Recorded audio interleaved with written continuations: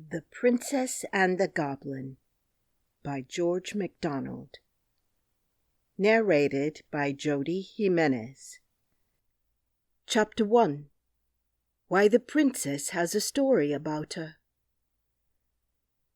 There was once a little princess whose father was king over a great country full of mountains and valleys. His palace was built upon one of the mountains and was very grand and beautiful. The princess, whose name was Irene, was born there, but she was sent soon after her birth, because her mother was not very strong, to be brought up by country people in a large house, half castle, half farmhouse, on the side of another mountain, about halfway between its base and its peak. The princess was a sweet little creature, and at the time of my story begins about 8 years old, I think, but she got older very fast. Her face was fair and pretty, with eyes like 2 bits of night sky, each with a star dissolved in the blue. Those eyes you would have thought must have known they came from there, so often were they turned up in that direction. The ceiling of her nursery was blue, with stars in it, as like the sky as they could make it, but I doubt if ever she saw the real sky with the stars in it, for a reason which I had better mention at once. These mountains were full of hollow places underneath, huge caverns, and winding ways, some with water running through them, and some shining with all colors of the rainbow when a light was taken in. There would not have been much known about them, had there not been mines there, great deep pits with long galleries and passages running off from them, which had been dug to get at the ore of which the mountains were full. In the course of digging, the miners came upon many of these natural caverns. A few of them had far-off openings out on the side of the mountain or into a ravine. Now, in these subterranean caverns lived a strange race of beings, called by some gnomes, by some kobolds, by some goblins. There was a legend current in the country that at one time they lived above ground and were very like other people, but for some reason or other, concerning which there were different legendary theories, the king had laid what they thought too severe taxes upon them, or had required observances of them they did not like, or had begun to treat them with more severity in some way or other, and impose stricter laws, and the consequence was that they had all disappeared from the face of the country.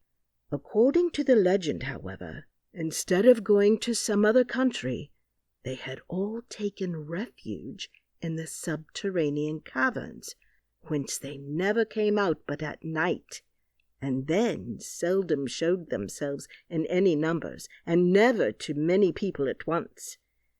It was only in the least frequented and most difficult parts of the mountain that they were said to gather even at night in the open air. Those who had caught sight of any of them said that they had greatly altered in the course of generations, and no wonder, seeing they lived away from the sun in cold and wet, dark places. They were now not ordinarily ugly, but either absolutely hideous or ludicrously grotesque, both in face and form. There was no invention, they said, of the most lawless imagination expressed by pen or pencil that could surpass the extravagance of their appearance. But I suspect those who said so had mistaken some of their animal companions for the goblins themselves, of which more by and by.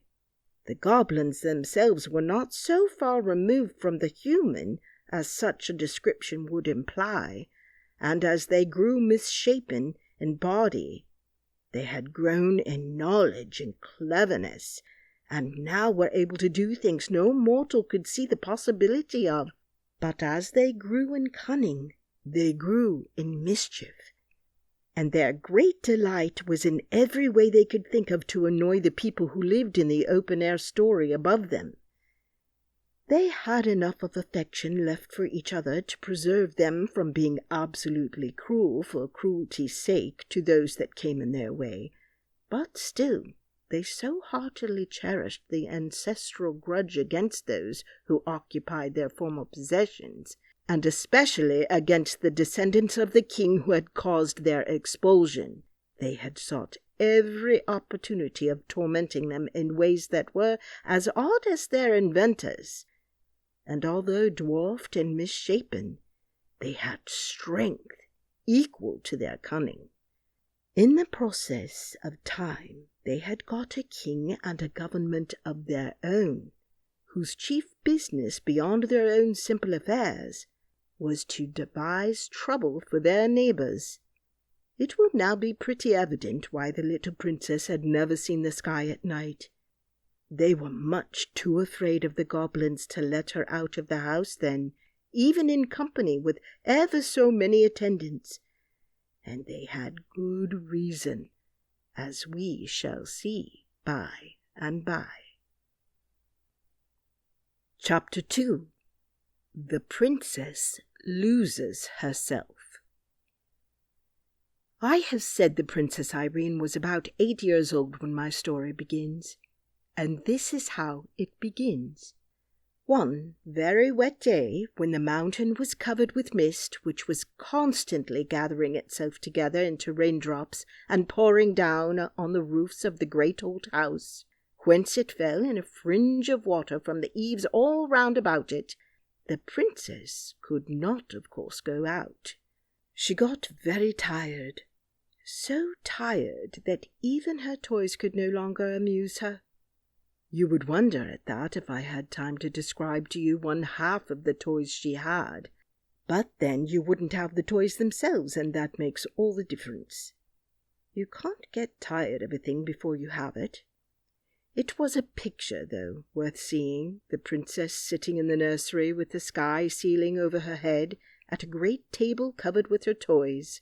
If the artist would like to draw this, I should advise him not to meddle with the toys. I am afraid of attempting to describe them, and I think he had better not try to draw them. He had better not. He can do 1,000 things I can't, but I don't think he could draw those toys. No man could better make the princess herself than he could, though leaning with her back bowed into the back of the chair, her head hanging down, and her hands in her lap, very miserable, as she would say herself, not even knowing what she would like, except it were to go out and get thoroughly wet, and catch a particularly nice cold, and have to go to bed and take gruel. The next moment after you see her sitting there, her nurse goes out of the room. Even that is a change, and the princess wakes up a little and looks about her. Then she tumbles off her chair and runs out of the door. Not the same door the nurse went out of, but one which opened at the foot of a curious old stair of worm-eaten oak, which looked as if never anyone had set foot upon it. She had once before been up 6 steps, and that was sufficient reason in such a day for trying to find out what was at the top of it. Up and up she ran, such a long way it seemed to her, until she came to the top of the 3rd flight. There she found the landing was the end of a long passage. Into this she ran. It was full of doors on each side. There were so many that she did not care to open any, but ran on to the end, where she turned into another passage, also full of doors. When she had turned twice more and still saw doors, and only doors about her, she began to get frightened. It was so silent, and all those doors must hide rooms with nobody in them. That was dreadful. Also, the rain made a great trampling noise on the roof. She turned and started at full speed, her little steps echoing through the sounds of the rain, back for the stairs and her safe nursery. So she thought, but she had lost herself long ago. It doesn't follow that she was lost, because she had lost herself, though. She ran for some distance, turned several times, and then began to be afraid. Very soon she was sure that she had lost the way back. Rooms everywhere, and no stair. Her little heart beat as fast as her little feet ran, and a lump of tears was growing in her throat. But she was too eager, and perhaps too frightened, to cry for some time. At last her hope failed her. Nothing but passages and doors everywhere. She threw herself on the floor and burst into a wailing cry, broken by sobs. She did not cry long, however, for she was as brave as could be expected of a princess of her age. After a good cry, she got up and brushed the dust from her frock. Oh, what old dust it was! Then she wiped her eyes with her hands, for princesses don't always have their handkerchiefs in their pockets, any more than some other little girls I know of. Next, like a true princess, she resolved on going wisely to work to find her way back. She would walk through the passages and look in every direction for the stair. This she did, but without success. She went over the same ground again and again without knowing it, for the passages and doors were all alike. At last, in a corner through a half-open door, she did see a stair. But alas, it went the wrong way. Instead of going down, it went up. Frightened as she was, however, she could not help wishing to see where yet further the stair could lead. It was very narrow and so steep that she went on like a four-legged creature on her hands and feet. Chapter 3. The Princess and We Shall See Who. When she came to the top, she found herself in a little square place, with 3 doors, 2 opposite each other and one opposite the top of the stair. She stood for a moment, without any idea in her little head what to do next. But as she stood, she began to hear a curious humming sound. Could it be the rain? No, it was much more gentle, and even more monotonous than the sound of the rain, which now she scarcely heard. The low, sweet humming sound went on, sometimes stopping for a little while, and then beginning again. It was more like the hum of a very happy bee that had found a rich well of honey in some globular flower than anything else I can think of at this moment. Where could it be from? She laid her ear first to one of the doors to hearken if it was there, then to another. When she laid her ear against the 3rd door, there could be no doubt where it came from. It must be from something in that room. What could it be? She was rather afraid, but her curiosity was stronger than her fear, and she opened the door very gently and peeped in. What do you think she saw? A very old lady who sat spinning. Perhaps you will wonder how the princess could tell that the old lady was an old lady when I inform you that not only was she beautiful, but her skin was smooth and white. I will tell you more. Her hair was combed back from her forehead and face, and hung loose far down and all over her back. That is not much like an old lady, is it? But it was white almost as snow. And although her face was so smooth, her eyes looked so wise that you could not have helped seeing she must be old. The princess, though she could not have told you why, did think her very old indeed. Quite 50, she said to herself. But she was rather older than that, as you shall hear.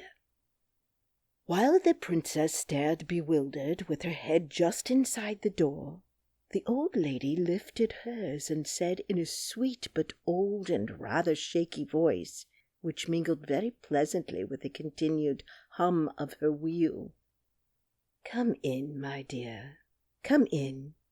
I am glad to see you." That the princess was a real princess you might see now quite plainly, for she didn't hang on to the handle of the door and stare without moving as I have known some do who ought to have been princesses, but were only rather vulgar little girls. She did as she was told, stepped inside the door at once, and shut it gently behind her.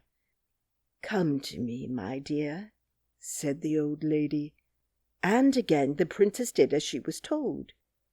She approached the old lady rather slowly, I confess, but did not stop until she stood by her side, and looked up into her face with her blue eyes and the 2 melted stars in them.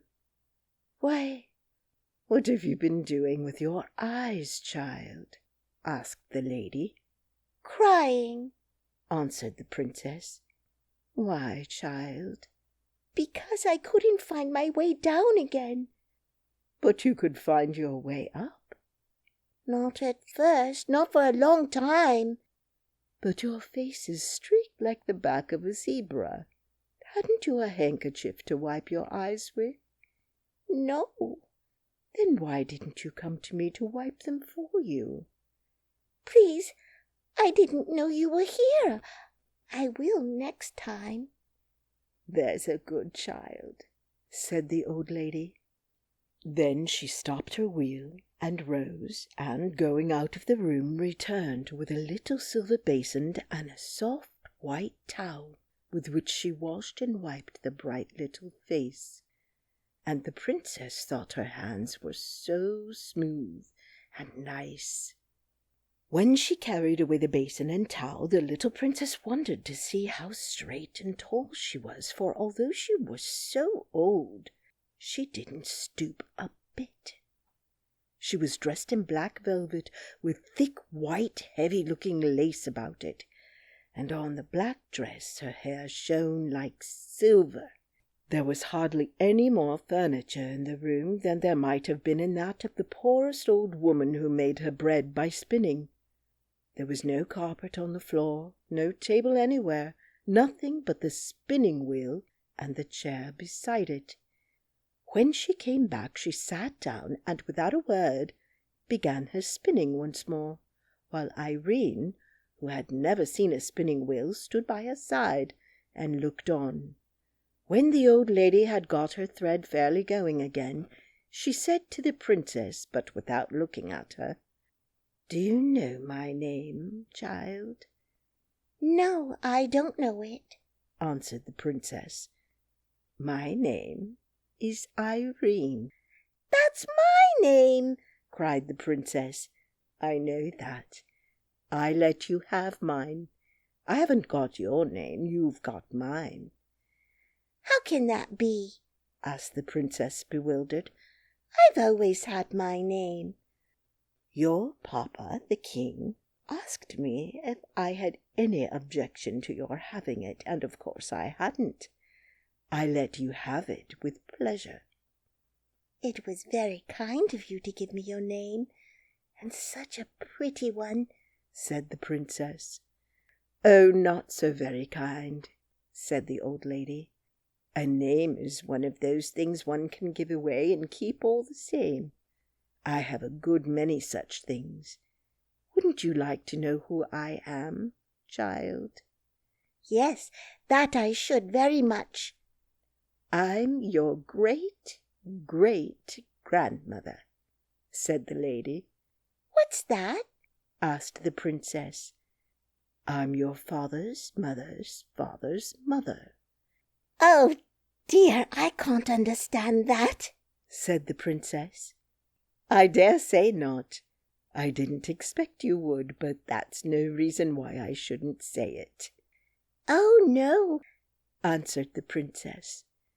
"I will explain it all to you when you are older," the lady went on, "but you will be able to understand this much now. I came here to take care of you. Is it long since you came? Was it yesterday? Or was it today? Because it was so wet that I couldn't get out. I've been here ever since you came yourself. What a long time, said the princess. I don't remember it at all. No, I suppose not. But I never saw you before. No, but you shall see me again. Do you live in this room always? I don't sleep in it. I sleep on the opposite side of the landing. I sit here most of the day. I shouldn't like it. My nursery is much prettier. You must be a queen, too, if you are my great big grandmother. Yes, I am a queen. Where's your crown, then? In my bedroom. I should like to see it. You shall some day, not today. I wonder why Nursey never told me. Nursey doesn't know. She never saw me. But somebody knows that you are in the house. No, nobody. How do you get your dinner, then? I keep poultry of a sort. Where do you keep them? I will show you. And who makes the chicken broth for you? I never kill any of my chickens. Then I can't understand. What did you have for breakfast this morning? Asked the lady. Oh, I had bread and milk and egg. I dare say you eat their eggs. Yes, that's it. I eat their eggs. Is that what makes your hair so white? No, my dear, it's old age. I am very old. I thought so. Are you 50? Yes, more than that. Are you 100? Yes, more than that. I am too old for you to guess.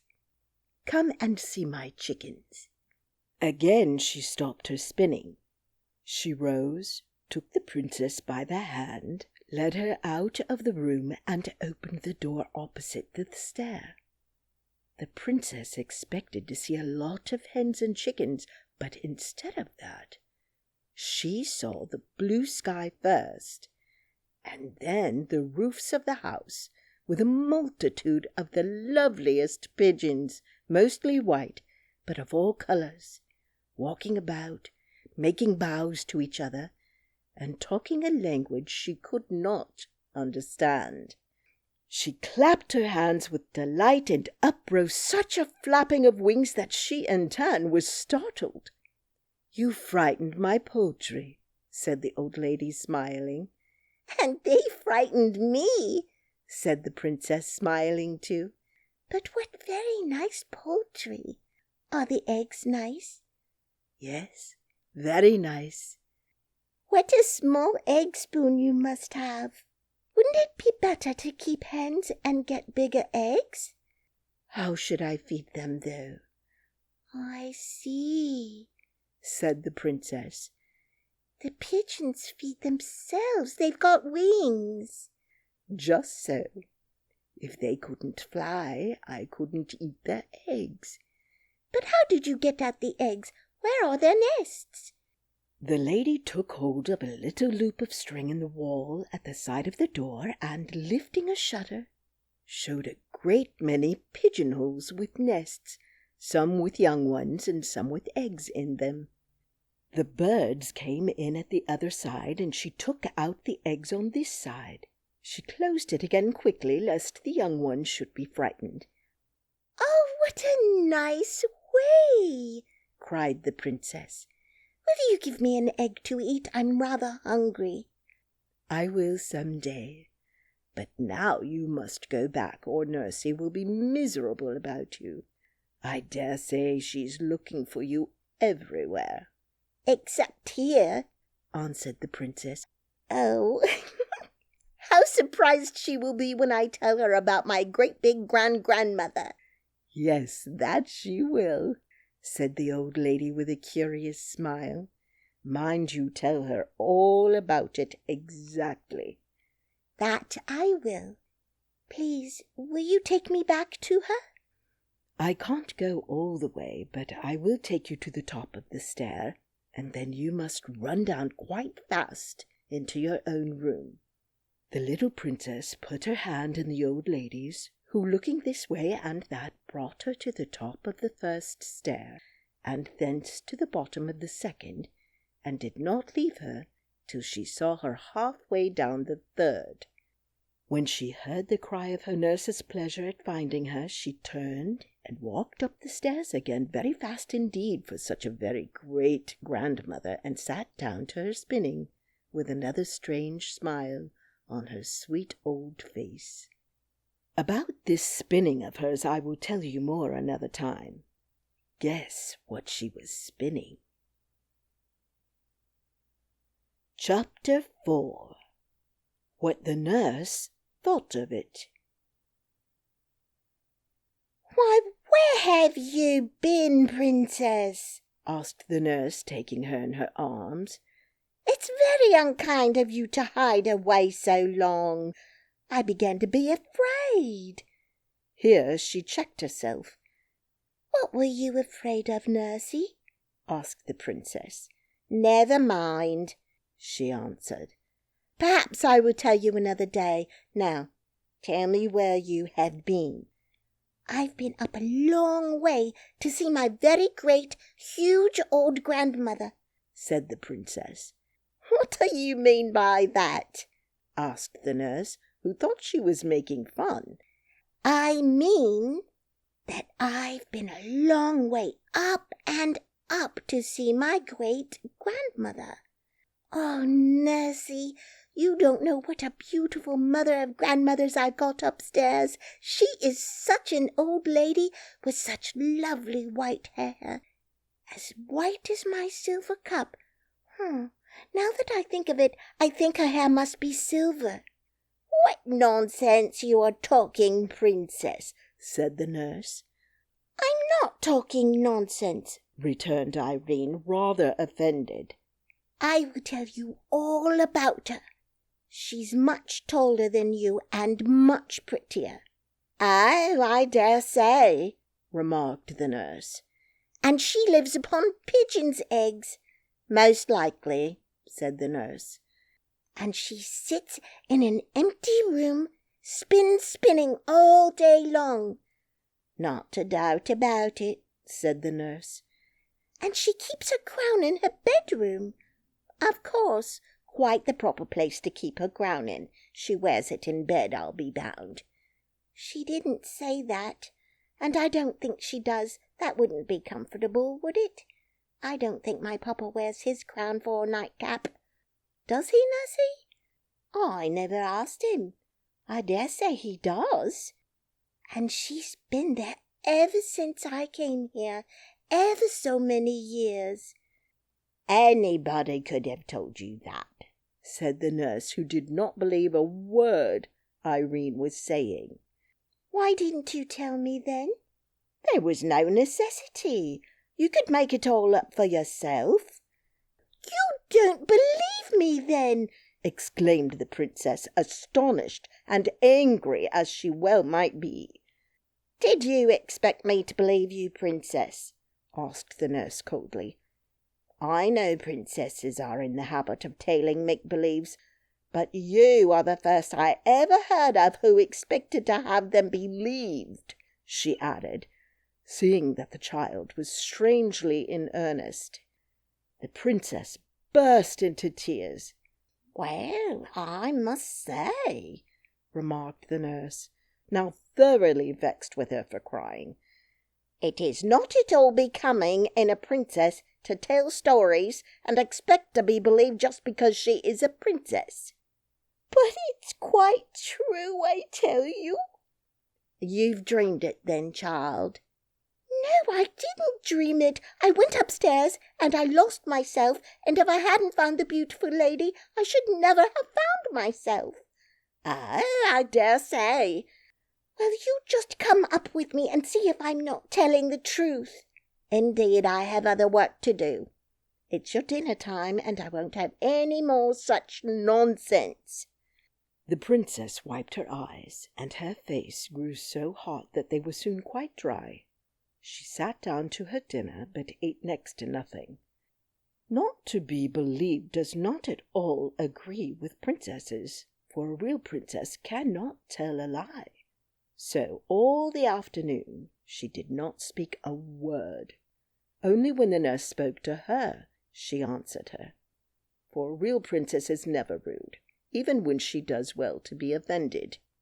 Of course the nurse was not comfortable in her mind, not that she suspected the least truth in Irene's story, but that she loved her dearly, and was vexed with herself for having been cross to her. She thought her crossness was the cause of the princess's unhappiness, and had no idea that she really and deeply hurt at not being believed. But as it became more and more plain during the evening, in her every motion and look, that although she tried to amuse herself with her toys, her heart was too vexed and troubled to enjoy them, her nurse's discomfort grew and grew. When bedtime came, she undressed and laid her down, but the child, instead of holding up her little mouth to be kissed, turned away from her and lay still. Then the nurse's heart gave way altogether, and she began to cry. At the sound of her first sob, the princess turned again, and held her face to kiss her as usual. But the nurse had her handkerchief to her eyes, and did not see the movement. "Nursey," said the princess, "why don't you believe me?" "Because I can't believe you," said the nurse, getting angry again. "Oh, then you can't help it," said Irene, "and I will not be vexed with you any more. I will give you a kiss and go to sleep." "You little angel!"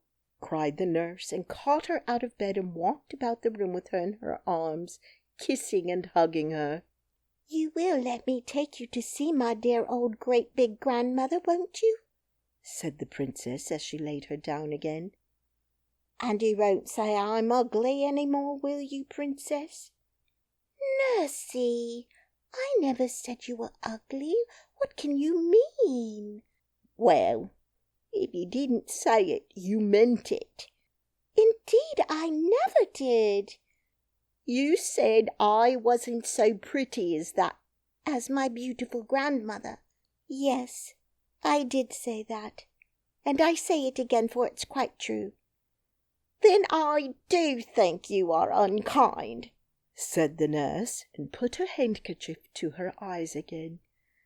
"Nursey, dear, everybody can't be as beautiful as every other body, you know. You are very nice looking, but if you had been as beautiful as my grandmother—" "Bother your grandmother," said the nurse. "Nurse, that's very rude.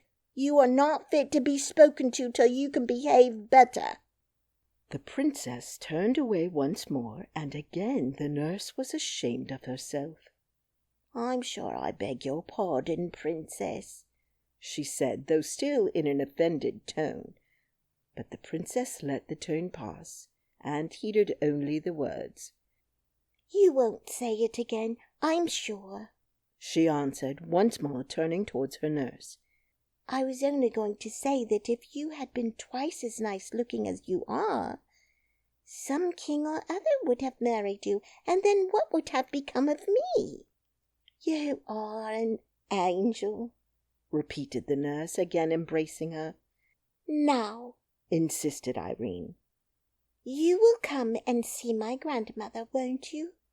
"I will go with you anywhere you like, my cherub," she answered, and in 2 minutes the weary little princess was fast asleep.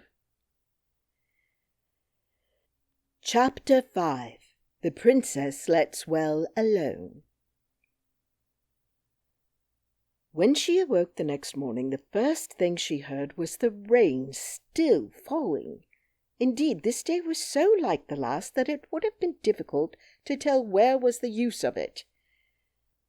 The first thing she thought of, however, was not the rain, but the lady in the tower, and the first question that occupied her thoughts was whether she should not ask the nurse to fulfill her promise this very morning and go with her to find her grandmother as soon as she had had her breakfast.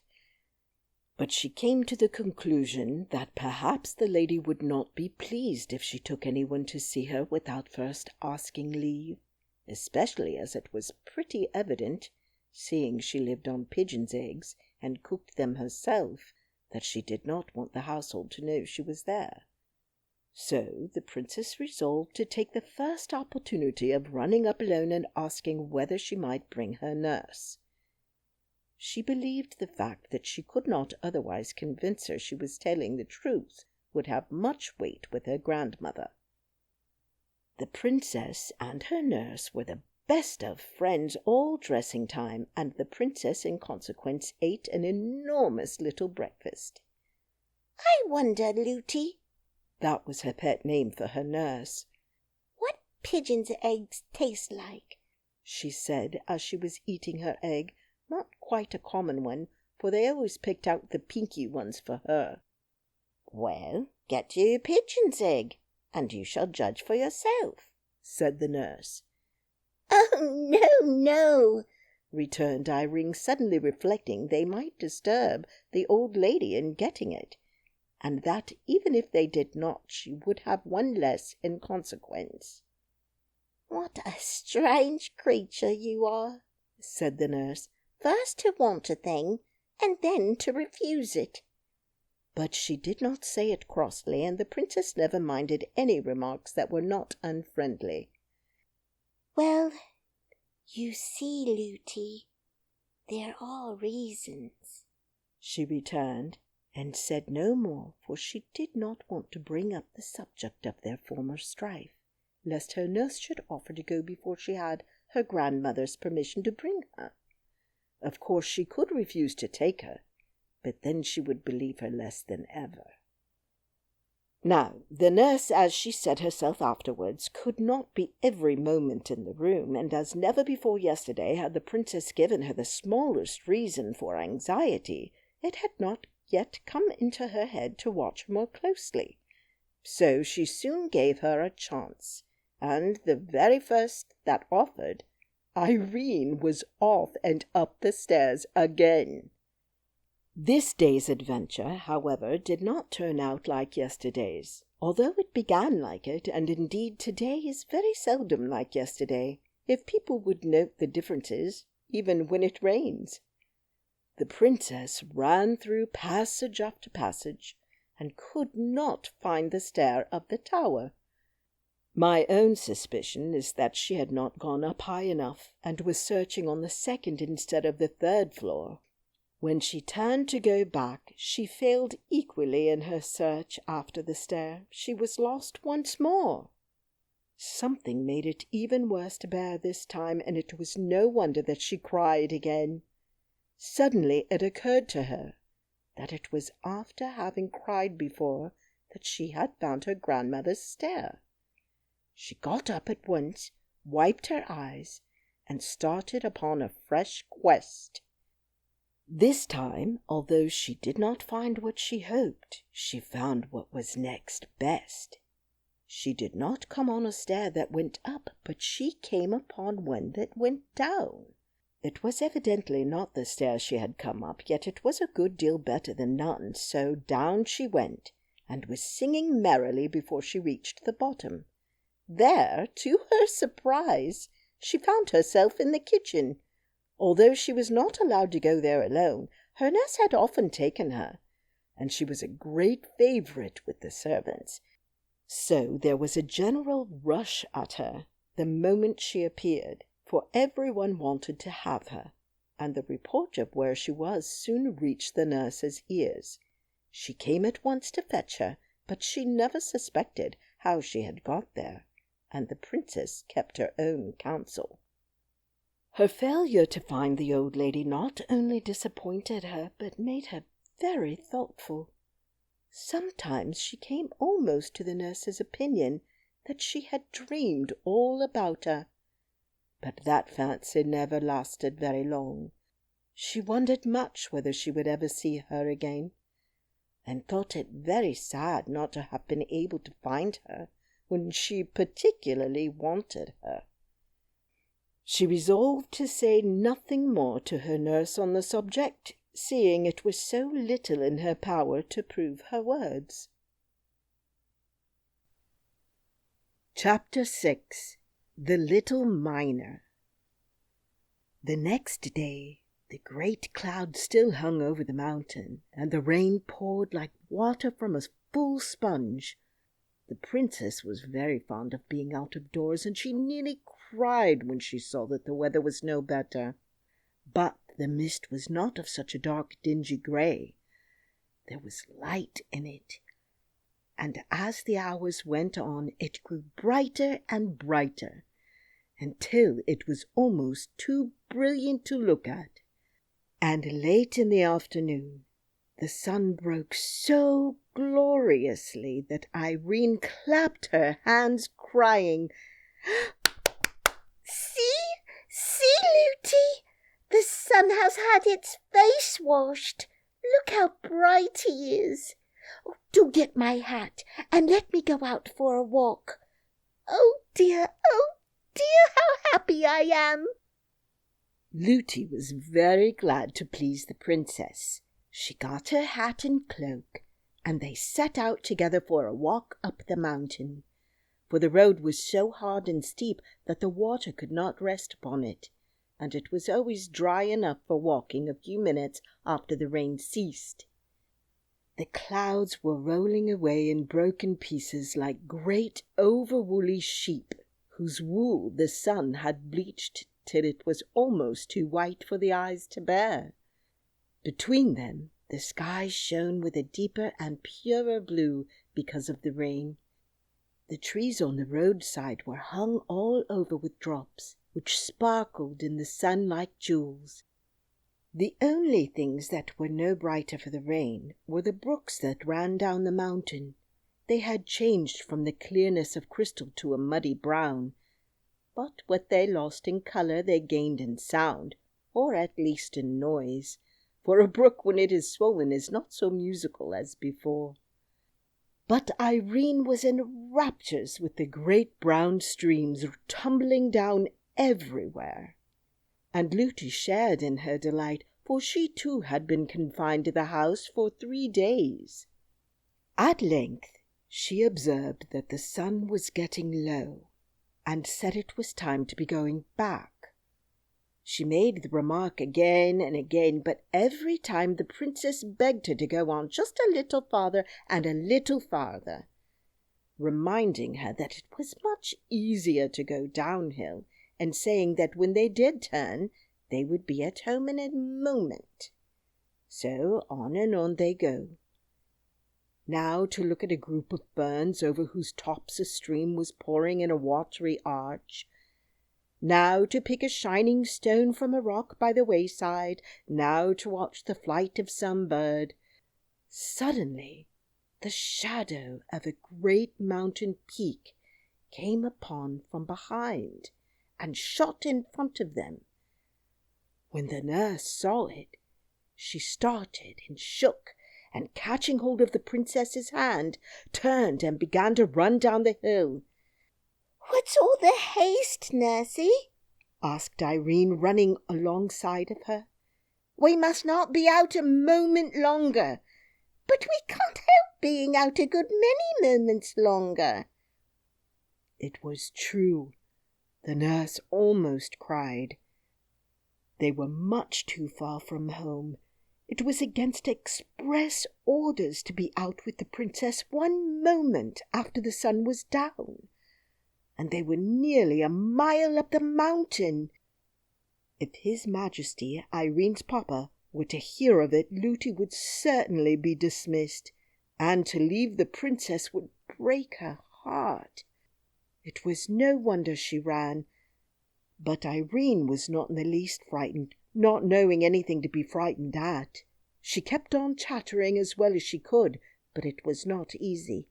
Looty, Looty, why do you run so fast?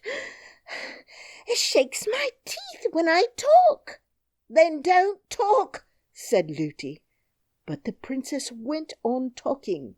She was always saying, "Look, look, Looty." But Looty paid no more heed to anything she said, only ran on.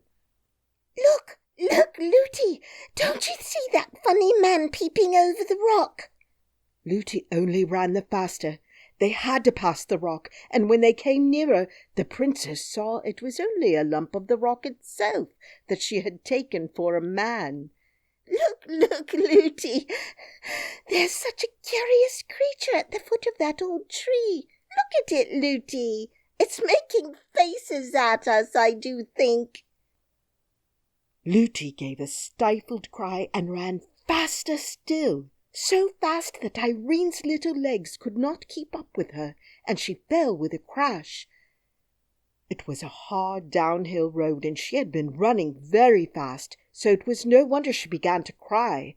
This put the nurse nearly beside herself, but all she could do was run on the moment she got the princess on her feet again. "Who's that laughing at me?"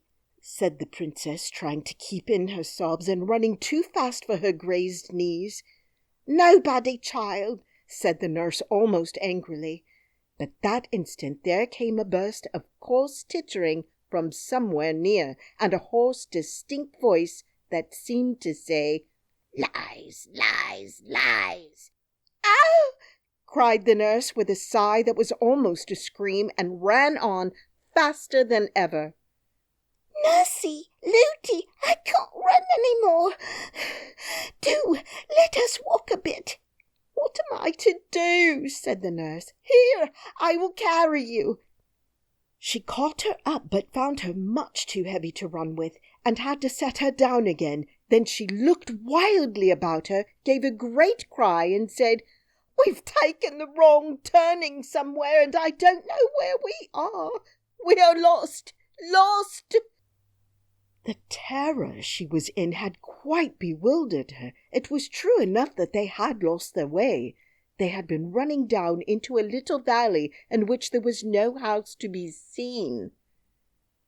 Now Irene did not know what good reason there was for her nurse's terror, for the servants had all strict orders never to mention the goblins to her, but it was very discomposing to see her nurse in such a fright.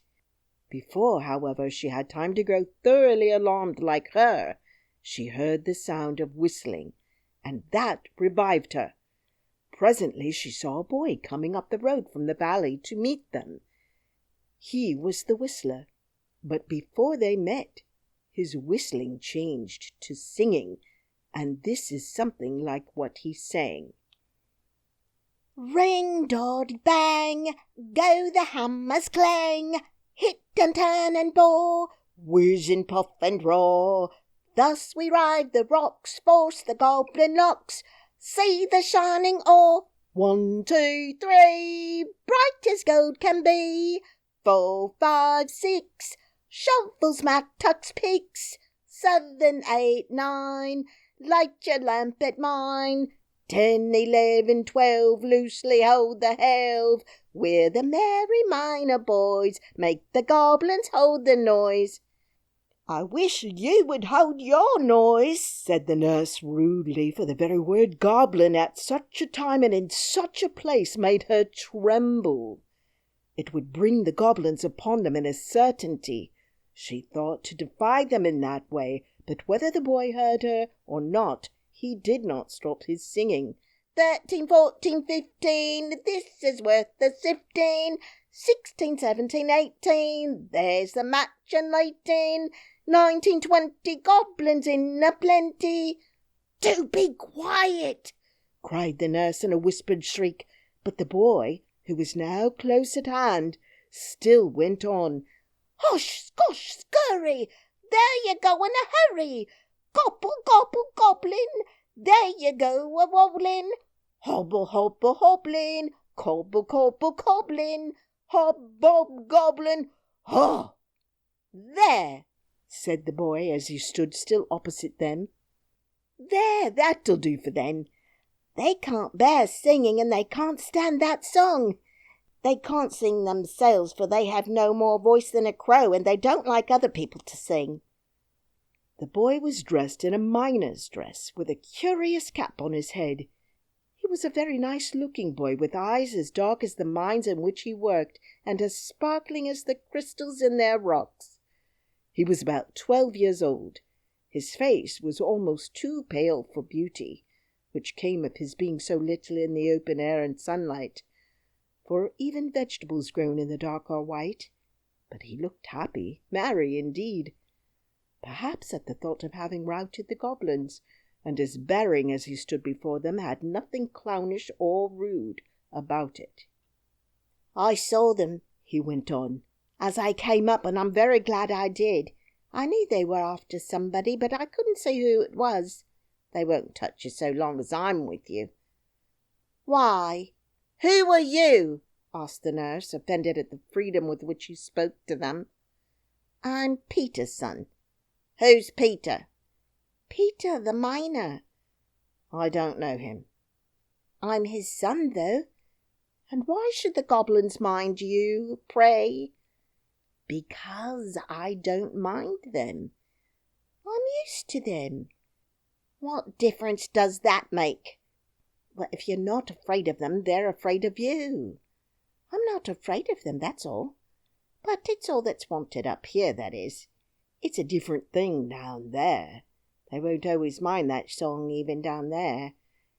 And if anyone sings it, they stand grinning at him awfully, and if he gets frightened and misses a word or says a wrong word, don't they give it to him." "What do they do to him?" asked Irene with a trembling voice. "Don't go frightening the princess," said the nurse.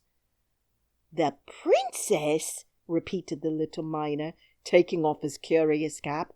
"I beg your pardon, but you oughtn't to be out so late. Everybody knows that's against the law."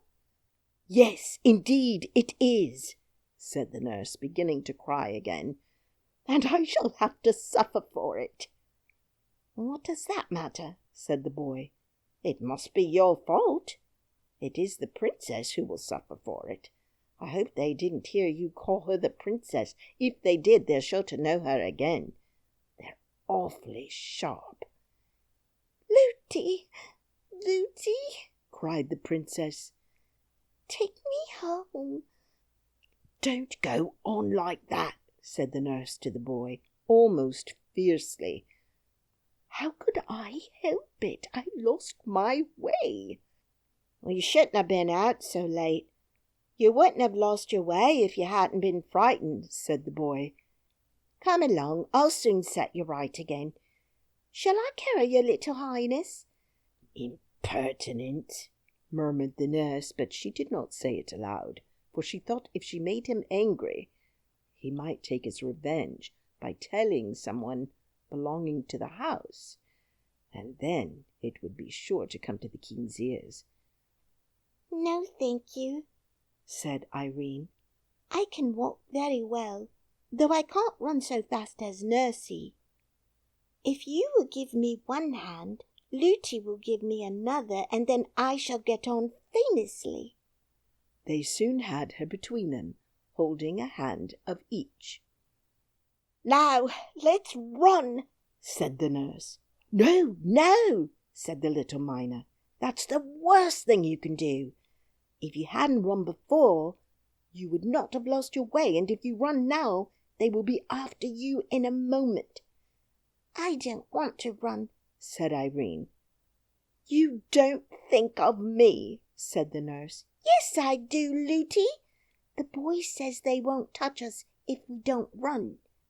"Yes, but if they know at the house that I've kept you out so late, I shall be turned away, and that would break my heart."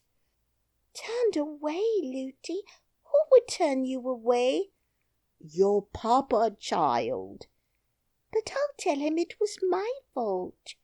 "And you know it was, Looty." "He won't mind that. I'm sure he won't." "Then I'll cry and go down on my knees to him, and beg him not to take away my own dear Looty." The nurse was comforted at hearing this and said no more. They went on walking pretty fast, but taking care not to run a step.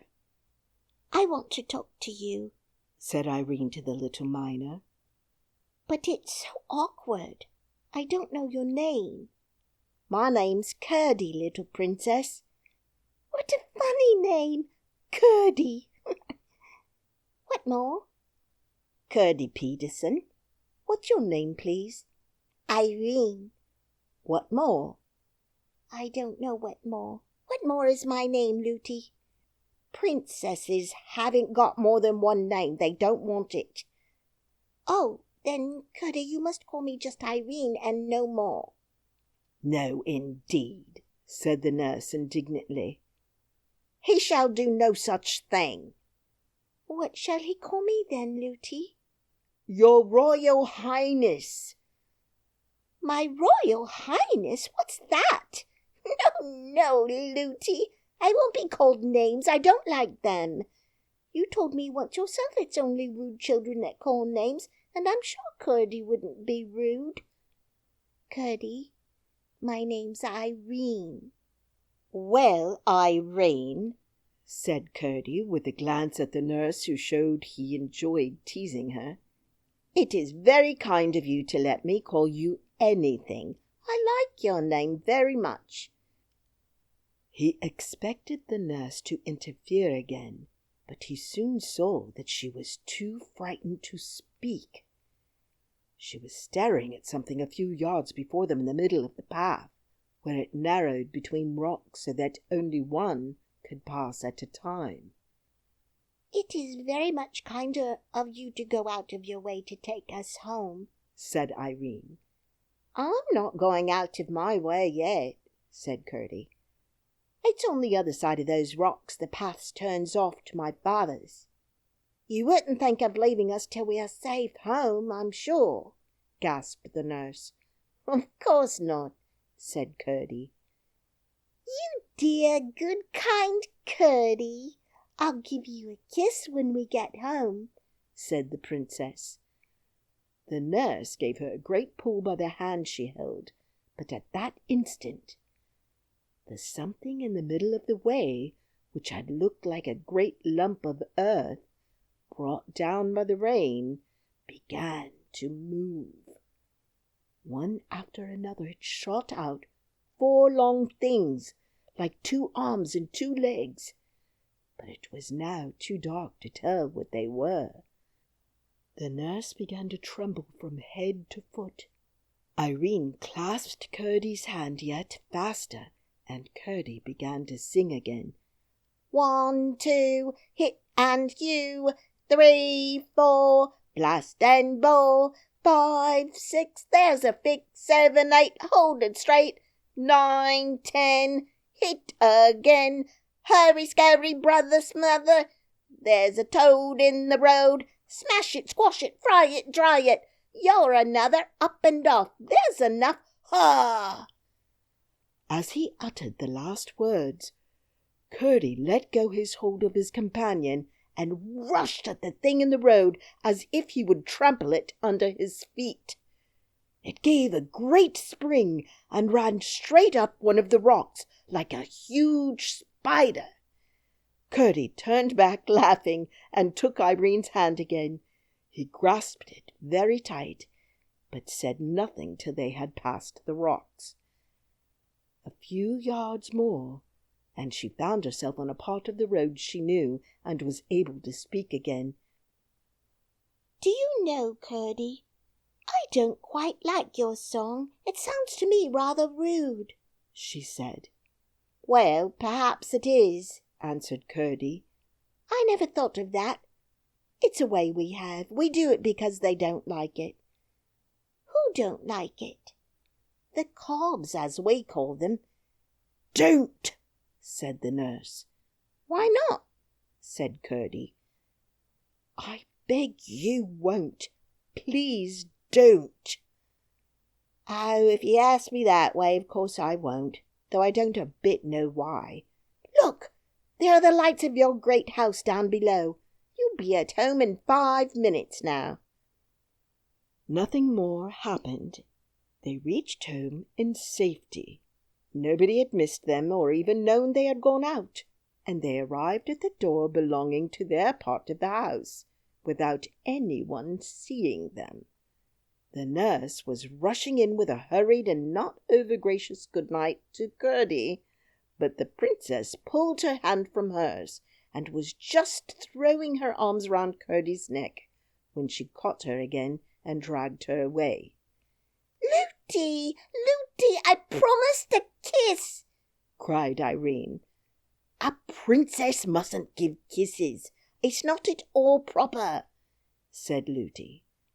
"But I promised," said the princess. "There's no occasion. He's only a minor boy." "He's a good boy and a brave boy, and he has been very kind to us. Lootie, Lootie, I promised." "Then you shouldn't have promised." "Lootie, I promised him a kiss."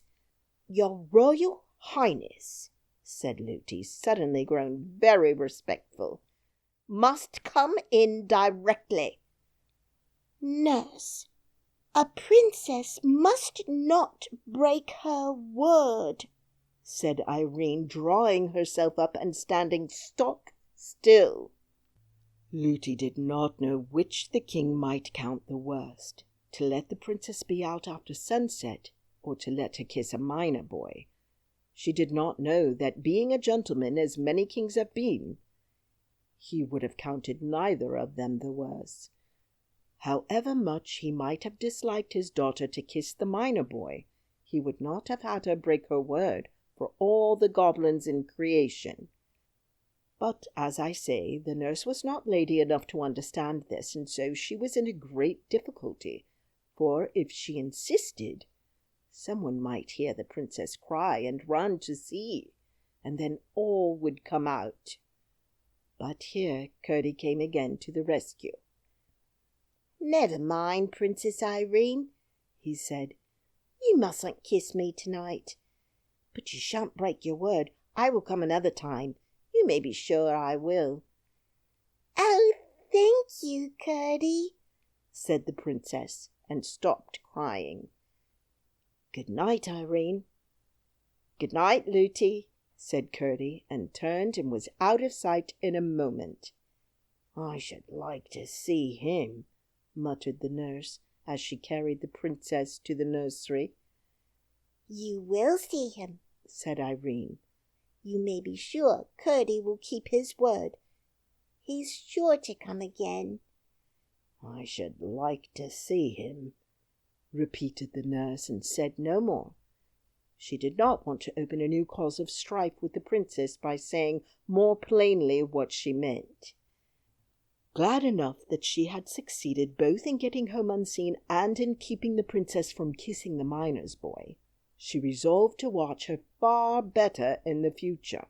Her carelessness had already doubled the danger she was in. Formerly the goblins were her only fear. Now she had to protect her charge from Curdie as well.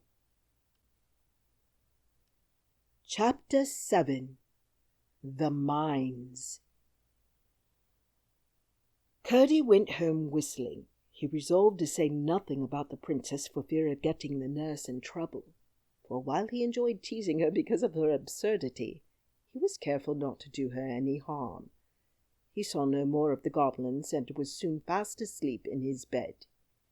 He woke in the middle of the night and thought he heard curious noises outside. He sat up and listened, then got up and, opening the door, very quietly went out. When he peeped round the corner, he saw under his own window a group of stumpy creatures, whom he at once recognized by their shape. Hardly, however, had he begun his 1, 2, 3, when they broke asunder, scurried away, and were out of sight. He returned laughing, got into bed again, and was fast asleep in a moment. Reflecting a little over the matter in the morning, he came to the conclusion that, as nothing of the kind had ever happened before, They must be annoyed with him for interfering to protect the princess. By the time he was dressed, however, he was thinking of something quite different, for he did not value the enmity of the goblins in the least. As soon as they had breakfast, he set off with his father for the mine. They entered the hill by a natural opening under a huge rock where a little stream rushed out. They followed its course for a few yards when the passage took a turn and sloped steeply into the heart of the hill, with many angles and windings and branchings off, and sometimes with steps where it came upon a natural gulf. It led them deep into the hill before they arrived at the place where they were at present digging out the precious ore. This was of various kinds, for the mountain was very rich in the better sorts of metals. With flint and steel and tinderbox, they lighted their lamps, then fixed them on their heads, and were soon hard at work with their pickaxes and shovels and hammers. Father and son were at work near each other, but not in the same gang. The passages out of which the ore was dug they called gangs, for when the lode or vein of ore was small, one miner would have to dig away alone in a passage no bigger than gave him just room to work, and sometimes in uncomfortable, cramped positions.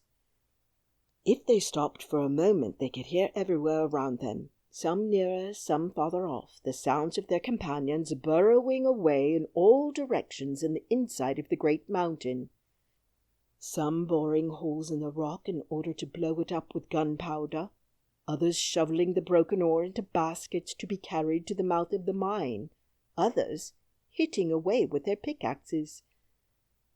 Sometimes, if the miner was in a very lonely part, he would only hear a tap-tapping no louder than that of a woodpecker, for the sound would come from a great distance off through the solid mountain rock. The work was hard at best, for it was very warm underground, but it was not particularly unpleasant, and some of the miners, when they wanted to earn a little more money for a particular purpose, would stop behind the rest and work all night. But you could not tell night from day down there except from feeling tired and sleepy, for no light of the sun ever came into those gloomy regions. Some who had thus remained behind during the night, although certain there were none of their companions at work, would declare the next morning that they heard, every time they halted for a moment to take breath, a tap-tapping all about them, as if the mountain were then more full of miners than ever it was during the day. And some, in consequence, would never stay overnight, for all knew those were the sounds of the goblins. They worked only at night, for the miners' night was the goblins' day. Indeed, the greater number of the miners were afraid of the goblins, for there were strange stories well known amongst them of the treatment some had received, whom the goblins had surprised at their work during the night.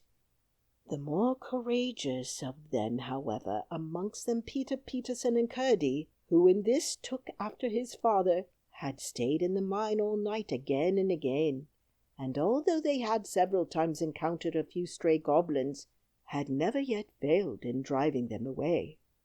As I have indicated already, the chief defense against them was verse, for they hated verse of every kind, and some kinds they could not endure at all. I suspect they could not make any themselves, and that was why they disliked it so much.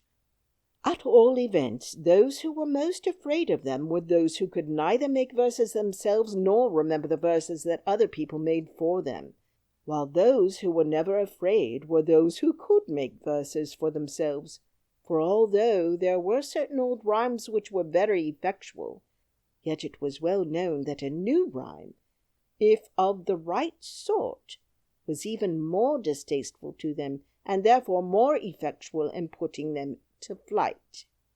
Perhaps my readers may be wondering what the goblins could be about, working all night long, seeing they never carried up the ore and sold it.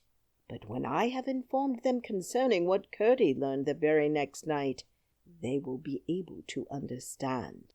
For Curdie had determined, if his father would permit him, to remain there alone this night, and that for 2 reasons. First, he wanted to get extra wages that he might buy a very warm red petticoat for his mother, who had begun to complain of the cold of the mountain air sooner than usual this autumn. And second, he had just a faint hope of finding out what the goblins were about under his window the night before. When he told his father, he made no objection, for he had great confidence in his boy's courage and resources. "I'm sorry I can't stay with you," said Peter, "but I want to go and pay the parson a visit this evening, and besides I've had a bit of a headache all day." "I'm sorry, father," said Curdie. "Oh, it's not much. You'll be sure to take care of yourself, won't you?" "Yes, father, I will. I'll keep a sharp lookout, I promise you." Curdie was the only one who remained in the mine. About 6 o'clock the rest went away, everyone bidding him good night and telling him to take care of himself, for he was a great favourite with them all. "Don't forget your rhymes," said one. No, answered Curdie. "It's no matter if he does," said another, "for he'll only have to make a new one." "Yes, but he mightn't be able to make it fast enough," said another. "And while it was cooking in his head, they might take a mean advantage and set upon him." "I'll do my best," said Curdie. "I'm not afraid." "We all know that," they returned, and left him. Chapter 8. The Goblins. For some time Curdie worked away briskly, throwing all the ore he had disengaged on one side behind him, to be ready for carrying out in the morning.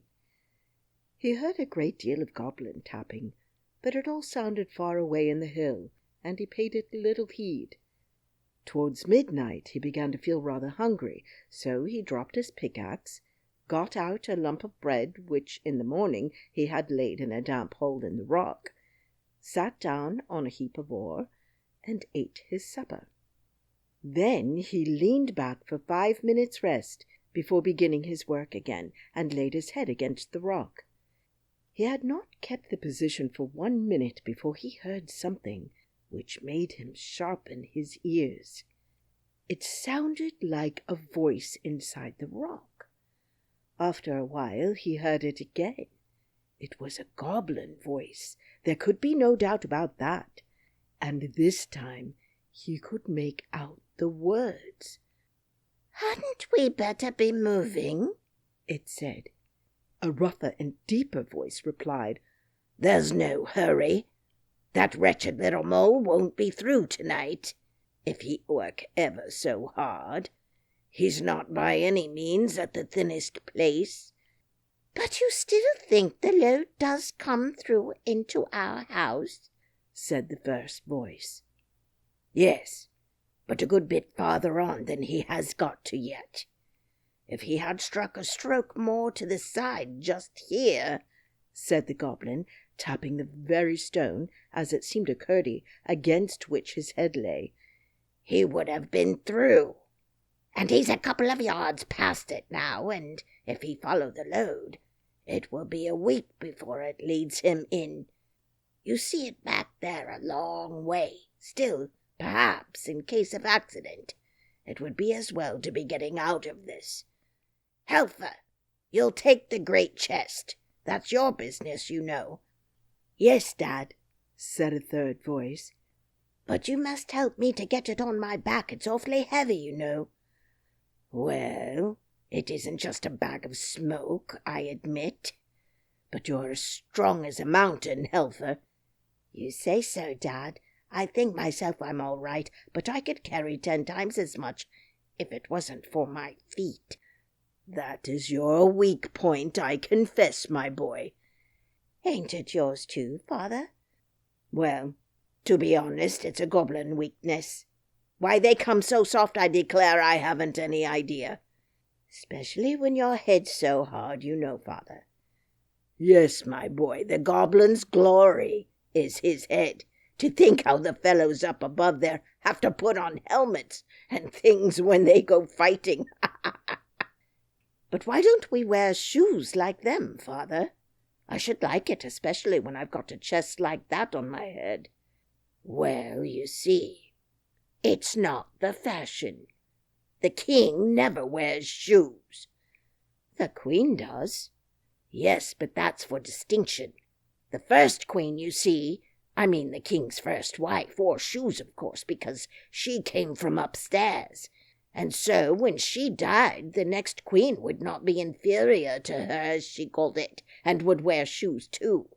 It was all pride. She is the hardest in forbidding them to the rest of the women.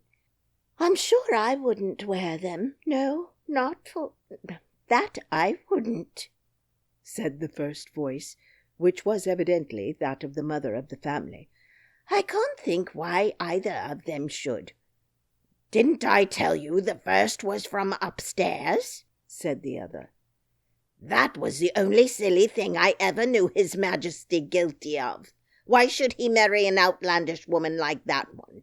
Of our natural enemies, too. I suppose he fell in love with her. Pooh-pooh! He's just as happy now with one of his own people. Did she die very soon? They didn't tease her to death, did they? Oh, dear, no. The king worshipped her very footmarks. What made her die, then? Didn't the heir agree with her? She died when the young prince was born. How silly of her. We never do that. It must have been because she wore shoes. I don't know that. Why do they wear shoes up there?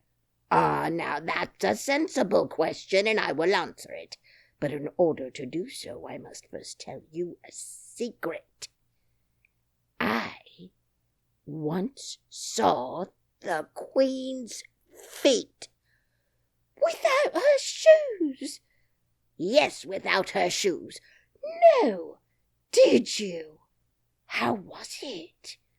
Never you mind how it was. She didn't know I saw them. And what do you think? They had toes. Toes? What's that? You may well ask. I should never have known if I had not seen the Queen's feet.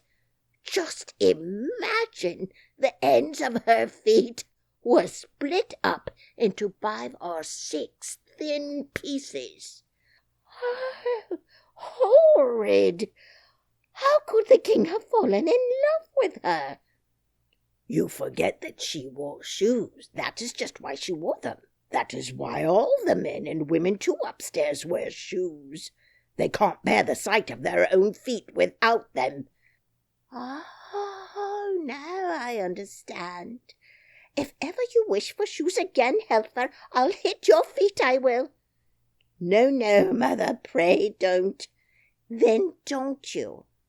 But with such a big box on my head, a horrid scream followed, which Curdie interpreted as in reply to a blow from his mother upon the feet of her eldest goblin. Well, I never knew so much before, remarked a fourth voice. Your knowledge is not universal quite yet, said the father. You were only 50 last month. Mind you see to the bed and bedding. As soon as we've finished our supper, we'll up and be going. What are you laughing at, husband? I'm laughing to think what a mess the miners will find themselves in. Somewhere before this day 10 years. Why, what do you mean? Oh, nothing. Oh, yes, you do mean something. You always do mean something. It's more than you do, then, wife. That may be, but it's not more than I find out, you know. Ha, ha, ha! You're a sharp one. What a mother you've got, Helfer. Yes, father. Well, I suppose I must tell you. They're all at the palace consulting about it tonight, and as soon as we've got away from this thin place, I'm going there to hear what night they fix upon. I should like to see that young ruffian there on the other side, struggling in the agonies of—" He dropped his voice so low that Curdie could hear only a growl. The growl went on in the low bass for a good while, as inarticulate as if the goblin's tongue had been a sausage, and it was not until his wife spoke again that it rose to its former pitch. "But what shall we do when you are at the palace?" she asked. "I will see you safe in the new house I've been digging for you for the last 2 months. Podge, you mind the table and chairs. I commit them to your care. The table has 7 legs, each chair 3. I shall require them all at your hands." After this arose a confused conversation about the various household goods and their transport, and Curdie heard nothing more that was of any importance.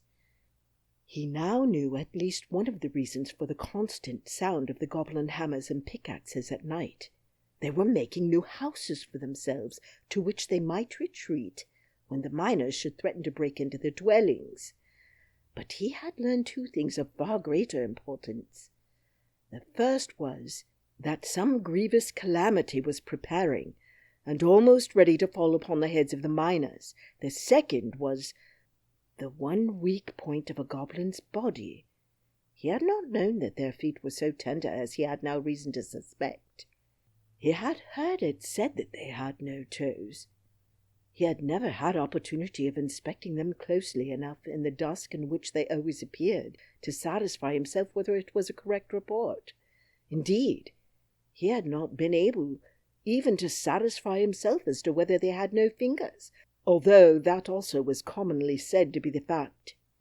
One of the miners, indeed, who had had more schooling than the rest, was wont to argue that such must have been the primordial condition of humanity, and that education and handicraft had developed both toes and fingers, with which proposition Curdie had once heard his father sarcastically agree, alleging in support of it the probability that babies' gloves were a traditional remnant of the old state of things, while the stockings of all ages, no regard being paid to them to the toes, pointed in this same direction. But what was of importance was the fact concerning the softness of the goblin feet, which he foresaw might be useful to all miners. What he had to do in the meantime, however, was to discover, if possible, the special evil design the goblins had now in their heads. Although he knew all the gangs and all the natural galleries with which they communicated in the mined part of the mountain, he had not the least idea where the palace of the king and the gnomes was. Otherwise he would have set out at once on the enterprise of discovering what the said design was. He judged, and rightly, that it must lie in a farther part of the mountain, between which and the mine there was as yet no communication. There must be one nearly completed, however, for it could be put a thin partition which now separated them. If only he could get through in time to follow the goblins as they retreated! A few blows would doubtless be sufficient, just where his ear now lay. But if he attempted to strike there with his pickaxe, he would only hasten the departure of the family, put them on their guard, and perhaps lose their involuntary guidance. He therefore began to feel the wall with his hands, and soon found that some of the stones were loose enough to be drawn out with little noise. Laying hold of a large one with both his hands, he drew it gently out and let it down softly. "What was that noise?" said the goblin father. Curdie blew out his light, lest it should shine through. "It must be that one miner that stayed behind the rest," said the mother. "No, he's been gone a good while. I haven't heard a blow for an hour. Besides, it wasn't like that." "Then I suppose it must have been a stone carried down the brook inside." "Perhaps. It will have more room by and by." Curdie kept quite still. After a little while, hearing nothing but the sounds of their preparations for departure, mingled with an occasional word of direction, and anxious to know whether the removal of the stone had made an opening into the goblin's house, he put in his hand to feel. It went in a good way, and then came in contact with something soft. He had but a moment to feel it over. It was so quickly withdrawn. It was one of the toeless goblin feet. The owner of it gave a cry of fright. "What's the matter, Helfer?" asked the mother. "A beast came out of the wall and licked my foot." "Nonsense! There are no wild beasts in our country," said his father. "But it was, father. I felt it." "Nonsense, I say. Will you malign your native realms and reduce them to a level with the country upstairs? That is swarming with wild beasts of every description." "But I did feel it, father." "I tell you to hold your tongue. You are no patriot." Curdie suppressed his laughter and lay still as a mouse, but no stiller for every moment he kept nibbling away with his fingers at the edge of the hole. He was slowly making it bigger, for there the rock had been very much shattered with the blasting. There seemed to be a good many in the family, to judge from the mass of confused talk which now and then came through the hole. But when all were speaking together, and just as if they had bottle brushes, each at least one in their throats, it was not easy to make out much that was said. At length he heard once more what the father goblin was saying. "Now then," he said, "get your bundles on your backs. Here, Helfer, I'll help you up with your chest." "I wish it was my chest, father." "Your turn will come in good time. Make haste. I must go to the meeting at the palace tonight. When that's over, we can come back and clear out the last of the things before our enemies return in the morning. Now light your torches and come along. What a distinction it is to provide our own light, instead of being dependent on a thing hung up in the air. A most disagreeable contrivance, intended no doubt to blind us when we venture out under its baleful influence. Quite glaring and vulgar, I call it, though no doubt useful to poor creatures who haven't the wit to make light for themselves."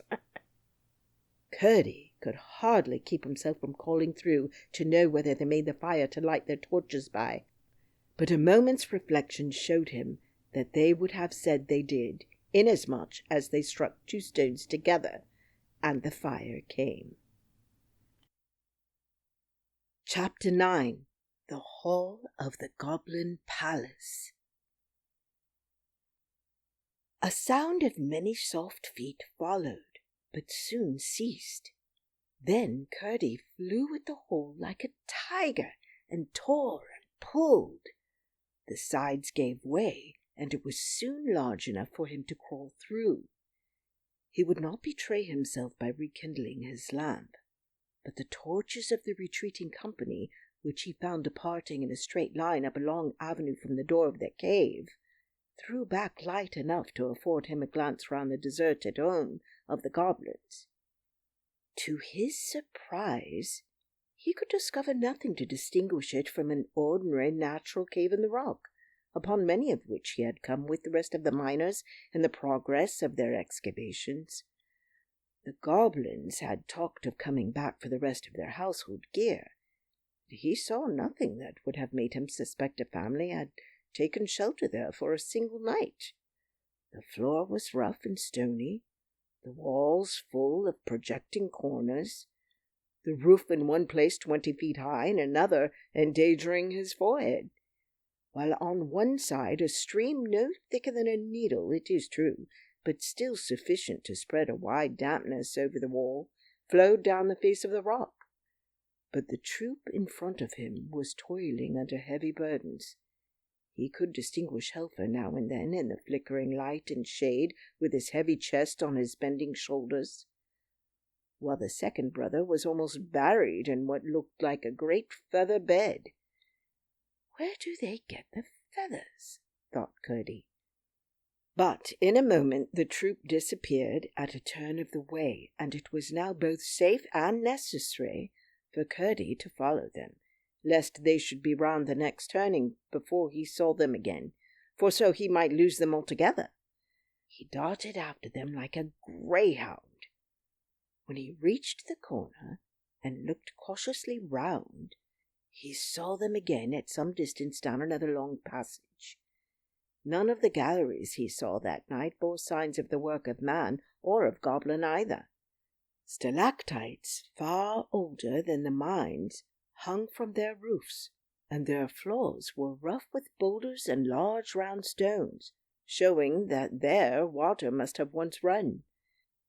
He waited again at this corner till they had disappeared round the next, and so followed them a long way through one passage after another.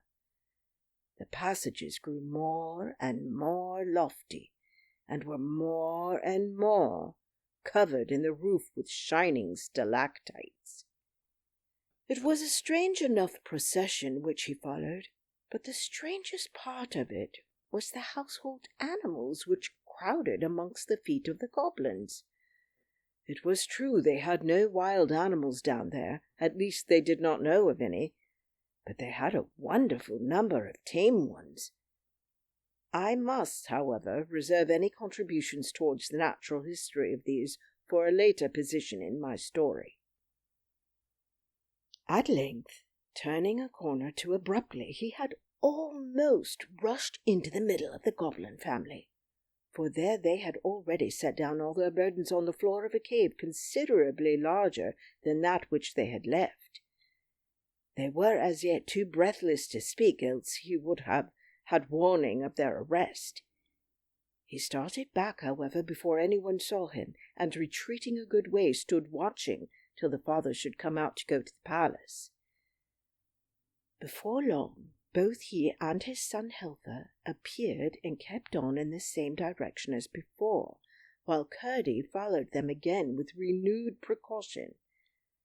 For a long time he heard no sound except something like the rush of a river inside the rock, but at length what seemed the far-off noise of a great shouting reached his ears, which, however, presently ceased. After advancing a good way farther, he thought he heard a single voice. It sounded clearer and clearer as he went on, until at last he could almost distinguish the words. In a moment or two, keeping after the goblins round another corner, he once more started back, this time in amazement. He was at the entrance of a magnificent cavern, of an oval shape, once probably a huge natural reservoir of water, now the great palace hall of the goblins. It rose to a tremendous height, but the roof was composed of such shining materials, and the multitude of torches carried by the goblins who crowded the floor lighted up the place so brilliantly that Curdie could see to the top quite well. But he had no idea how immense the place was until his eyes had got accustomed to it, which was not for a good many minutes. The rough projections on the walls and the shadows thrown upwards from them by the torches made the sides of the chambers look as if they were crowded with statues upon brackets and pedestals, reaching in irregular tiers from floor to roof. The walls themselves were, in many parts, of gloriously shining substances, some of them gorgeously coloured besides, which powerfully contrasted with the shadows. Curdie could not help wondering whether his rhymes would be of any use against such a multitude of goblins as filled the floor of the hall, and indeed felt considerably tempted to begin his shout of 1, 2, 3, but as there was no reason for routing them, and much for endeavouring to discover their designs, he kept himself perfectly quiet, and peering round the edge of the doorway, listened with both his sharp ears. At the other end of the hall, high above the heads of the multitude, was a terrace-like ledge of considerable height, caused by the receding of the upper part of the cavern wall. Upon this sat the king and his court. The king on a throne hollowed out of a huge block of green copper ore, and his court upon lower seats around it. The king had been making them a speech, and the applause which followed it was what Curdie had heard. One of the court was now addressing the multitude. What he heard him say was to the following effect. Hence it appears that two plans have been for some time together working in the strong head of His Majesty for the deliverance of his people. Regardless of the fact that we were the first possessors of the regions they now inhabit, regardless equally of the fact that we abandoned that region from the loftiest motives, regardless also of the self-evident fact that we excel them so far in mental ability as they excel us in stature, they look upon us as a degraded race and make a mockery of our finer feelings. But the time has almost arrived when, thanks to His Majesty's inventive genius, it will be in our power to take a thorough revenge upon them once for all, in respect of their unfriendly behavior. May it please your Majesty, cried a voice close by the door, which Curdie recognized as that of the goblin he had followed. Who is he that interrupts the Chancellor? Cried another voice from near the throne. Glump, answered several voices. He is our trusty subject, said the king himself, in a slow and stately voice. Let him come forward and speak. A lane was parted through the crowd, and Glump, having ascended the platform and bowed to the king, spoke as follows. Sire, I would have held my peace had I not known that I only knew how near was the moment to which the Chancellor had just referred. In all probability, before another day is past, the enemy will have broken through into my house, the partition between being even now not more than a foot in thickness. Not quite so much, thought Curdie to himself. This very evening I have had to remove my household effects, therefore the sooner we are ready to carry out the plan for the execution of which His Majesty has been making such magnificent preparations, the better.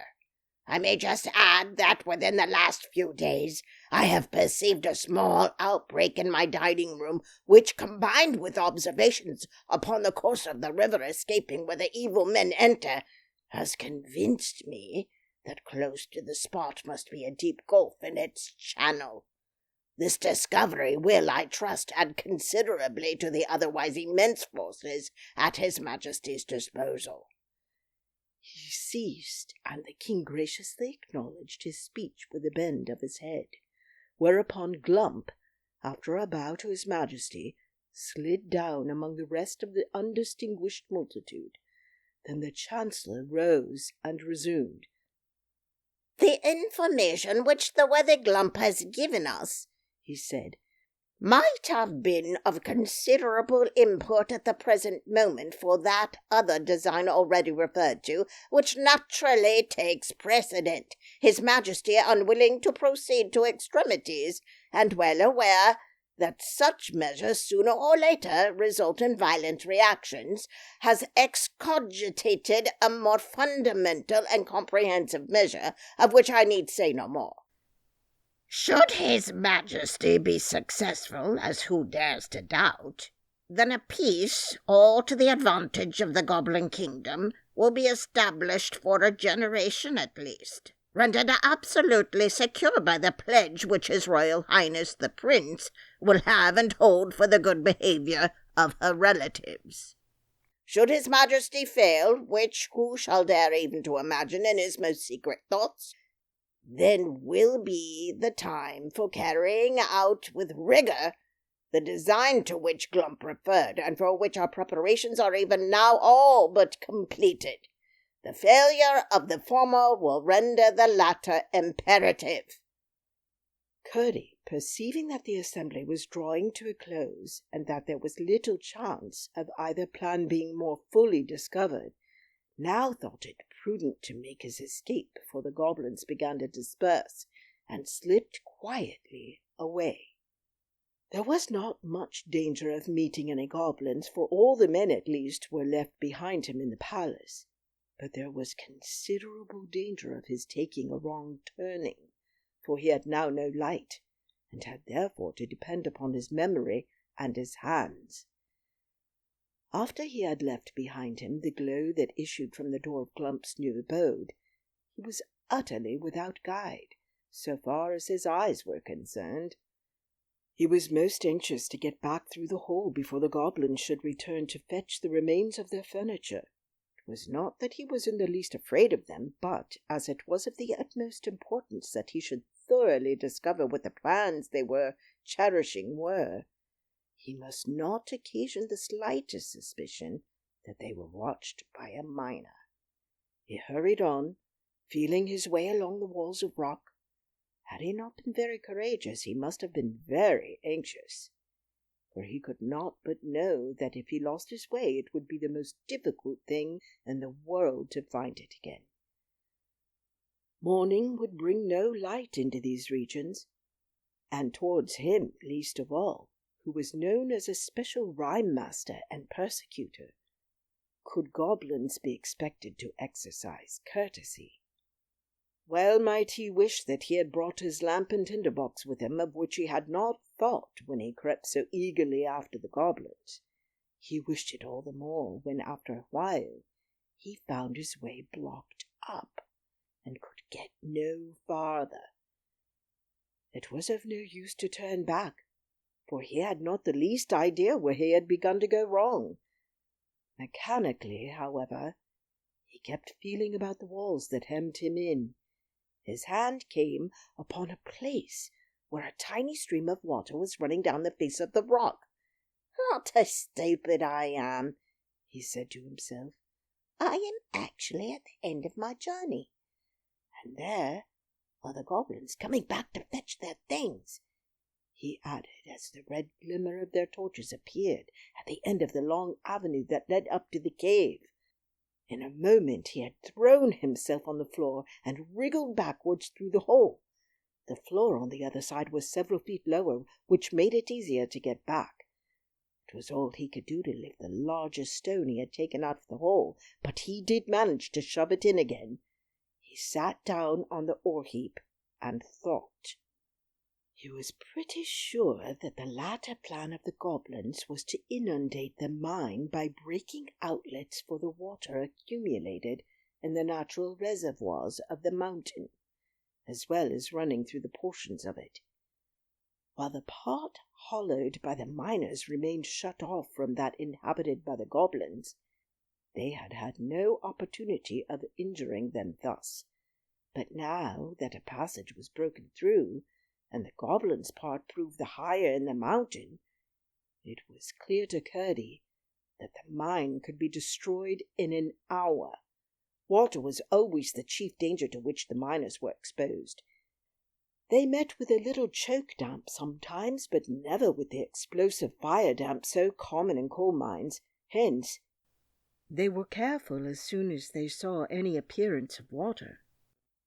As the result of his reflections while the goblins were busy in their home, it seemed to Curdie that it would be best to build up the whole of this gang, filling it with stone and clay or lye, so that there could be no smallest channel for the water to get into.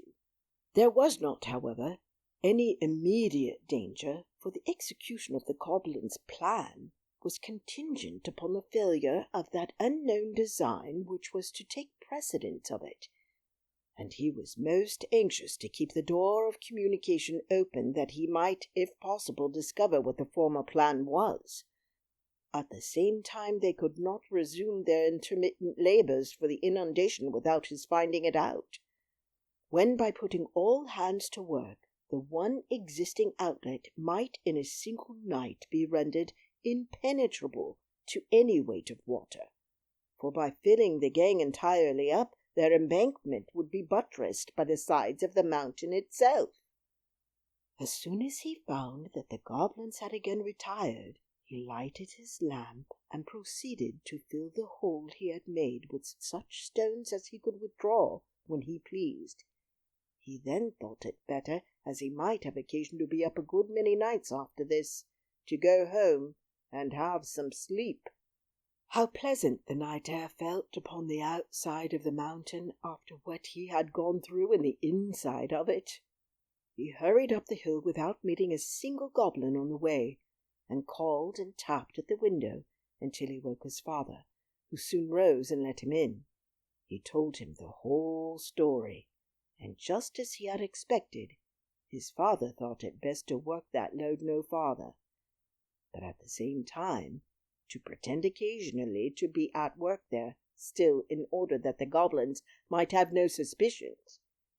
Both father and son then went to bed and slept soundly until morning.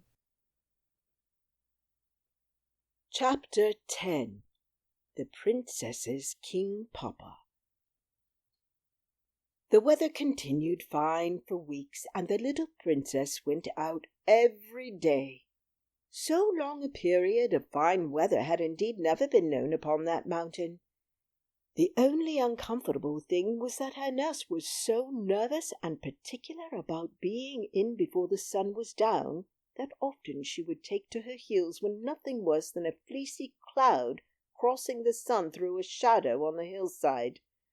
And many an evening they were home a full hour before the sunlight had left the weathercock on the stables. If it had not been for such odd behaviour, Irene would by this time have almost forgotten the goblins. She never forgot Curdie, but him she remembered for his own sake, and indeed would have remembered him if only because a princess never forgets her debts until they are paid. One splendid sunshiny day, about an hour after noon, Irene, who was playing on a lawn in the garden, heard the distant blast of a bugle. She jumped up with a cry of joy, for she knew by that particular blast that her father was on his way to see her. This part of the garden lay on the slope of the hill and allowed a full view of the country below. So she shaded her eyes with her hand and looked far away to catch the first glimpse of shining armour. In a few moments a little troop came glittering round the shoulder of a hill. Spears and helmets were sparkling and gleaming, banners were flying, horses prancing, and again came the bugle blast, which was to her like the voice of her father calling across the distance, "Irene, I'm coming!" On and on they came until she could clearly distinguish the king. He rode a white horse and was taller than any of the men with him.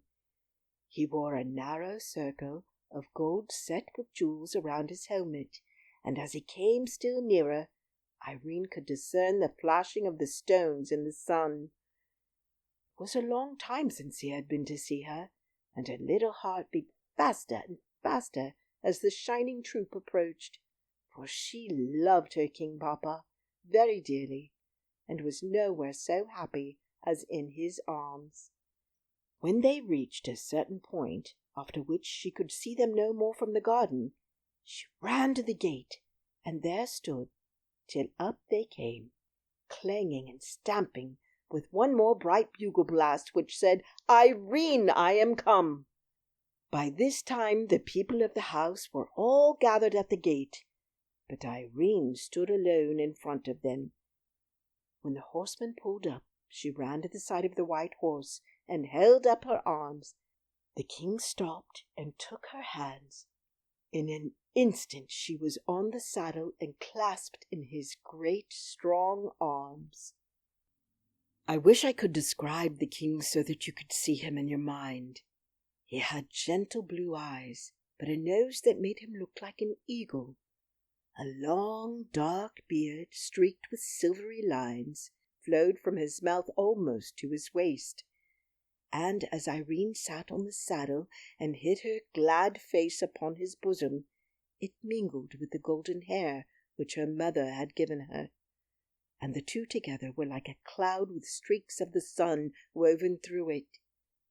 After he had held her to his heart for a minute, he spoke to his white horse, and the great beautiful creature, which had been prancing so proudly a little while before, walked as gently as a lady, for he knew he had a little lady on his back, through the gate and up to the door of the house.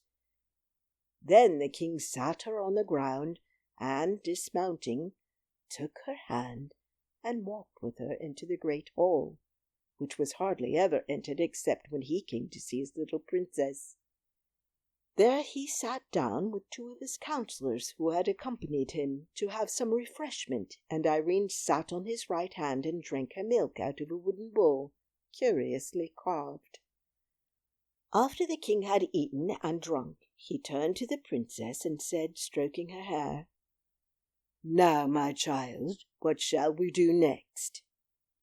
This was the question he almost always put to her first after their meal together, and Irene had been waiting for it with some impatience, for now she thought she should be able to settle a question which constantly perplexed her.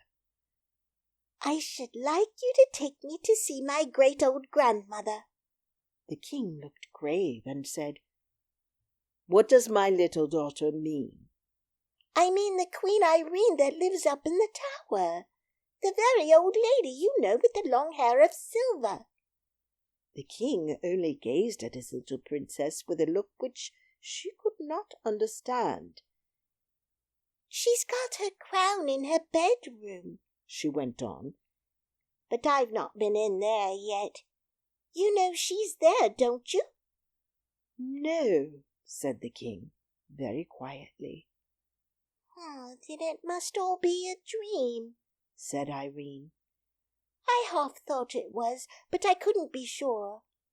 Now I'm sure of it. Besides, I couldn't find her the next time I went up." At that moment a snow-white pigeon flew in at an open window and settled upon Irene's head. She broke into a merry laugh, cowered a little, and put up her hands to her head, saying, "Dear dovey, don't peck me. You'll pull out my hair with your long claws if you don't mind." The king stretched out his hand to take the pigeon, but it spread its wings and flew again through the opened window, when its whiteness made one flash in the sun and vanished. The king laid his hand on his princess's head, held it back a little, gazed in her face, smiled a half smile, and sighed half a sigh. "Come, my child, we'll have a walk in the garden together," he said. "You won't come up and see my huge, great, beautiful grandmother then, King Papa?" said the princess. "Not this time," said the king very gently. "She has not invited me, you know, and great old ladies like her do not choose to be visited without leave asked and given." The garden was a very lovely place. Being upon a mountainside, there were parts in it where the rocks came through in great masses, and all immediately about them remained quite wild. Tufts of heather grew upon them, and other hardy mountain plants and flowers, while near them would be lovely roses and lilies, and all pleasant garden flowers. This mingling of the wild mountain with the civilized garden was very quaint, and it was impossible for any number of gardeners to make such a garden look formal and stiff. Against one of these rocks was a garden seat, shadowed from the afternoon sun by the overhanging of the rock itself. There was a little winding path up to the top of the rock, and on top another seat, but they sat on the seat at its foot because the sun was hot, and there they talked together of many things. At length the king said, "You were out late one evening, Irene." "Yes, Papa, it was my fault, and Lootie was very sorry." "I must talk to Lootie about it," said the king. "Don't speak loud to her, please, Papa," said Irene. "She's been so afraid of being late ever since. Indeed, she has not been naughty. It was only a mistake for once." "Once might be too often," murmured the king to himself as he stroked his child's head. I can't tell you how he had come to know. I am sure Curdie had not told him. Someone about the palace must have seen them after all. He sat for a good while, thinking. There was no sound to be heard except that of a little stream which ran merrily out of an opening in the rock by where they sat, and sped away down the hill through the garden. Then he rose, and, leaving Irene where she was, went into the house and sent for Lootie, with whom he had a talk that made her cry. When in the evening he rode away upon his great white horse, he left 6 of his attendants behind him, with orders that 3 of them should watch outside the house every night, walking round and round it from sunset to sunrise. It was clear he was not quite comfortable about the princess. Chapter 11. The Old Lady's Bedroom.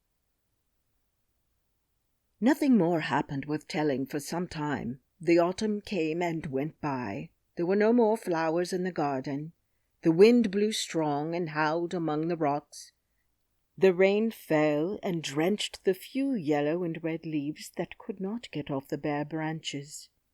Again and again there would be a glorious morning followed by a pouring afternoon, and sometimes for a week together there would be rain, nothing but rain, all day, and then the most lovely cloudless night, with the sky all out in full-blown stars, not one missing.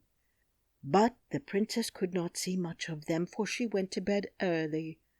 The winter drew on, and she found things growing dreary. When it was too stormy to go out, and she had got tired of her toys, Lootie would take her about the house, sometimes to the housekeeper's room, where the housekeeper, who was a good kind old woman, made much of her, sometimes to the servants' hall or the kitchen, where she was not princess merely, but absolute queen, and ran a great risk of being spoiled. Sometimes she would run off herself to the room where the men-at-arms whom the king had left sat, and they showed her their arms and accoutrements, and did what they could to amuse her.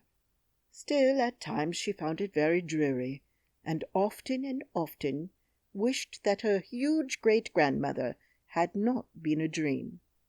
One morning the nurse left her with the housekeeper for a while. To amuse her, she turned out the contents of an old cabinet upon the table. The little princess found her treasures, queer ancient ornaments, and many things to use of which she could not imagine, far more interesting than her own toys, and sat playing with them for 2 hours or more.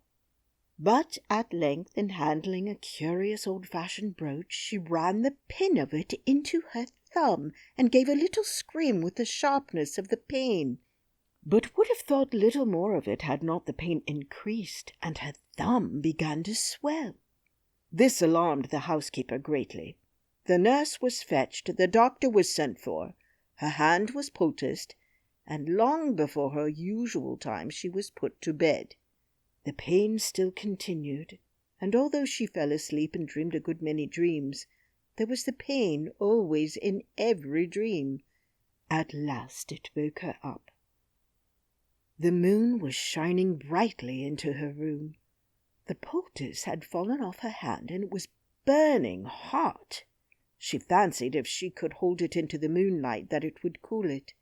So she got out of bed, without waking the nurse, who lay at the other end of the room, and went to the window. When she looked out, she saw one of the men-at-arms walking in the garden with the moonlight glancing on his armour. She was just going to tap on the window and call him, for she wanted to tell him all about it, when she bethought herself that might wake Looty, and she would put her into her bed again. So she resolved to go to the window of another room and call him from there. It was so much nicer to have somebody to talk to than to lie awake in bed with a burning pain in her hand. She opened the door very gently and went through the nursery, which did not look into the garden, to go to the other window. But when she came to the foot of the old staircase, there was the moon shining down from the window high up, and making the worm-eaten oak look very strange and delicate and lovely. In a moment she was putting her little feet one after the other in the silvery path up the stair, looking behind as she went, to see the shadow they made in the middle of the silver. Some little girls would have been afraid to find themselves thus alone in the middle of the night, but Irene was a princess. As she went slowly up the stair, not quite sure that she was not dreaming, suddenly a great longing woke up in her heart to try once more whether she could not find the old lady with the silvery hair. "If she is a dream," she said to herself, "then I am the likelier to find her, if I am dreaming." So up and up she went, stair after stair, until she came to the many rooms, all just as she had seen them before.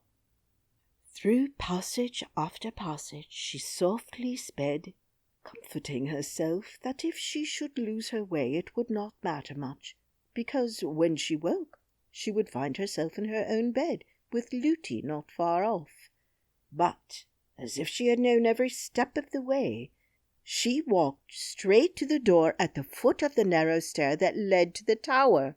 "What if I should really find my beautiful old grandmother up there?" she said to herself as she crept up the steep steps.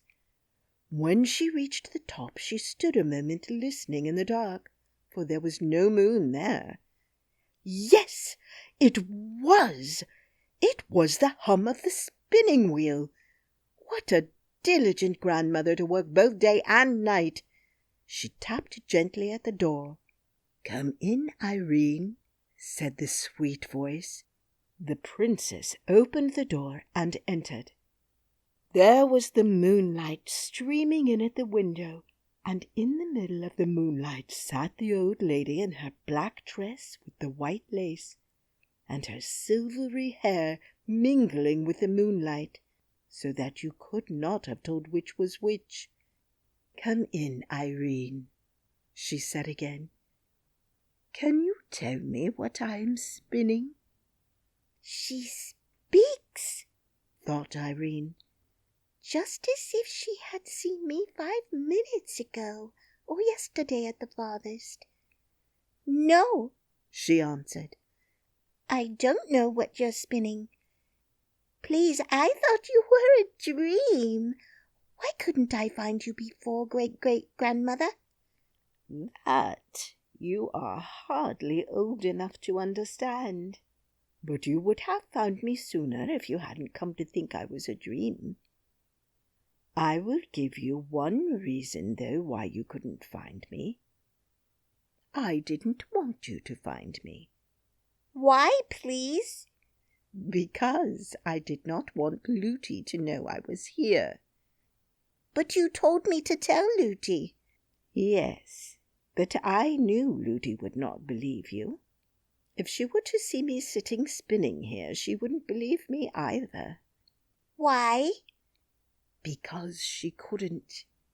She would rub her eyes and go away and say she felt queer, and forget half of it and more, and then say it had been all a dream." "Just like me," said Irene, feeling very much ashamed of herself. "Yes, a good deal like you, but not just like you. For you've come again, and Looty wouldn't have come again. She would have said no, no. She had had enough of such nonsense." "Is it naughty of Looty, then?" "It would be naughty of you. I've never done anything for Looty. And you did wash my face and hands for me, said Irene, beginning to cry. The old lady smiled a sweet smile and said, I'm not vexed with you, my child, nor with Lootie either. But I don't want you to say anything more to Lootie about me. If she should ask you, you must just be silent. But I do not think she will ask you. All the time they talked, the old lady kept on spinning. You haven't told me yet what I am spinning, she said. Because I don't know. It's very pretty stuff. It was indeed very pretty stuff.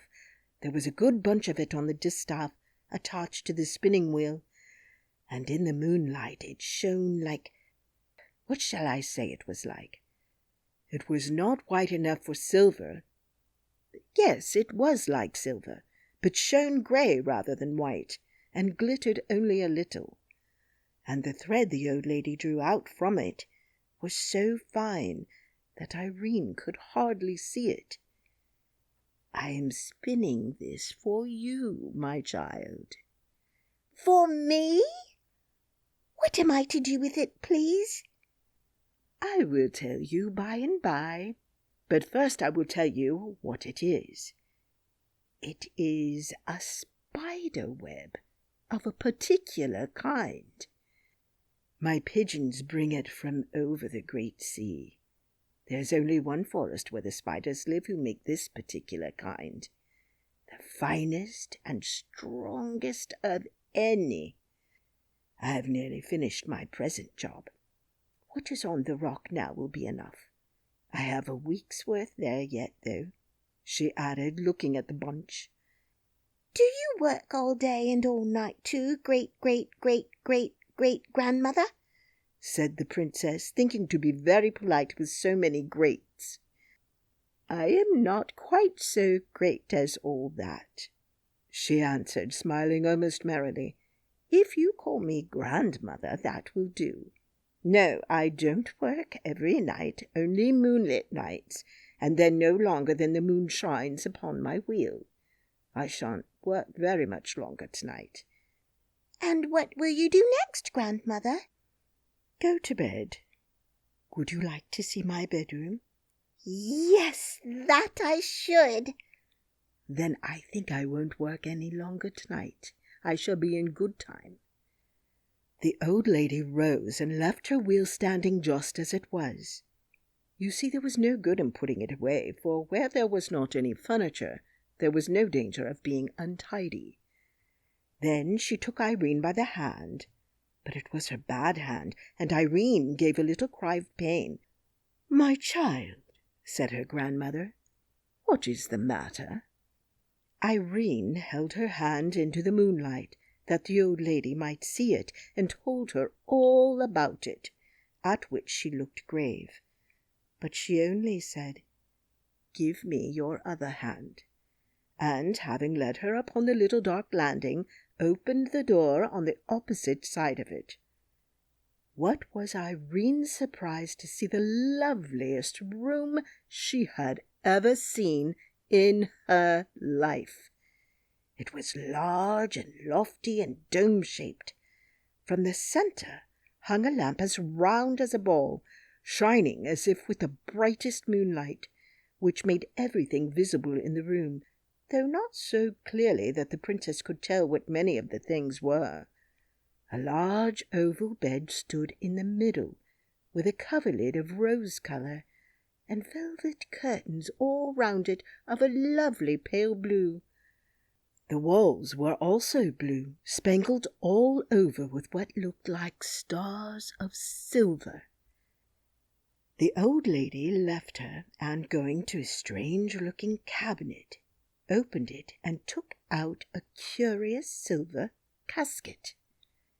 Then she sat down on a low chair, and calling Irene, made her kneel before her while she looked at her hand. Having examined it, she opened the casket and took from it a little ointment. The sweetest odour filled the room, like that of roses and lilies, as she rubbed the ointment gently all over the hot, swollen hand. Her touch was so pleasant and cool that it seemed to drive away the pain and heat wherever it came. "Oh, grandmother, it is so nice," said Irene. "Thank you, thank you." Then the old lady went to a chest of drawers and took out a large handkerchief of gossamer-like cambric, which she tied around her hand. "I don't think I can let you go away tonight," she said. "Would you like to sleep with me?" "Oh, yes, yes, dear grandmother," said Irene, and would have clapped her hands, forgetting that she could not. "You won't be afraid then to go to bed with such an old woman?" "No, you are so beautiful, grandmother." "But I am very old." "And I suppose I am very young. You won't mind sleeping with such a very young woman, grandmother?"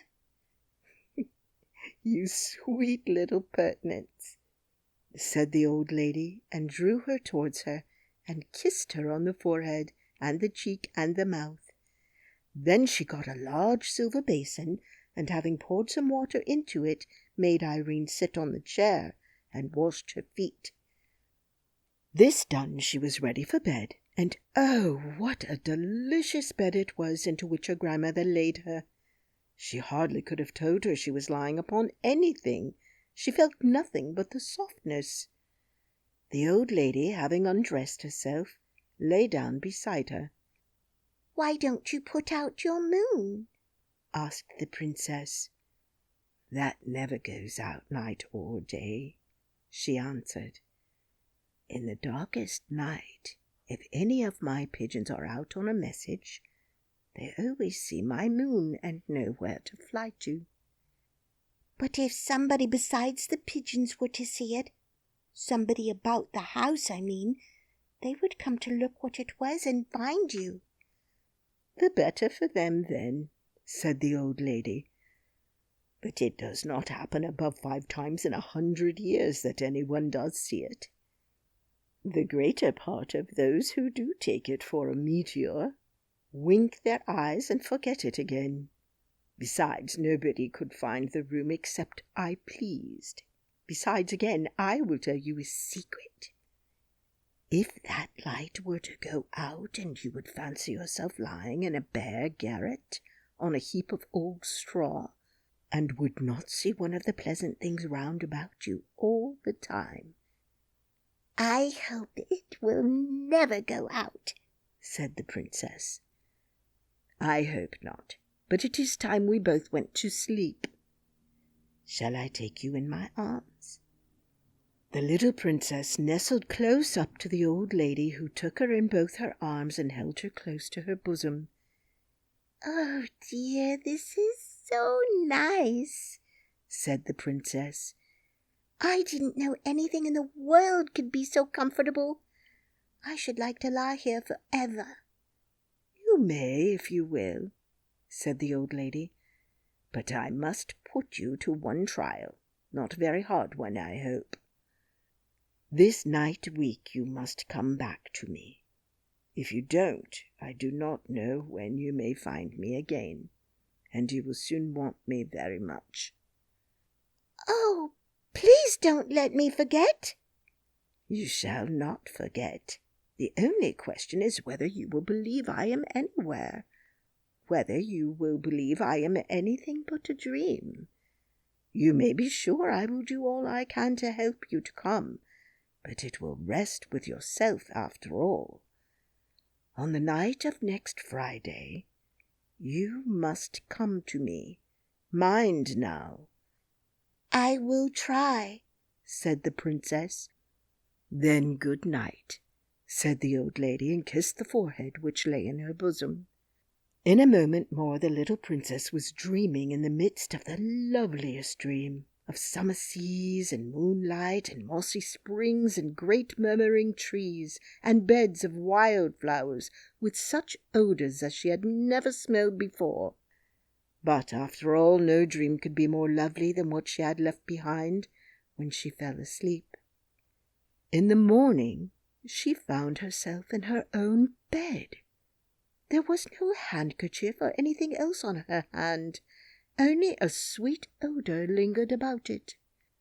The swelling had all gone down, the prick of the brooch had vanished. In fact, her hand was perfectly well. Chapter 12, a short chapter about Curdie.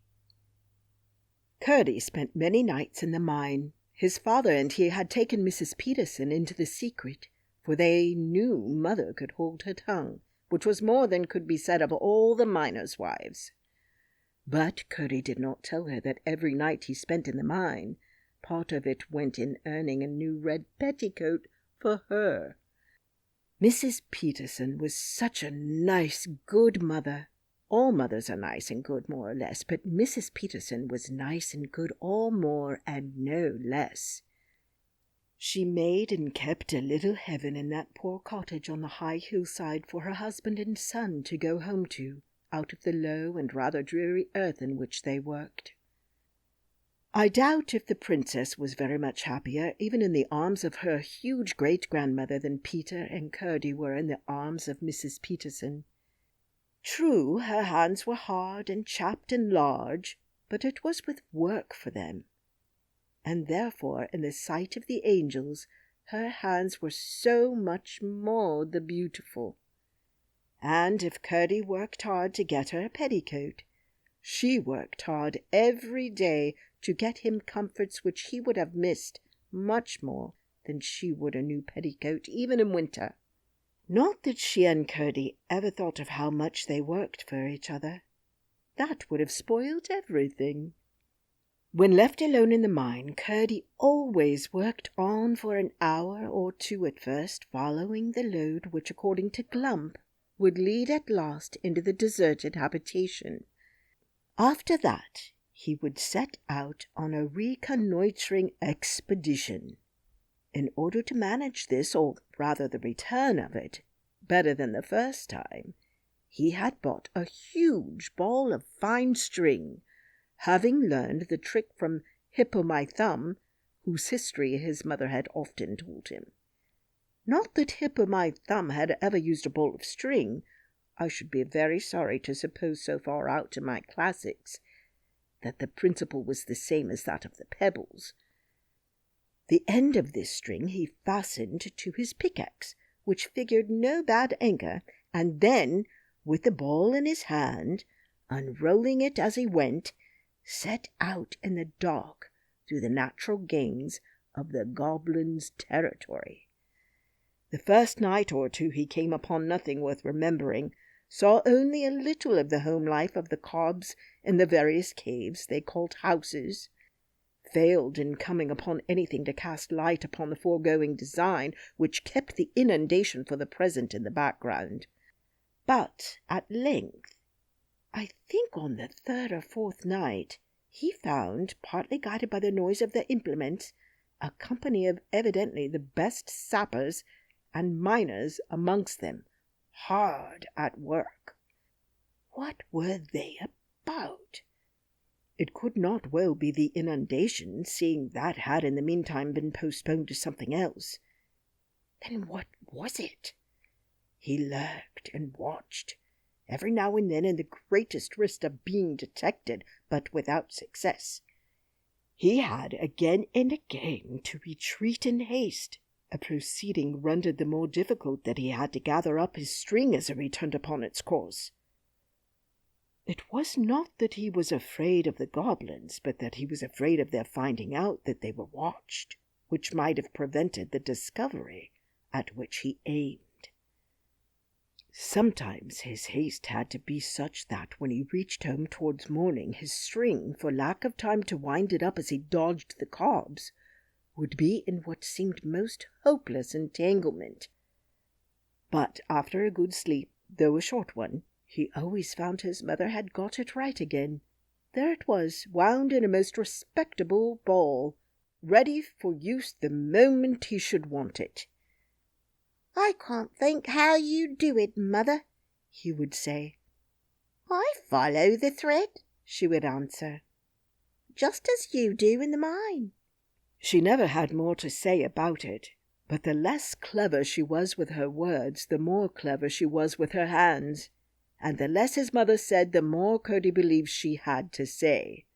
But still, he had made no discovery as to what the goblin miners were about. Chapter 13. The Cob's Creatures. About this time, the gentlemen whom the king had left behind him to watch over the princess had each occasion to doubt the testimony of his own eyes, for more than strange were the objects to which they would bear witness. They were of one sort creatures, but so grotesque and misshapen as to be more like a child's drawings upon his slate than anything natural. They saw them only at night while on guard about the house.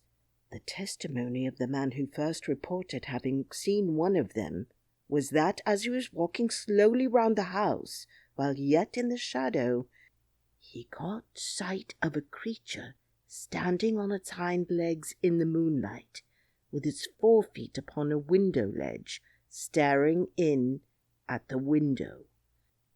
Its body might have been that of a dog or wolf, he thought, but he declared on his honour that its head was twice the size it ought to have been for the size of its body, and as round as a ball, while the face, which it turned upon him as it fled, was more like one carved by a boy upon a turnip, inside which he is going to put a candle, than anything else he could think of.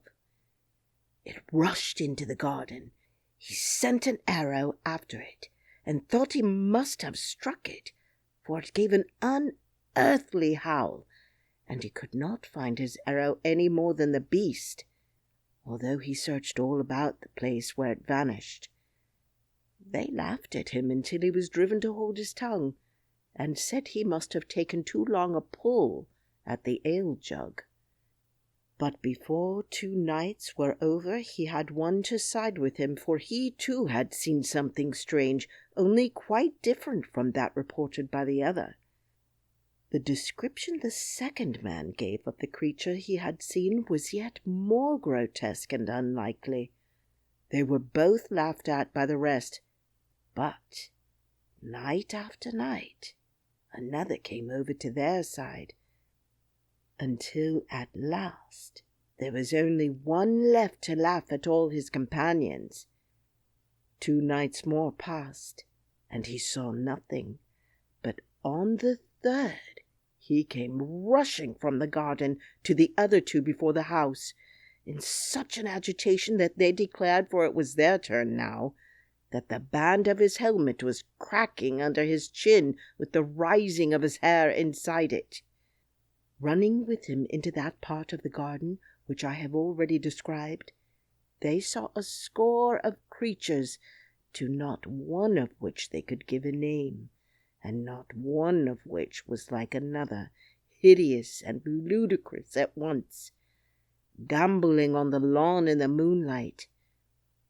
The supernatural, or rather subnatural ugliness of their faces, the length of legs and necks in some, the apparent absence of both or either in others, made the spectators, although one consent as to what they saw, yet doubtful, as I have said, of the evidence of their own eyes, and ears as well, for the noises they made, although not loud, were as uncouth and varied as their forms, and could be described neither as grunts, nor squeaks, nor roars, nor howls, nor barks, nor yells, nor screams, nor croaks, nor hisses, nor mews, nor shrieks, but only as something like all of them mingled in one horrible dissonance.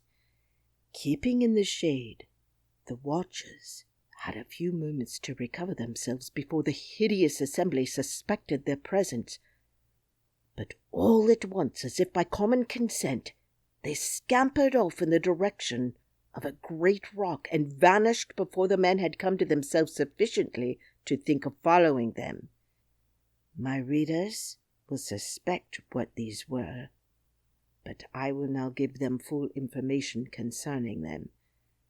They were, of course, household animals belonging to the goblins, whose ancestors had taken their ancestors many centuries before from the upper regions of light into the lower regions of darkness.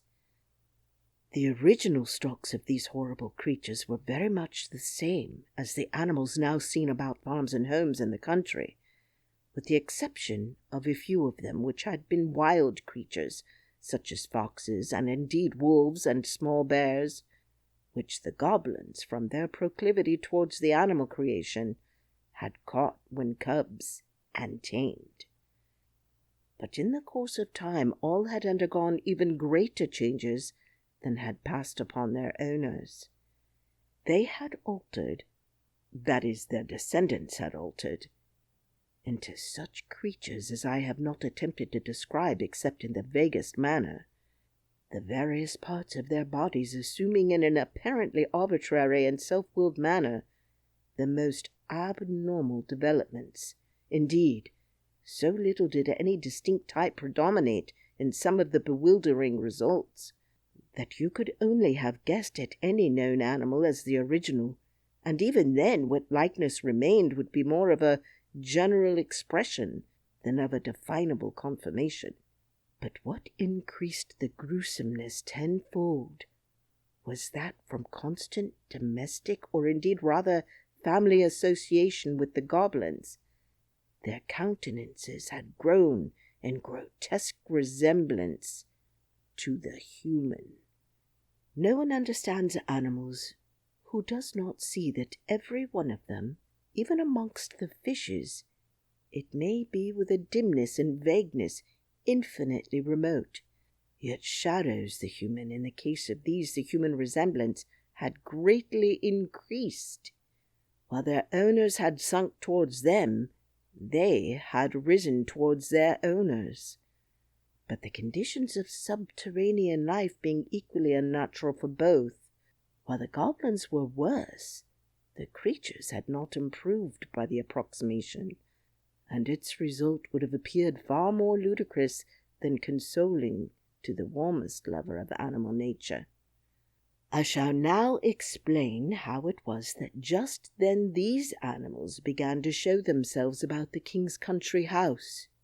The goblins, as Curdie discovered, were mining on, at work both day and night, in divisions, urging the scheme after which he lay in wait. In the course of their tunneling they had broken into the channel of a small stream, but the break being in the top of it, no water had escaped to interfere with their work. Some of the creatures, hovering as they often did about their masters, had found the hole, and had, with the curiosity which had grown to a passion from the restraints of their unnatural circumstances, proceeded to explore the channel. The stream was the same which ran out by the seat on which Irene and her king papa had sat, as I have told, and the goblin creatures found it jolly fun to get out for a romp on a smooth lawn, such as they had never seen in all their poor miserable lives. But although they had partaken enough of the nature of their owners to delight in annoying and alarming any of the people whom they met on their mountain, they were, of course, incapable of designs of their own, or of intentionally furthering those of their masters. For several nights after the men-at-arms were at length of one mind as to the fact of the visits of some horrible creatures, whether bodily or spectral they could not yet say, they watched with special attention that part of the garden where they had last seen them. Perhaps, indeed, they gave in consequence too little attention to the house, but the creatures were too cunning to be easily caught, nor were the watchers quick-eyed enough to descry the head or the keen eyes in it, which from the opening whence the stream issued would watch them in turn, ready the moment they should leave the lawn to report the place clear. Chapter 14. That Night Week. During the whole of the week, Irene had been thinking every other moment of her promise to the old lady, although even now she could not feel quite sure that she had not been dreaming. Could it really be that an old lady lived up in the top of the house, with pigeons, and a spinning wheel, and a lamp that never went out? She was, however, none the less determined, on the coming Friday, to ascend the 3 stairs, walk through the passages with the many doors, and try to find the tower in which she had either seen or dreamed her grandmother. Her nurse could not help wondering what had come to the child. She would sit so thoughtfully silent, and even in the midst of a game with her would so suddenly fall into a dreamy mood. But Irene took care to betray nothing, whatever efforts Looty might make to get at her thoughts. And Looty had to say to herself, "What an odd child she is," and give it up. At length the longed-for Friday arrived, and lest Looty should be moved to watch her, Irene endeavoured to keep herself as quiet as possible. In the afternoon she asked for her doll's house, and went on arranging and rearranging the various rooms and their inhabitants for a whole hour. Then she gave a sigh and threw herself back in her chair. One of the dolls would not sit, and another would not stand, and they were all very tiresome. Indeed, there was one would not even lie down, which was too bad, but it was now getting dark, and the darker it got, the more excited Irene became, and the more she felt it necessary to be composed. "I see you want your tea, Princess," said the nurse. "I will go and get it. The room feels close. I'll open a window a little. The evening is mild. It won't hurt you."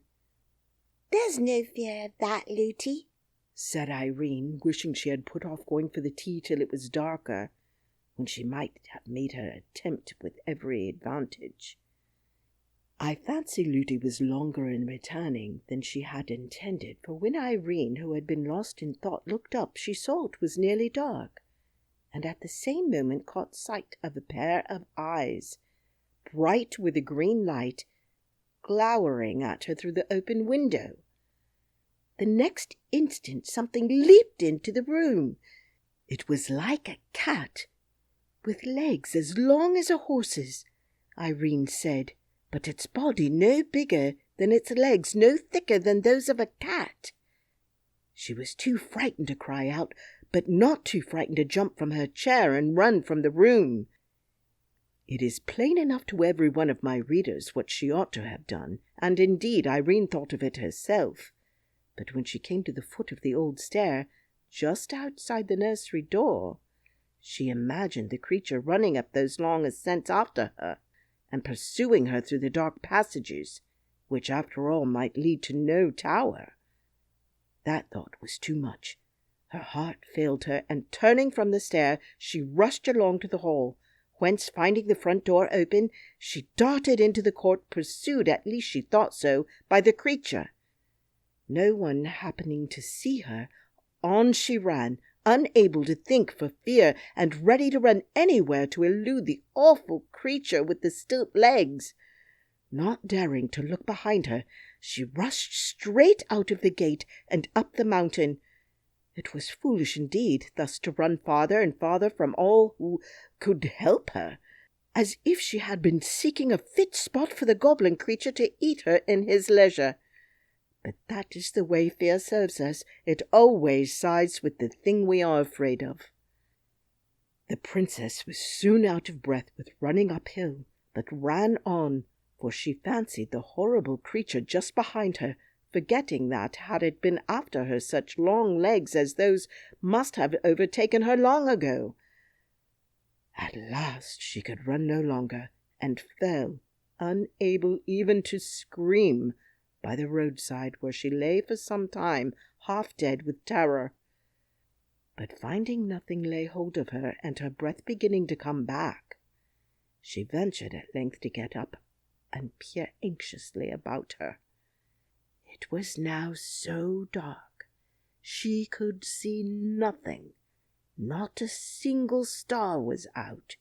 She could not even tell in what direction the house lay, and between her and home she fancied the dreadful creature lying ready to pounce upon her.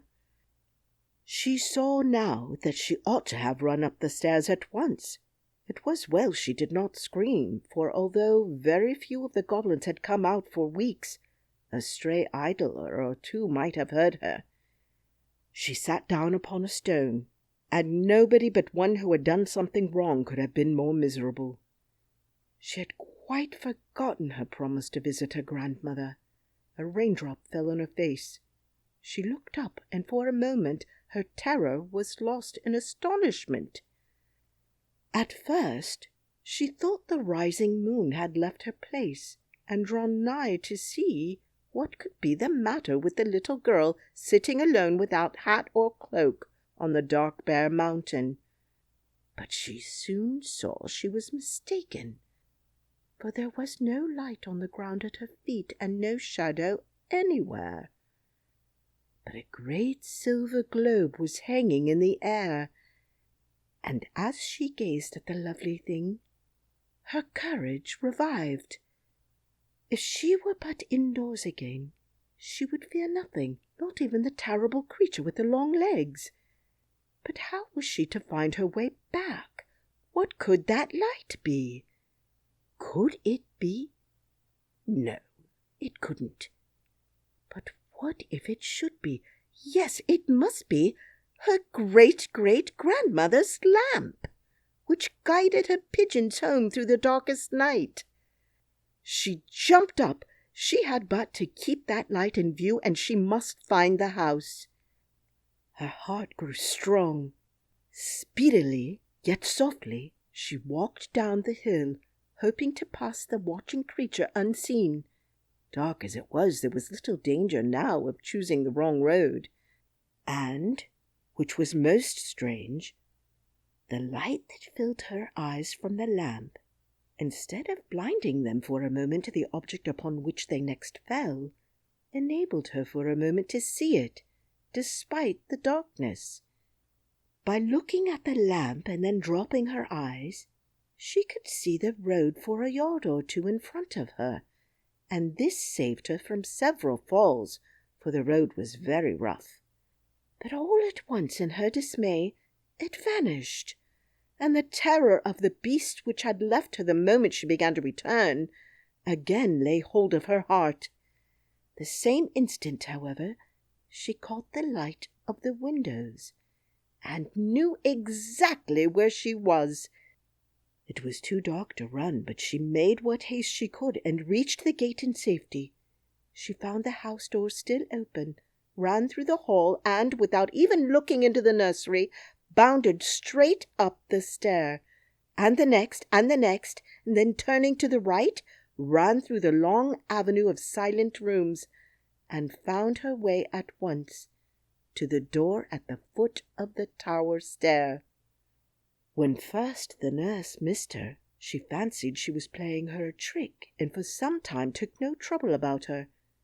But at last, getting frightened, she had begun to search, and when the princess entered, the whole household was hither and thither over the house, hunting for her. A few seconds after she reached the stair of the tower, they had even begun to search the neglected rooms, in which they would never have thought of looking, had they not already searched every other place they could think of in vain. But by this time she was knocking at the old lady's door. Chapter 15. Woven and then spun. "Come in, Irene," said the silvery voice of her grandmother. The princess opened the door and peeped in, but the room was quite dark, and there was no sound of the spinning wheel. She grew frightened once more, thinking that, although the room was there, the old lady might be a dream after all. Every little girl knows how dreadful it is to find a room empty where she thought somebody was. But Irene had a fancy for a moment that the person she came to find was nowhere at all. She remembered, however, that at night she spent only in the moonlight, and concluded that must be why there was no sweet bee-like humming. The old lady might be somewhere in the darkness. Before she had time to think another thought, she heard her voice again, saying as before, "Come in, Irene." From the sound, she understood at once that she was not in the room beside her. Perhaps she was in her bedroom. She turned across the passage, feeling her way to the other door. When her hand fell on the lock, again the old lady spoke. "Shut the door behind you, Irene. I always close the door of my workroom when I go to my chamber." Irene wondered to hear her voice so plainly through the door, having shut the other. She opened it and went in. Oh, what a lovely haven to reach from the darkness and fear through which she had come. The soft light made her feel as if she were going into the heart of the milkiest pearl, while the blue walls and their silver stars for a moment perplexed her with the fancy that they were in reality the sky, which she had left outside a minute ago, covered with rain clouds. "I've lighted a fire for you, Irene. You're cold and wet," said her grandmother. Then Irene looked again and saw that what she had taken for a huge bouquet of red roses on a low stand against the wall was in fact a fire which burned in the shapes of the loveliest and reddest roses, glowing gloriously between the heads and wings of two cherubs of shining silver.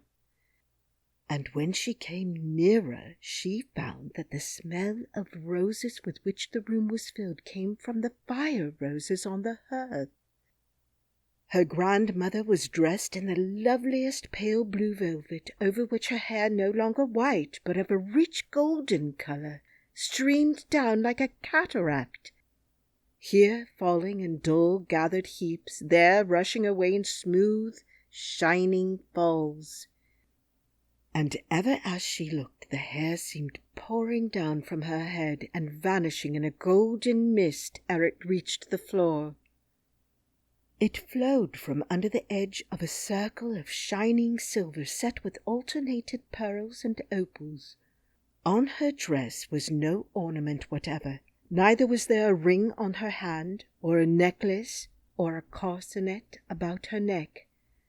But her slippers glimmered with the light of the Milky Way, for they were covered with seed pearls and opals in one mass. Her face was that of a woman of 23.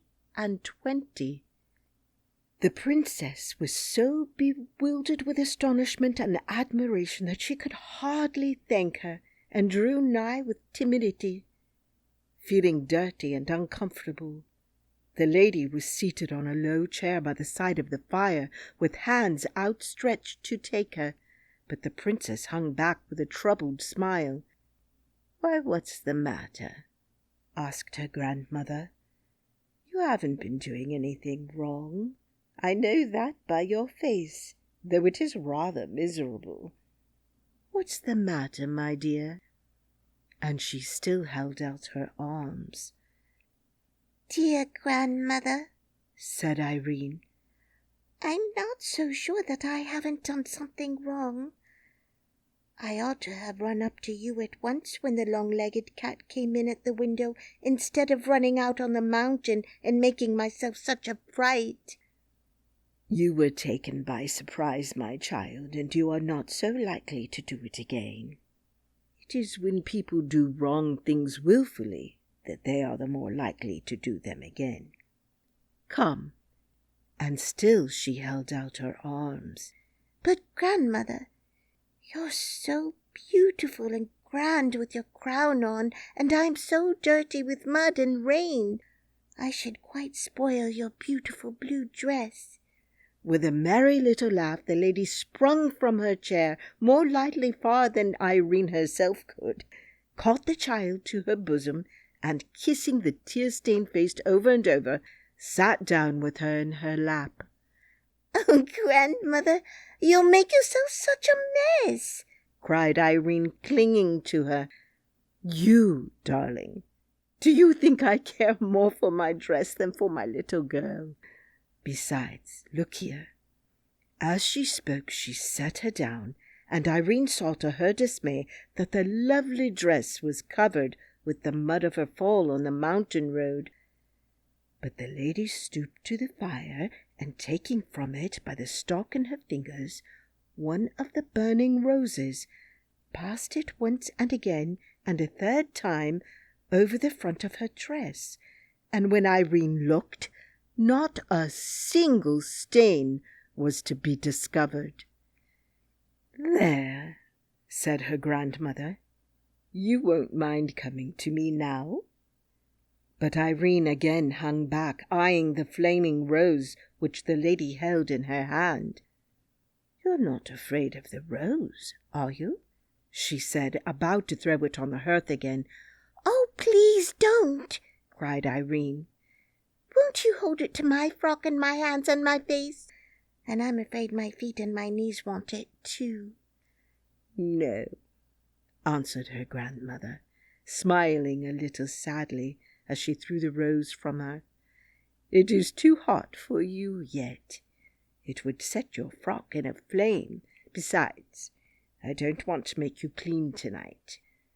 I want your nurse and the rest of the people to see you as you are, for you will have to tell them how you ran away for fear of the long-legged cat. I should like to wash you, but they would not believe you then. Do you see that bath behind you?" The princess looked and saw a large oval tub of silver shining brilliantly in the light of the wonderful lamp. "Go and look into it," said the lady. Irene went and came back very silent, with her eyes shining. "What did you see?" asked her grandmother.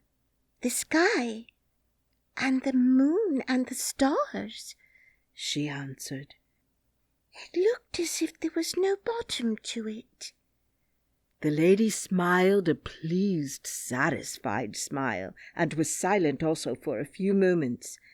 Then she said, "Any time you want a bath, come to me. I know you have a bath every morning, but sometimes you want one at night too." "Thank you, grandmother. I will indeed," answered Irene, and was again silent for some moments, thinking.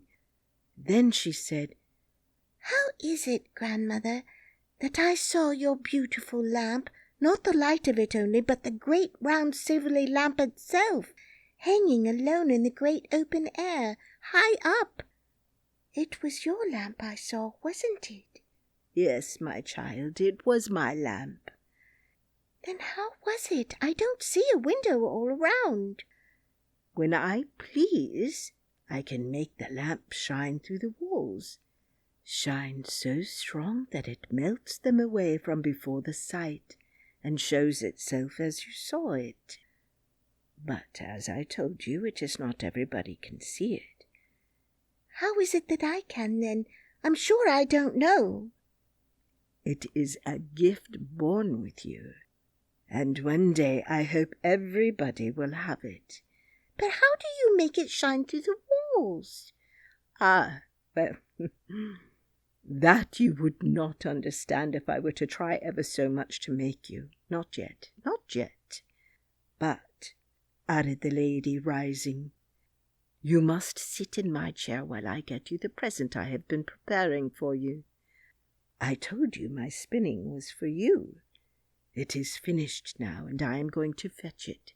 I have been keeping it warm under one of my brooding pigeons." Irene sat down in the low chair, and her grandmother left her, shutting the door behind her. The child sat gazing, now at the rose fire, now at the starry walls, now at the silver light, and a great quietness grew in her heart. If all the long-legged cats in the world had come rushing in at her then, she would not have been afraid of them for a moment. How this was she could not tell. She only knew there was no fear in her, and everything was so bright and safe that it could not get in. She had been gazing at the lovely lamp for some minutes fixedly. Turning her eyes, she found the wall had vanished, for she was looking out on the dark, cloudy night. But though she heard the wind blowing, none of it blew upon her. In a moment more the clouds themselves parted, or rather vanished like the wall, and she looked straight into the starry herds, flashing gloriously in the dark blue. It was but for a moment. The clouds gathered again and shut out the stars, the wall gathered again and shut out the clouds, and there stood the lady beside her, with the loveliest smile on her face, and a shimmering ball in her hand about the size of a pigeon's egg. "There, Irene, there is my work for you," she said, holding out the ball to the princess. She took it in her hand and looked at it all over. It sparkled a little and shone here and there, but not much. It was of a sort of grey whiteness, something like spun glass. "Is this all your spinning, grandmother?" she asked. "All since you came to the house. There is much more there than you think." "How pretty it is! What am I to do with it, please?" "That I will now explain to you," answered the old lady, turning from her and going to her cabinet. She came back with a small ring in her hand. Then she took the ball from Irene's and did something with the ring. Irene could not tell what. "Give me your hand," she said. Irene held up her right hand. "Yes, that is the hand I want," said the lady, and put the ring on the forefinger of it. "What a beautiful ring," said Irene. "What is this stone called?" "It is a fire opal." "Please, am I to keep it?" "Always." "Oh, thank you, grandmother. It's prettier than anything I ever saw, except those of all colours in your... Please, is that your crown?" "Yes, it is my crown. The stone in your ring is of the same sort, only not so good. It has only red, but mine have all colours, you see." "Yes, grandmother, I will take such care of it. But," she added, hesitating. "But what?" asked her grandmother. "What am I to say when Lootie asks where I got it?" "You will ask her where you got it," answered the lady, smiling. "I don't see how I can do that." "You will, though." "Of course I will, if you say so. But you know, I can't pretend not to know." "Of course not. But don't trouble yourself about it. You will see when the time comes." So saying, the lady turned and threw the little ball into the rose fire. "Oh, grandmother!" exclaimed Irene. "I thought you had spun it for me." "So I did, my child. You've got it?" "No, it's burnt in the fire." The lady put her hand in the fire, brought out the ball, glimmering as before, and held it towards her. Irene stretched out her hand to take it, but the lady turned and, going to her cabinet, opened a drawer and laid the ball in it. "Have I done anything to vex you, grandmother?" said Irene pitifully. "No, my darling. But you must understand that no one ever gives anything to another properly and really without keeping it. That ball is yours." "Oh, I'm not to take it with me. You're going to keep it for me." "You are to take it with you. I fastened the end of it to the ring on your finger." Irene looked at the ring. "I can't see it, grandmother," she said. "Feel a little way from the ring towards the cabinet," said the lady. "Oh, I do feel it," exclaimed the princess.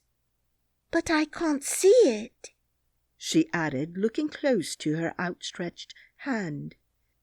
"No, The thread is too fine for you to see it. You can only feel it.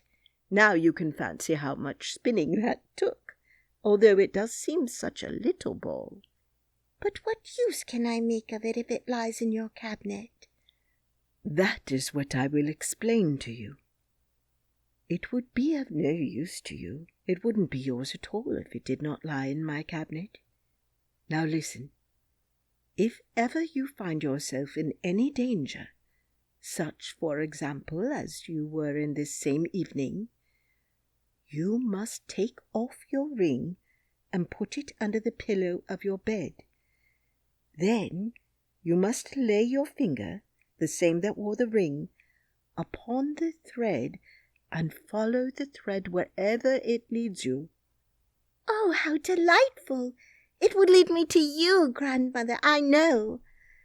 Yes, but remember, it may seem to you a very roundabout way indeed, and you must not doubt the thread. Of one thing you may be sure, that while you hold it, I hold it too. It is very wonderful, said Irene thoughtfully, then suddenly became aware. She jumped up, crying, Oh, grandmother, here have I been sitting all this time in your chair, and you standing. I beg your pardon. The lady laid her hand on her shoulder and said, Sit down again, Irene. Nothing pleases me better than to see anyone sit in my chair. I am only too glad to stand so long as anyone will sit in it. How kind of you, said the princess, and sat down again. It makes me happy, said the lady. But, said Irene, still puzzled, won't the thread get in somebody's way and be broken if the one end is fast to my ring and the other laid in your cabinet? You will find all that arrange itself. I am afraid it is time for you to go.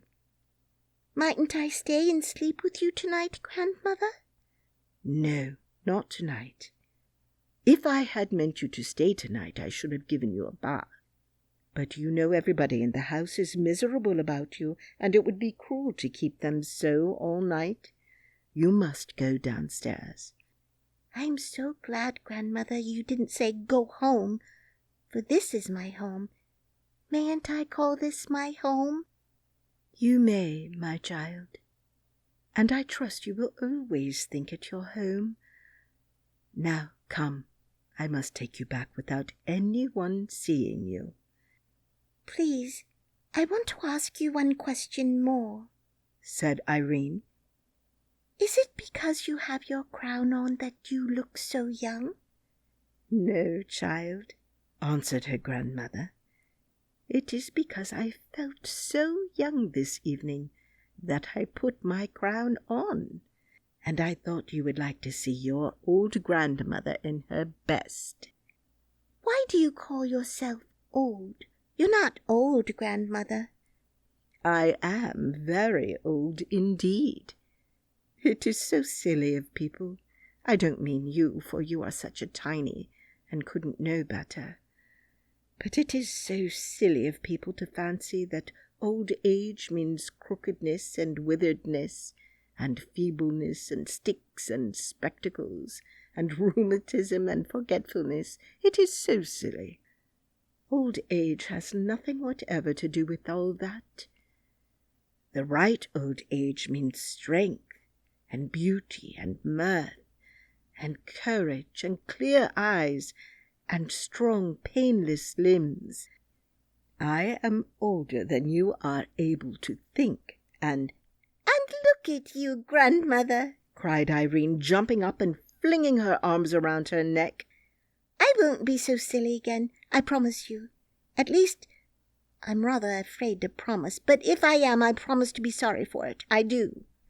I wish I were as old as you, grandmother. I don't think you are ever afraid of anything.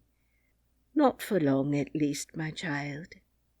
Perhaps by the time I am 2,000 years of age, I shall indeed never be afraid of anything. But I confess I have sometimes been afraid about my children, sometimes about you, Irene. Oh, I'm sorry, Grandmother. Tonight, I suppose you mean. Yes, a little tonight, but a good deal when you had all but made up your mind that I was a dream, and no real great-great-grandmother. You must not suppose I am blaming you for that. I dare say you could not help it. I don't know, Grandmother, said the princess, beginning to cry. I can't always do myself as I should like, and I don't always try. I'm very sorry, anyhow.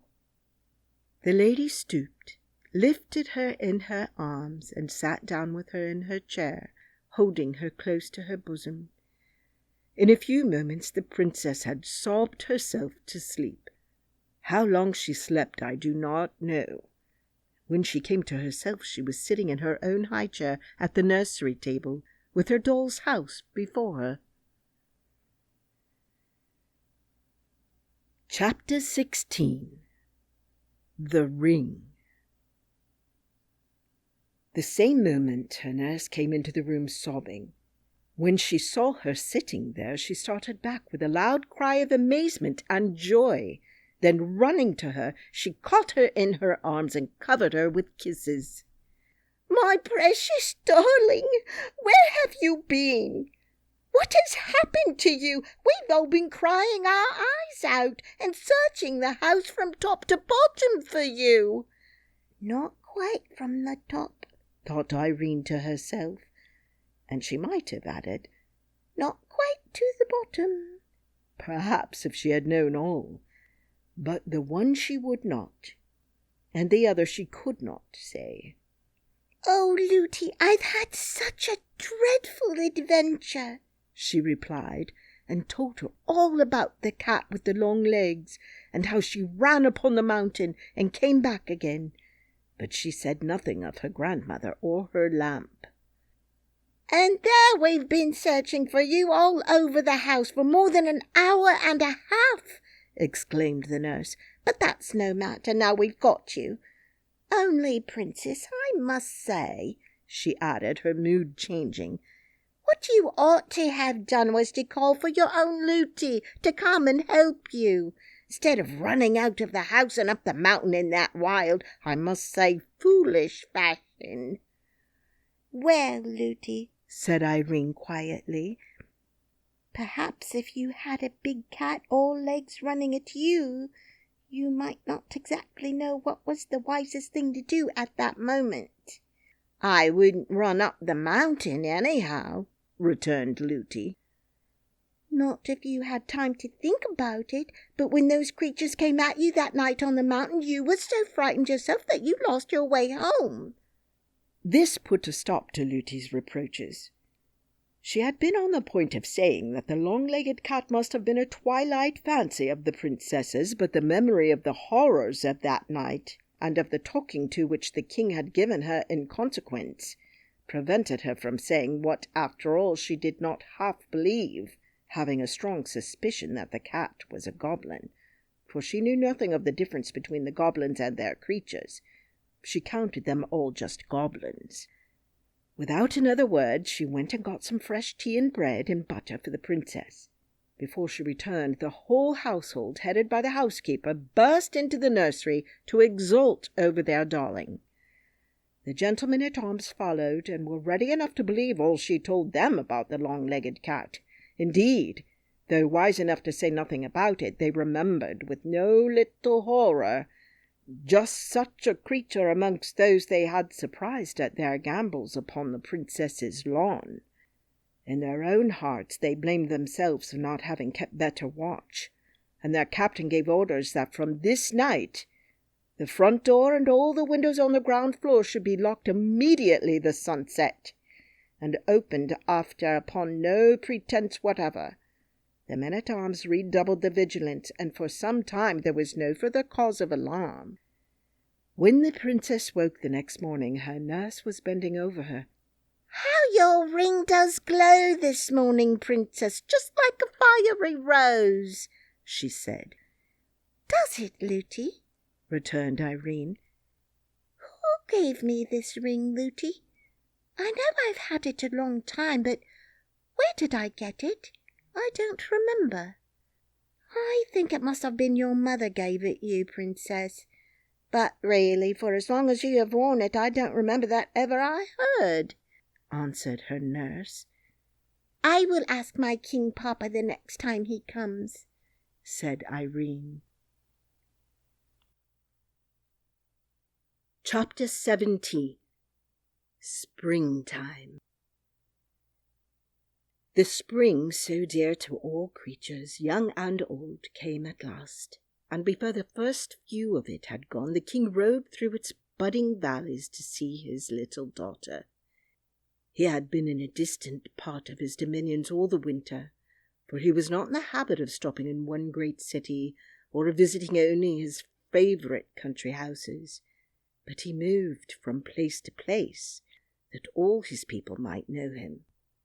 Wherever he journeyed, he kept a constant lookout for the ablest and best men to put into office, and wherever he found himself mistaken, and those he had appointed incapable or unjust, he removed them at once. Hence, you see, it was his care of the people that kept him from seeing his princess so often as he would have liked. You may wonder why he did not take her about with him, but there were several reasons against his doing so, and I suspect his great-great-grandmother had had a principal hand in preventing it. Once more Irene heard the bugle blast, and once more she was at the gate to meet her father as he rode up on his great white horse. After they had been alone for a little while, she thought of what she had resolved to ask him. "Please, King Papa," she said, "will you tell me where I got this pretty ring? I can't remember." The king looked at it. A strange, beautiful smile spread like sunshine over his face, and an answering smile, but at the same time a questioning one, spread like moonlight over Irene's. "It was your Queen Mamma's once," he said. "And why isn't it hers now?" asked Irene. "She does not want it now," said the king, looking grave. "Why doesn't she want it now?" "Because she's gone where all those rings are made." "And when shall I see her?" asked the princess. "Not for some time yet," answered the king, and the tears came into his eyes. Irene did not remember her mother, and did not know why her father looked so, and why the tears came into his eyes. But she put her arms around his neck and kissed him, and asked no more questions. The king was much disturbed on hearing the report of the gentlemen-at-arms concerning the creatures they had seen, and I presume would have taken Irene with him that very day, but for the presence of the ring on her finger assured him of. About an hour before he left, Irene saw him go up the old stair, and he did not come down again till they were just ready to start, and she thought with herself that he had been up to see the old lady. When he went away, he left other 6 gentlemen behind him, that there might be 6 of them always on guard. And now, in the lovely spring weather, Irene was out on the mountain the greater part of the day. In the warmer hollows there were lovely primroses, and not so many that she had ever got tired of them. As often as she saw a new one opening an eye of light in the blind earth, she would clap her hands with gladness, and unlike some children I know, instead of pulling it, would touch it as tenderly as if it had been a new baby, and, having made its acquaintance, would leave it as happy as she found it. She treated the plants on which they grew like birds' nests. Every fresh flower was like a new little bird to her. She would pay visits to all the flower nests she knew, remembering each by itself. She would go down on her hands and knees beside one and say, "Good morning. Are you all smelling very sweet this morning? Goodbye." And then she would go to another nest and say the same. It was a favourite amusement with her. There were many flowers up and down, and she loved them all, but the primroses were her favourites. "They're not too shy, and they're not a bit forward," she would say to Lootie. There were goats, too, about over the mountain, and when the little kids came she was as pleased with them as with the flowers. The goats belonged to the miners mostly, a few of them to Curdie's mother. But there were a good many wild ones that seemed to belong to nobody. These the goblins counted theirs, and it was upon them partly that they lived. They set snares and dug pits for them, and did not scruple to take what tame ones happened to be caught. But they did not try to steal them in any other manner, because they were afraid of the dogs the hill people kept to watch them, for the knowing dogs always tried to bite their feet. But the goblins had a kind of sheep of their own, very queer creatures, which they drove out to feed at night, and the other goblin creatures were wise enough to keep good watch over them, for they knew they should have their bones by and by. Chapter 18. Curdie's Clue. Curdie was as watchful as ever, but was almost getting tired of his ill success. Every other night or so he followed the goblins about as they went on digging and boring, and getting as near them as he could, watched them from behind stones and rocks. But as yet he seemed no nearer finding out what they had in view. As at first he always kept hold of the end of his string, while his pickaxe, left just outside the hole by which he entered the goblins' country from the mine, continued to serve as an anchor and hold fast the other end. The goblins, hearing no more noise in that quarter, had ceased to apprehend an immediate invasion and kept no watch. One night, after dodging about and listening till he was nearly falling asleep with weariness, he began to roll up his ball, for he had resolved to go home to bed. It was not long, however, before he began to feel bewildered. One after another he passed goblin houses, caves that is, occupied by goblin families, and at length was sure there were many more than he had passed as he came. He had to use great caution to pass unseen. They lay so close together. Could his string have led him wrong? He still followed, winding it, and still it led him into more thickly populated quarters, until he became quite uneasy, and indeed apprehensive. For although he was not afraid of the cobs, he was afraid of not finding his way out. But what could he do?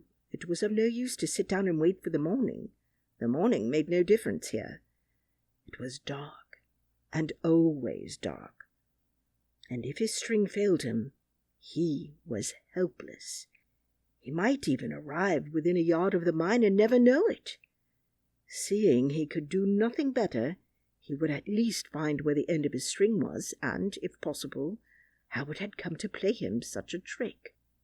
He knew by the size of the ball that he was getting pretty near the last of it, when he began to feel a tugging and pulling at it.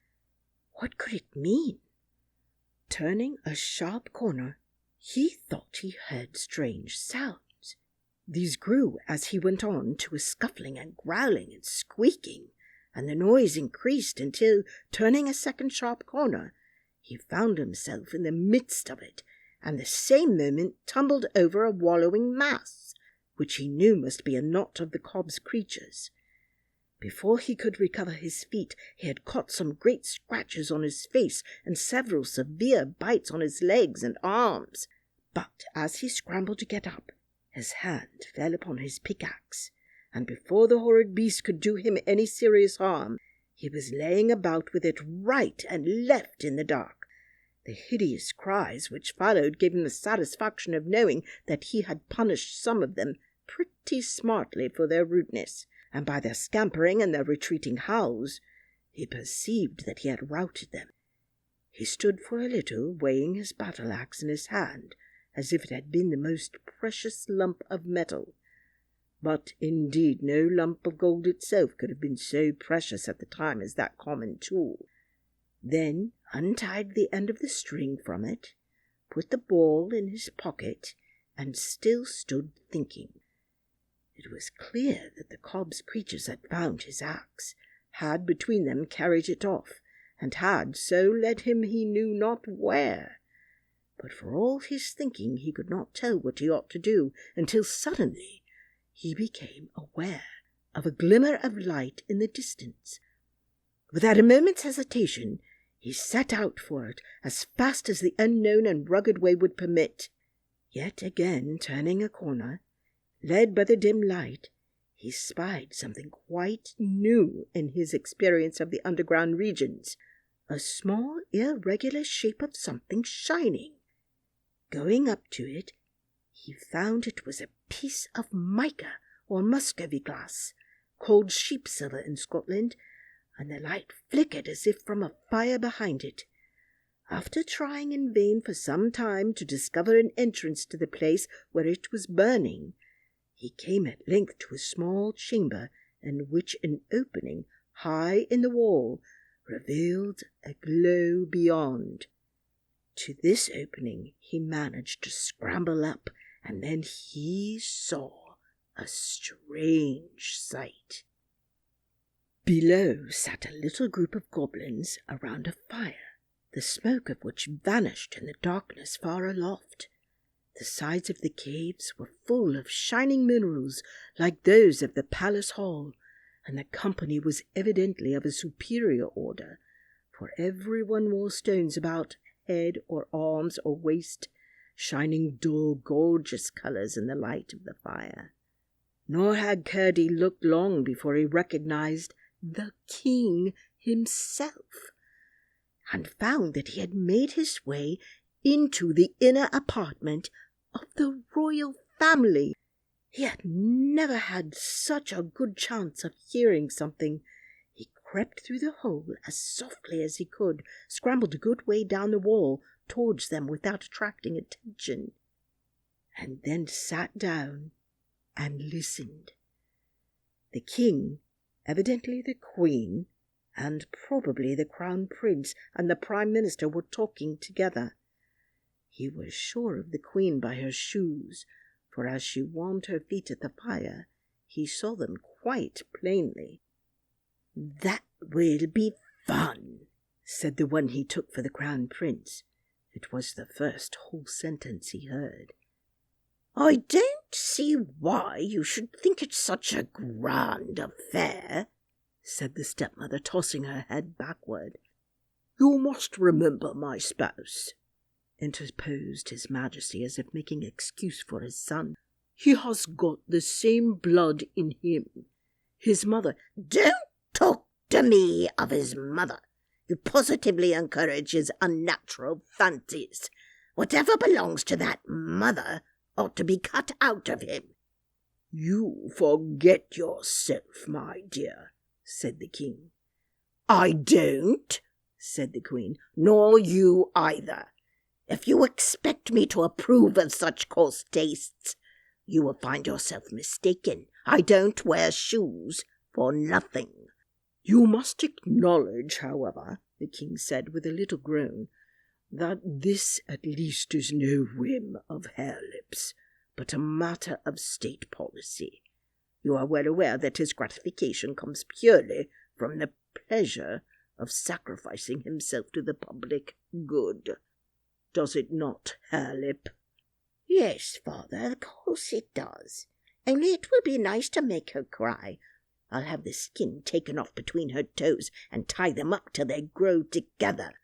Then her feet will be like other people's, and there will be no occasion for her to wear shoes." "Do you mean to insinuate I've got toes, you unnatural wretch?" cried the queen, and she moved angrily towards Harelip. The counsellor, however, who was betwixt them, leaned forward so as to prevent her touching him, but only as if to address the prince. "Your Royal Highness," he said, "possibly requires to be reminded that you have got 3 toes yourself, 1 on one foot and 2 on the other." "Ha, ha, ha!" shouted the queen triumphantly. The counsellor, encouraged by this mark of favour, went on. "It seems to me, your Royal Highness, it would greatly endear you to your future people proving to them that you are not the less one of themselves that you had the misfortune to be born of a son-mother. If you were to command upon yourself the comparatively slight operation which, in a more extended form, you so wisely meditate with regard to your future princess." "Ha, ha, ha!" laughed the queen louder than before, and the king and the minister joined in the laugh. Harelip growled, and for a few moments the others continued to express their enjoyment of his discomfiture. The queen was the only one Curdie could see with any distinctness. She sat sideways to him, and the light of the fire shone full upon her face. He could not consider her handsome. Her nose was certainly broader at the end than its extreme length, and her eyes, instead of being horizontal, were set up like two perpendicular eggs, one on the broad, the other on the small end. Her mouth was no bigger than a small buttonhole until she laughed, when it stretched from ear to ear, only to be sure her ears were very nearly in the middle of her cheeks. Anxious to hear everything they might say, Curdie ventured to slide down a smooth part of the rock just under him to a projection below, upon which he thought to rest. But whether he was not careful enough or the projection gave way, down he came with a rush on the floor of the cavern, bringing with him a great rumbling shower of stones. The goblins jumped from their seats in more anger than consternation, for they had never yet seen anything to be afraid of in the palace. But when they saw Curdie with his pick in his hand, their rage was mingled with fear, for they took him for the first of an invasion of miners. The king, notwithstanding, drew himself up to his full height of 4 feet, spread himself to his full breadth of 3.5, for he was the handsomest and squarest of all the goblins, and strutting up to Curdie, planted himself with outspread feet before him, and said with dignity, "Pray, what right have you in my palace?" "The right of necessity, your majesty," answered Curdie. "I lost my way and did not know where I was wandering to." "How did you get in?" "By a hole in the mountain." "But you are a miner. Look at your pickaxe." Curdie did look at it, answering, "I came upon it lying on the ground a little way from here. I tumbled over some wild beasts who were playing with it. Look, your majesty." And Curdie showed him how he was scratched and bitten. The king was pleased to find him behave more politely than he had expected from what his people had told him concerning the miners, for he attributed it to the power of his own presence. But he did not therefore feel friendly to the intruder. "You will oblige me by walking out of my dominions at once," he said, well knowing what a mockery lay in the words. "With pleasure, if your majesty will give me a guide," said Curdie. "I will give you 1,000, said the king with a scoffing air of magnificent liberality. "One will be quite sufficient," said Curdie, but the king uttered a strange shout, half halloo, half roar, and in rushed goblins till the cave was swarming. He said something to the first of them which Curdie could not hear, and it was passed from one to another till in a moment the farthest in the crowd had evidently heard and understood it. They began to gather about him in a way he did not relish, and he retreated towards the wall. They pressed upon him. "Stand back!" said Curdie, grasping his pickaxe tighter by his knee. They only grinned and pressed closer. Curdie bethought himself and began to rhyme. 10, 20, 30, you're all so very dirty. 20, 30, 40, you're all so thick and snorty. 30, 40, 50, you're all so puff and snifty. 40, 50, 60, beast and man so mixty. 50, 60, 70, mixty, maxty, 11, 60, 70, 80, all your cheeks so slaty. 70, 80, 90, all your hands so flinty. 80, 90, 100, altogether dundred. The goblins fell back a little when he began, and made horrible grimaces all through the rhyme, as if eating something so disagreeable that it set their teeth on edge and gave them the creeps. But whether it was that the rhyming words were most of them no words at all, for a new rhyme being considered the most efficacious, Curdie had made it on the spur of the moment, or whether it was that the presence of the king and queen gave them courage, I cannot tell. But the moment the rhyme was over, they crowded on him again, and out shot 100 long arms with a multitude of thick nailless fingers at the ends of them, to lay hold upon him. Then Curdie heaved up his axe, but being as gentle as courageous, and not wishing to kill any of them, he turned the end, which was square and blunt like a hammer, and with that came down a great blow on the head of the goblin nearest him. Hard as the heads of the goblins are, he thought he must feel that, and so he did, no doubt, but he only gave a horrible cry and sprung at Curdie's throat. Curdie, however, drew back in time, and just at that critical moment remembered the vulnerable part of the goblin body. He made a sudden rush at the king and stamped with all his might on his majesty's feet. The king gave a most unkingly howl and almost fell into the fire.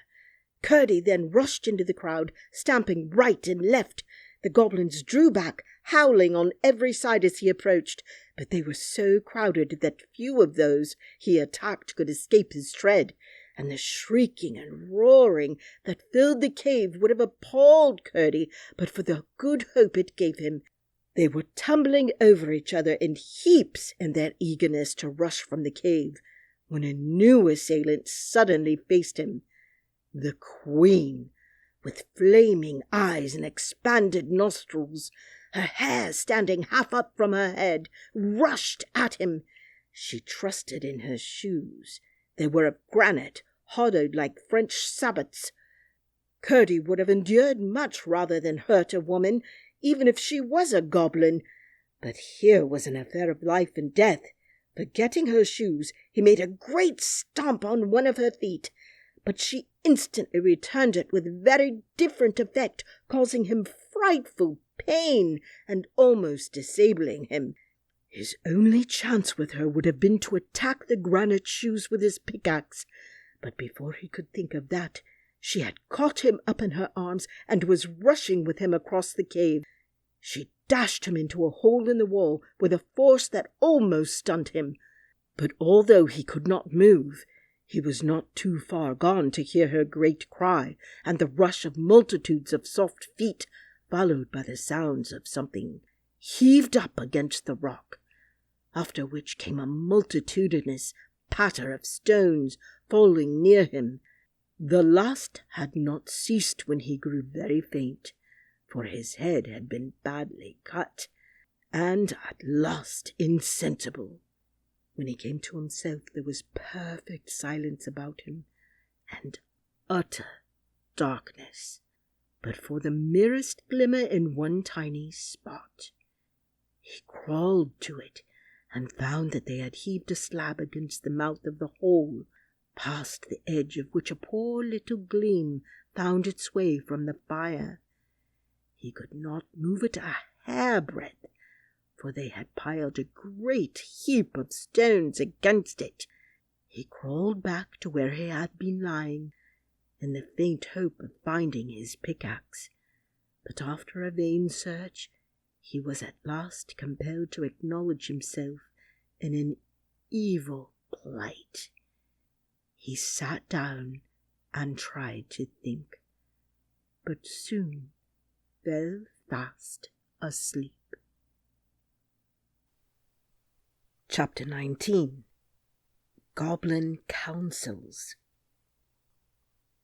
He must have slept a long time, for when he awoke he felt wonderfully restored, indeed almost well, and very hungry. There were voices in the outer cave. Once more then it was night, for the goblins slept during the day and went about their affairs during the night. In the universal and constant darkness of their dwelling they had no reason to prefer the one arrangement to the other, but from aversion to the Sun People they chose to be busy when there were least chance of their being met either by the miners below when they were burrowing, or by the people of the mountain above when they were feeding their sheep or catching their goats. And indeed it was only when the sun was away that the outside of the mountain was sufficiently like their own dismal regions to be endurable to their mole eyes. So thoroughly had they become unaccustomed to any light beyond that of their own fires and torches. Curdie listened, and soon found that they were talking of himself. "How long will it take?" asked Harelip. "Not many days, I should think," answered the king. "They are poor, feeble creatures, those Sun people, and want to be always eating. We can go a week at a time without food and be all the better for it. But I've been told they eat 2 or 3 times every day. Can you believe it? They must be quite hollow inside. Not at all like us, 9/10 of whose bulk is solid flesh and bone. Yes, I judge a week of starvation will do for him." "If I may be allowed a word," interposed the queen, "and I think I ought to have some voice in the matter." "The wretch is entirely at your disposal, my spouse," interrupted the king. "He is your property. You caught him yourself. We should never have done it." The queen laughed. She seemed in far better humour than the night before. "I was about to say," she resumed, "that it does seem a pity to waste so much fresh meat." "What are you thinking of, my love?" said the king. "The very notion of starving him implies that we are not going to give him any meat, either salt or fresh." "I'm not such a stupid as that comes to," returned Her Majesty. "What I mean is that by the time he is starved, there will be hardly a picking upon his bones." The king gave a great laugh. "Ha, ha, ha, ha! Well, my spouse, you may have him when you like," he said. "I don't fancy him for my part. I'm pretty sure he is tough eating." "That would be to honour instead of punish his insolence," returned the queen. "But why should our poor creatures be deprived of so much nourishment? Our little dogs and cats and pigs and small bears would enjoy him very much." "You are the best of housekeepers, my lovely queen," said her husband. "Let it be so by all means. Let us have our people in and get him out and kill him at once. He deserves it. The mischief he might have brought upon us, now that he had penetrated so far as our most retired citadel, is incalculable. Or rather, let us tie him hand and foot and have the pleasure of seeing him torn to pieces by full torchlight in the great hall." "Better and better," cried the queen and the prince together, both of them clapping their hands. And the prince made ugly noise with his harelip, just as if he had intended to be one at the feast. "But," added the queen, bethinking herself, "he is so troublesome. For poor creatures as they are, there is something about those Sun people that is very troublesome. I cannot imagine how it is that with such superior strength and skill and understanding as ours, we permit them to exist at all. Why do we not destroy them entirely and use their cattle and grazing lands at our pleasure? Of course we don't want to live in their horrid country. It is far too glaring for our quieter and more refined tastes. But we might use it as a sort of outhouse, you know. Even our creatures' eyes might get used to it, and if they did grow blind, that would be of no consequence, provided they grew fat as well. But we might even keep their great cows and other creatures, and then we should have a few more luxuries, such as cream and cheese, which at present we only taste occasionally, when our brave men have succeeded in carrying some off from their farms." "It is worth thinking of," said the king, "and I don't know why you should be the first to suggest it, except that you have a positive genius for conquest. But still, as you say, there is something very troublesome about them, and it would be better, as I understand you to suggest, that we should starve him for a day or two first, so that he may be a little less frisky when we take him out."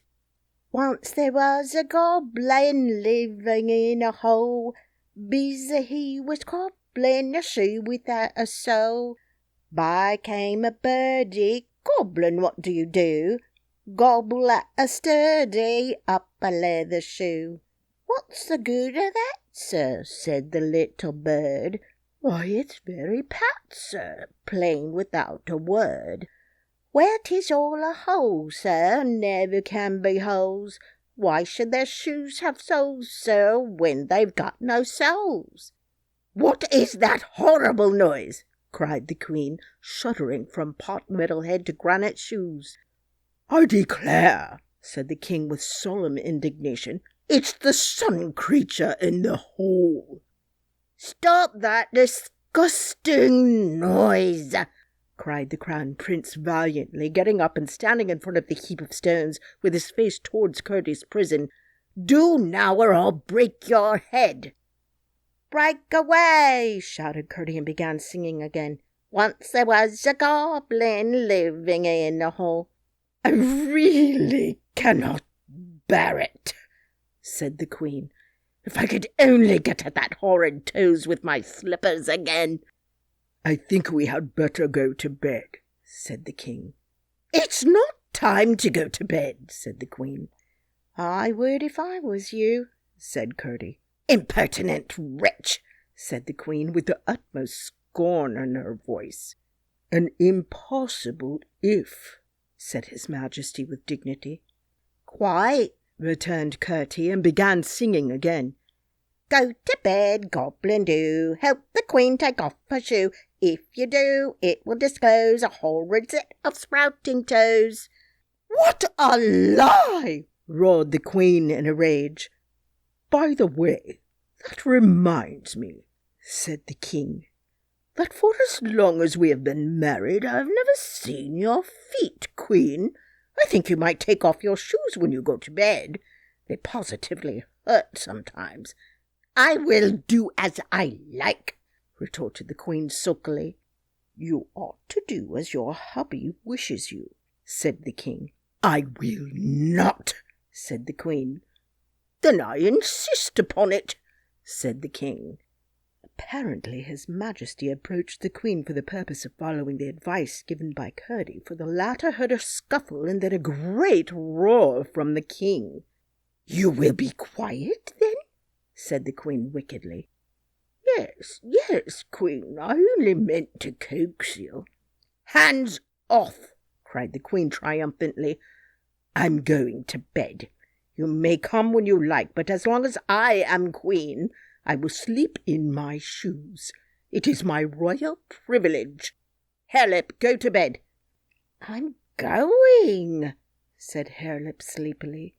So am I, said the King. Come along, then, said the Queen, and mind you are good, or I'll— Oh, no, screamed the King in the most supplicating of tones. Curdie heard only a muttered reply in the distance, and then the cave was quite still. They had left the fire burning, and the light came through brighter than before. Curdie thought it was time to try again if anything could be done, but he found he could not get even a finger through the chink between the slab and the rock. He gave a great rush with his shoulder against the slab, but it yielded no more than if it had been part of the rock. All he could do was sit down and think again. By and by he came to the resolution to pretend to be dying, in the hope they might take him out before his strength was too much exhausted to let him have a chance. Then for the creatures, if he could find his axe again, he would have no fear of them, and if it were not for the Queen's horrid shoes, he would have no fear at all. Meantime, until they should come again at night, there was nothing for him to do but forge new rhymes, now his only weapons. He had no intention of using them at present, of course, but it was well to have a stock, for he might live to want them, and the manufacture of them would hope to while away the time. Chapter 20. Irene's Clue. That same morning early the princess woke in a terrible fright. There was a hideous noise in her room, creatures snarling and hissing and rocketing about as if they were fighting. The moment she came to herself she remembered something she had never thought of again, what her grandmother told her to do when she was frightened. She immediately took off her ring and put it under her pillow. As she did so, she fancied she felt a finger and thumb take it gently from under her palm. It must be my grandmother, she said to herself, and the thought gave her such courage that she stopped to put on her dainty little slippers before running from the room. While doing this, she caught sight of a long cloak of sky blue, thrown over the back of a chair by the bedside. She had never seen it before, but it was evidently waiting for her. She put it on, and then, feeling with the forefinger of her right hand, found her grandmother's thread, which she proceeded at once to follow, expecting it would lead her straight up to the old stair. When she reached the door, she found it went down and ran along the floor, so that she had almost to crawl in order to keep a hold of it. Then, to her surprise, and somewhat to her dismay, she found that instead of leading her towards the stair, it turned in quite the opposite direction. It led her through certain narrow passages towards the kitchen, turning aside as she reached it, and guiding her to a door which communicated with a small backyard. Some of the maids were already up, and this door was standing open. Across the yard the thread still ran along the ground until it brought her to a door in the wall which opened upon the mountainside. When she had passed through, the thread rose to about half her height, and she could hold it with ease as she walked. It led straight up the mountain. The cause of her alarm was less frightful than she supposed. The cook's great black cat, pursued by the housekeeper's terrier, had bounced against her bedroom door, which had not been properly fastened, and the two had burst into the room together and commenced a battle royale. How the nurse came to sleep through it was a mystery, but I suspect the old lady had something to do with it. It was a clear, warm morning. The wind blew deliciously over the mountainside. Here and there she saw a late primrose, but did not stop to call upon them. The sky was mottled with small clouds. The sun was not yet up, but some of their fluffy edges had caught his light and hung out orange and gold-coloured fringes upon the air. The dew lay in round drops upon the leaves and hung like tiny diamond earrings from the blades of grass about her path. "How lovely that bit of gossamer is," thought the princess, looking at a long undulating line that shone at some distance from her up the hill. It was not the time for gossamers, though, and Irene soon discovered that it was her own thread she saw shining on before her in the light of the morning. It was leading her, she knew not whither, but she had never in her life been out before sunrise, and everything was so fresh and cool and lively and full of something coming that she felt too happy to be afraid of anything. After leading her up a good distance, the thread turned to the left and down the path upon which she and Ludi had met Curdie. But she never thought of that, for now in the morning light, with its far outlook over the country, no path could have been more open and airy and cheerful. She could see the road almost to the horizon, along which she had so often watched her King Papa and his troop come shining, with the bugle blast cleaving the air before them, and it was like a companion to her. Down and down the path went, then up, and then down, and then up again, getting rugged and more rugged as it went. And still along the path went the silvery thread, and still along the thread went Irene's little rosy-tipped forefinger. By and by she came to a little stream that jabbered and prattled down the hill, and up the side of the stream went both path and thread, and still the path grew rougher and steeper, and the mountain grew wilder, till Irene began to think she was going a very long way from home, and when she turned and looked back, she saw that the level country had vanished, and the rough bare mountain had closed in about her. But still on went the thread, and on went the princess.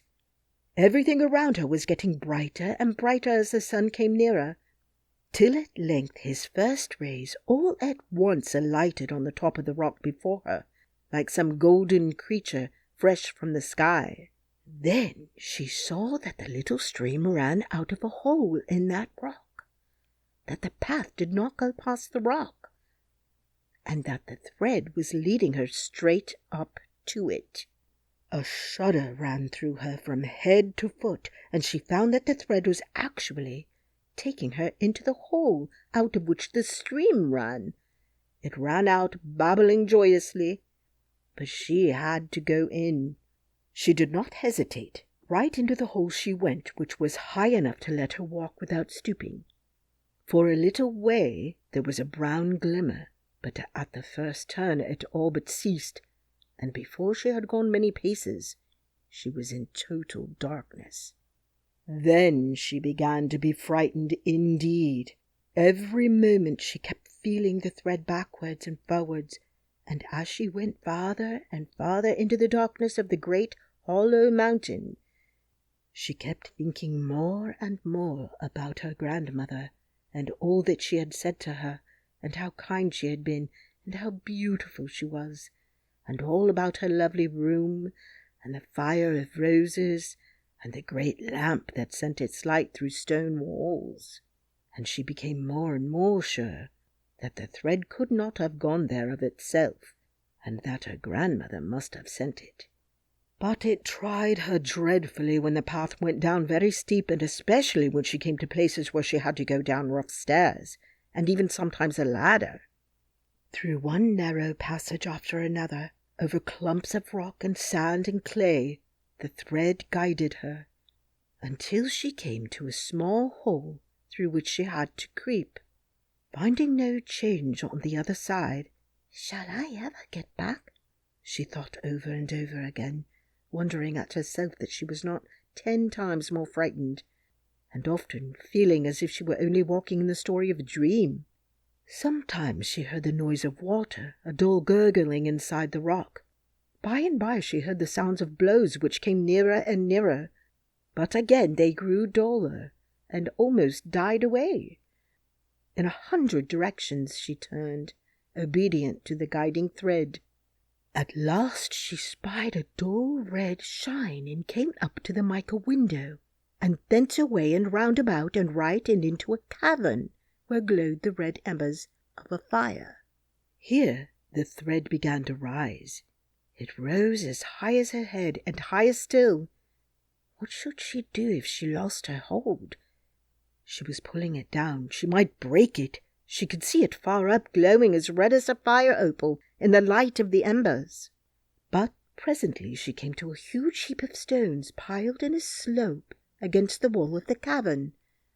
On these she climbed and soon recovered the level of the thread, only, however, to find the next moment that it vanished through the heap of stones, and left her standing on it with her face to the solid rock.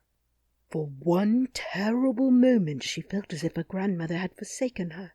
The thread which the spiders had spun far over the seas, which her grandmother had sat in the moonlight and spun again for her, which she had tempered in the rose fire and tied to her opal ring, had left her, had gone where she could no longer follow it, had brought her into a horrible cavern, and there left her. She was forsaken indeed.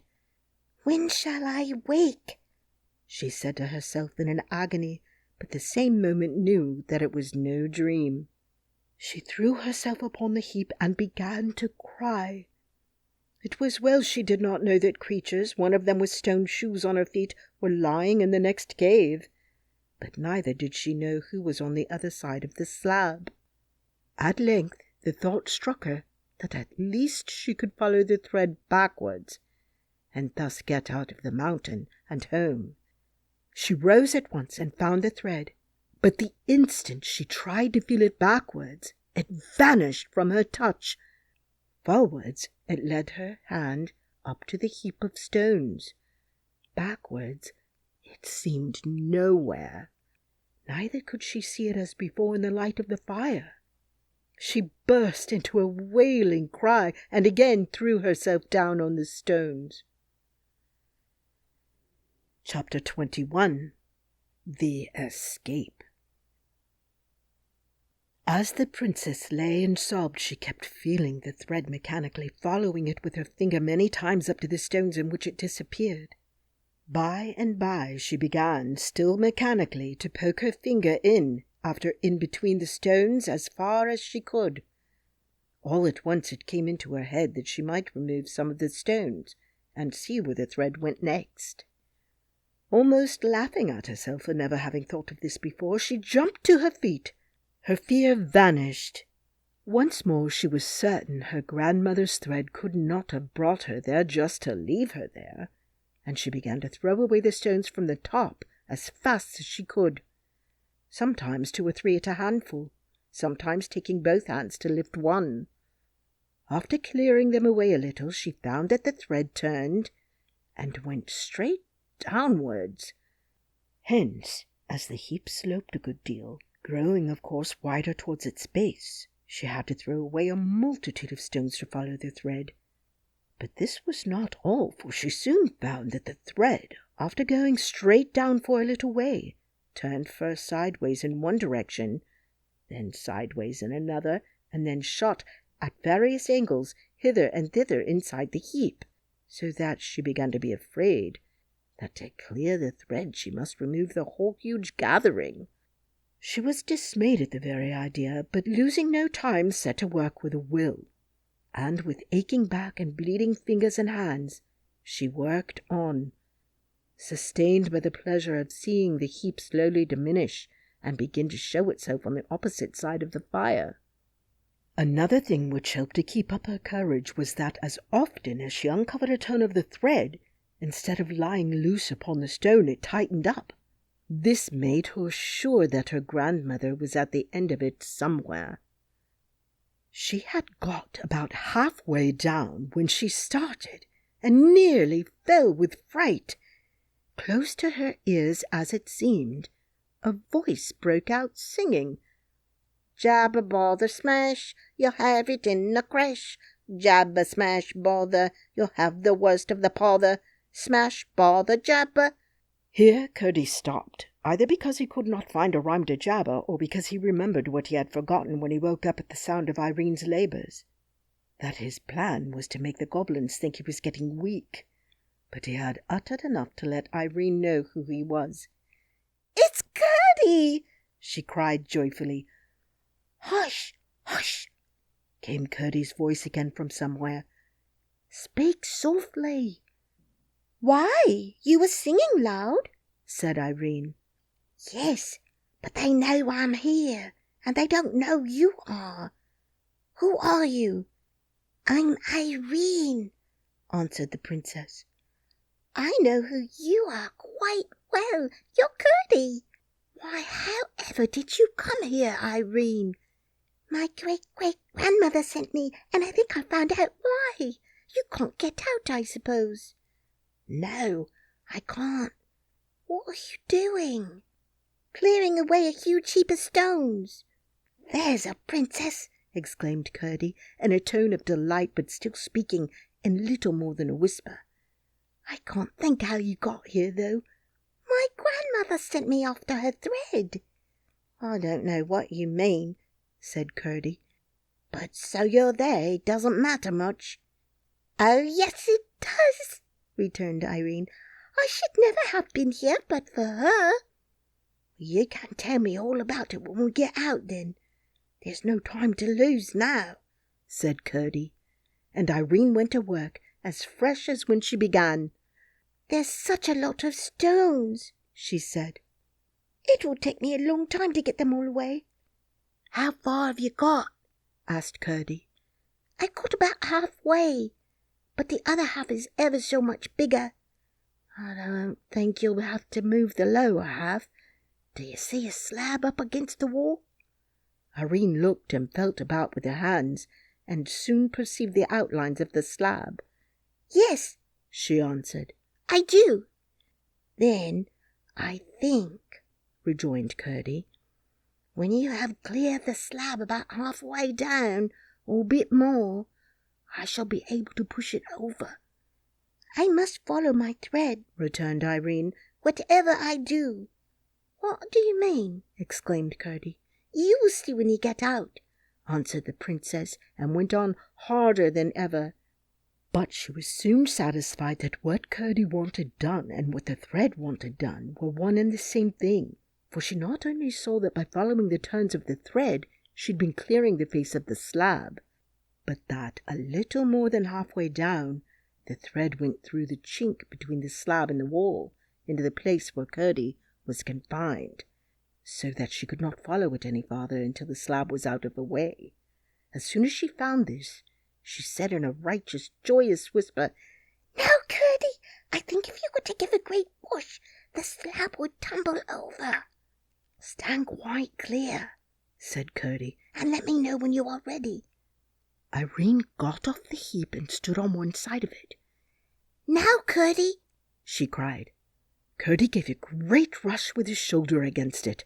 Out tumbled the slab on the heap, and out crept Curdie over the top of it. "You saved my life, Irene," he whispered. "Oh, Curdie, I'm so glad.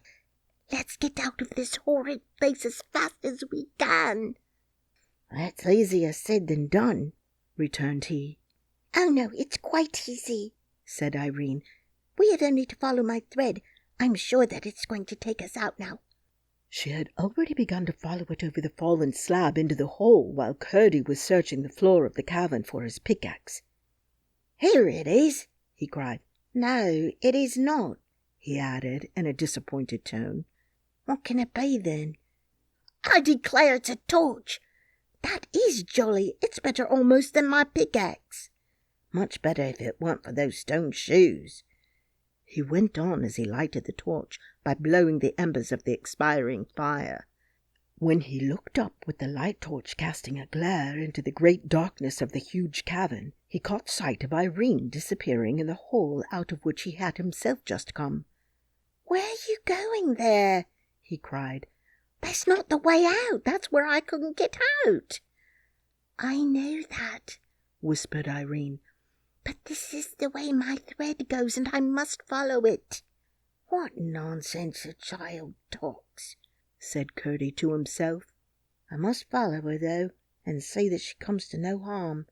She will soon find she can't get out that way, and then she'll come with me."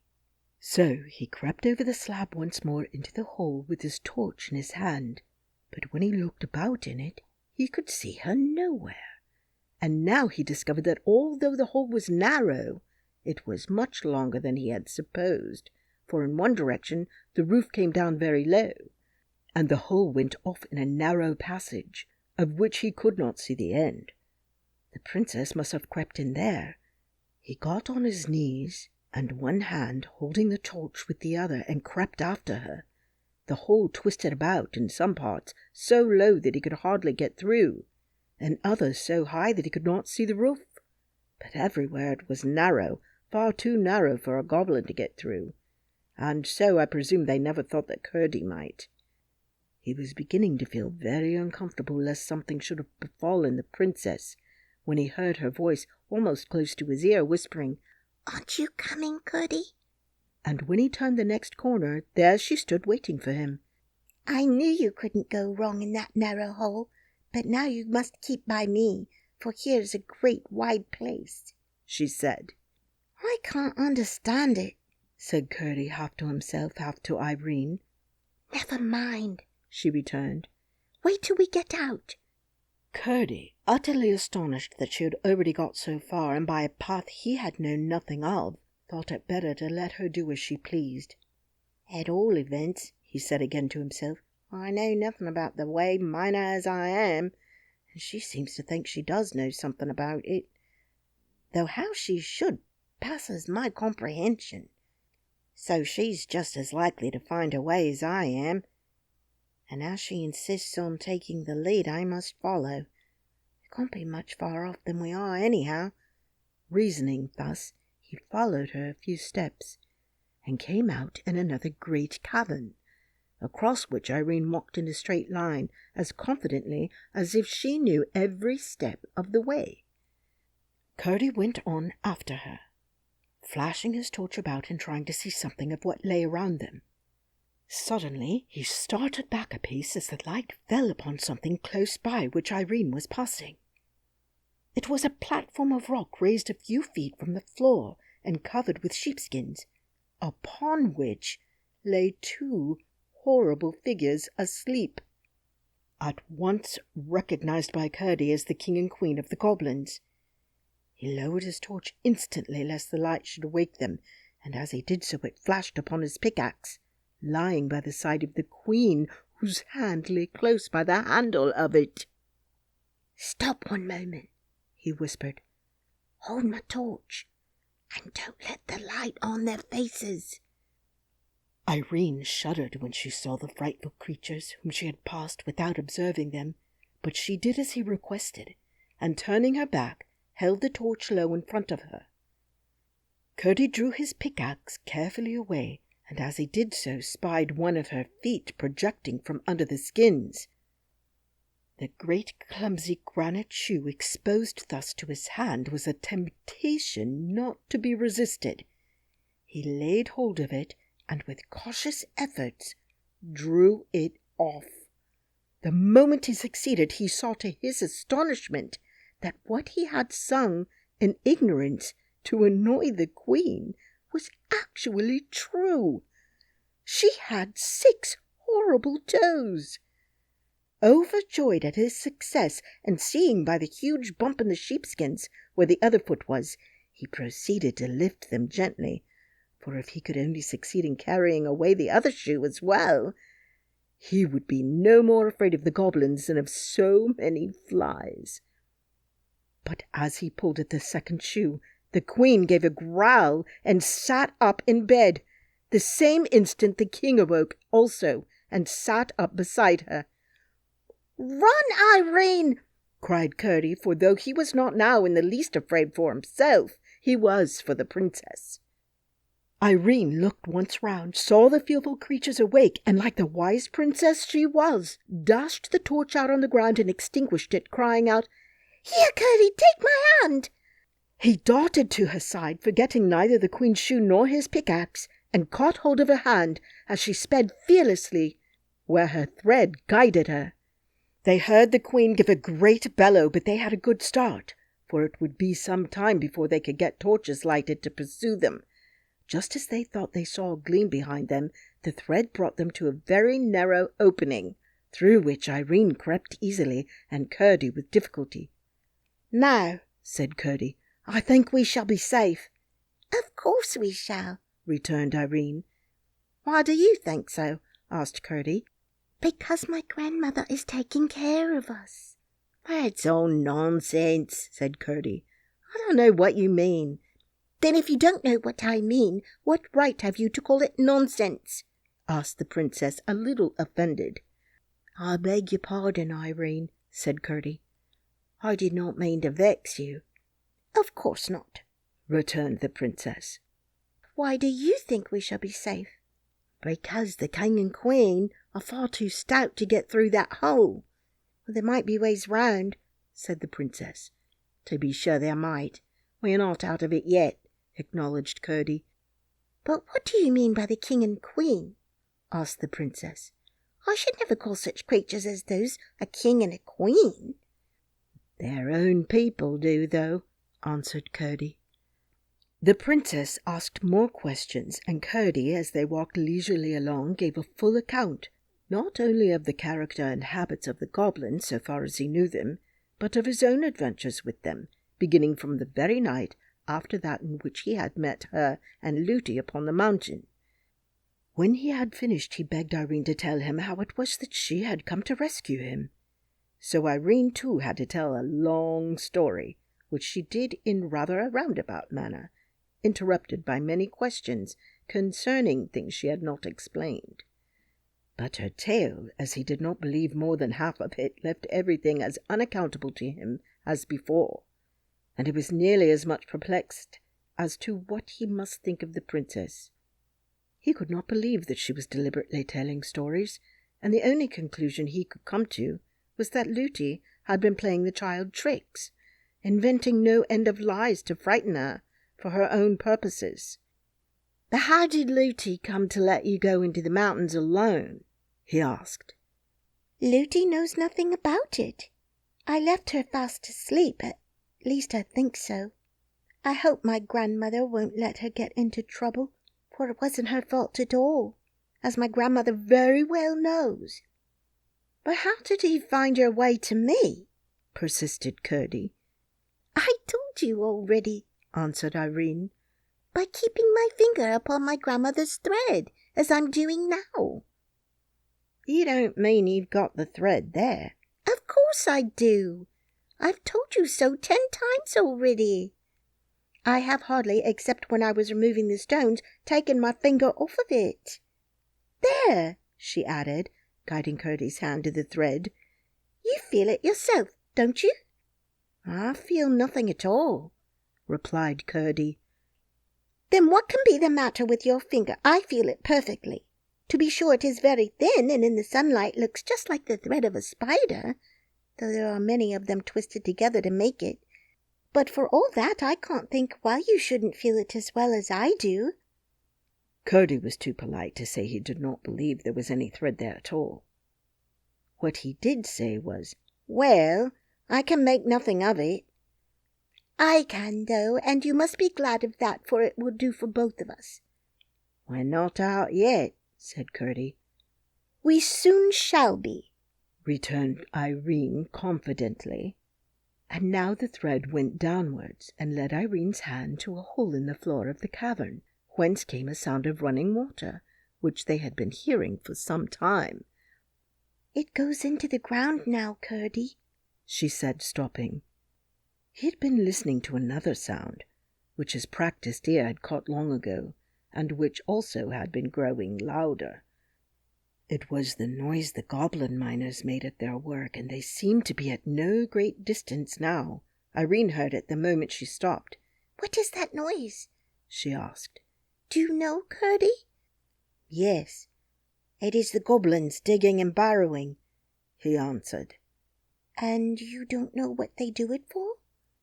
"No, I haven't the least idea." "Would you like to see them?" he asked, wishing to have another try after their secret.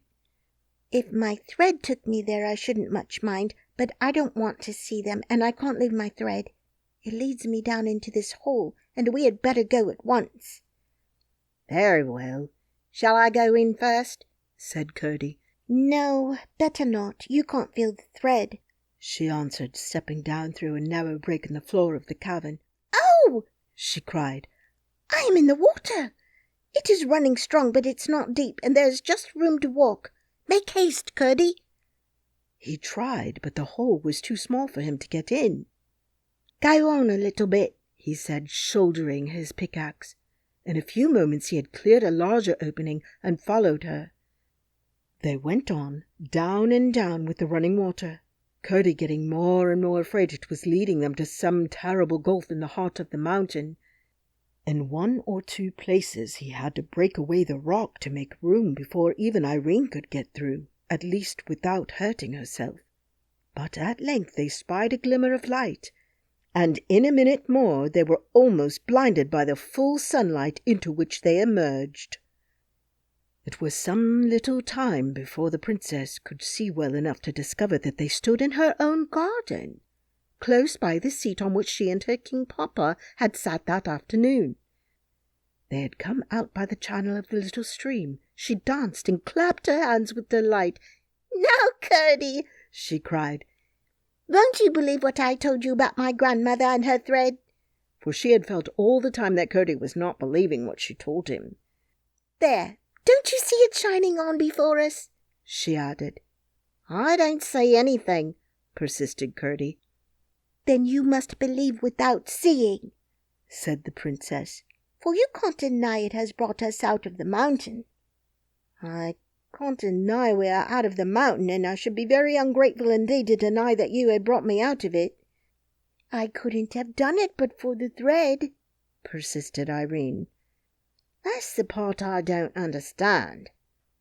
"Well, come along, and Looty will get you something to eat. I am sure you must want it very much." "Indeed I do. But my father and mother will be so anxious about me. I must make haste. First up the mountain to tell my mother, and then down into the mine again to let my father know." "Very well, Curdie. But you can't get out without coming this way, and I will take you through the house, for that is nearest."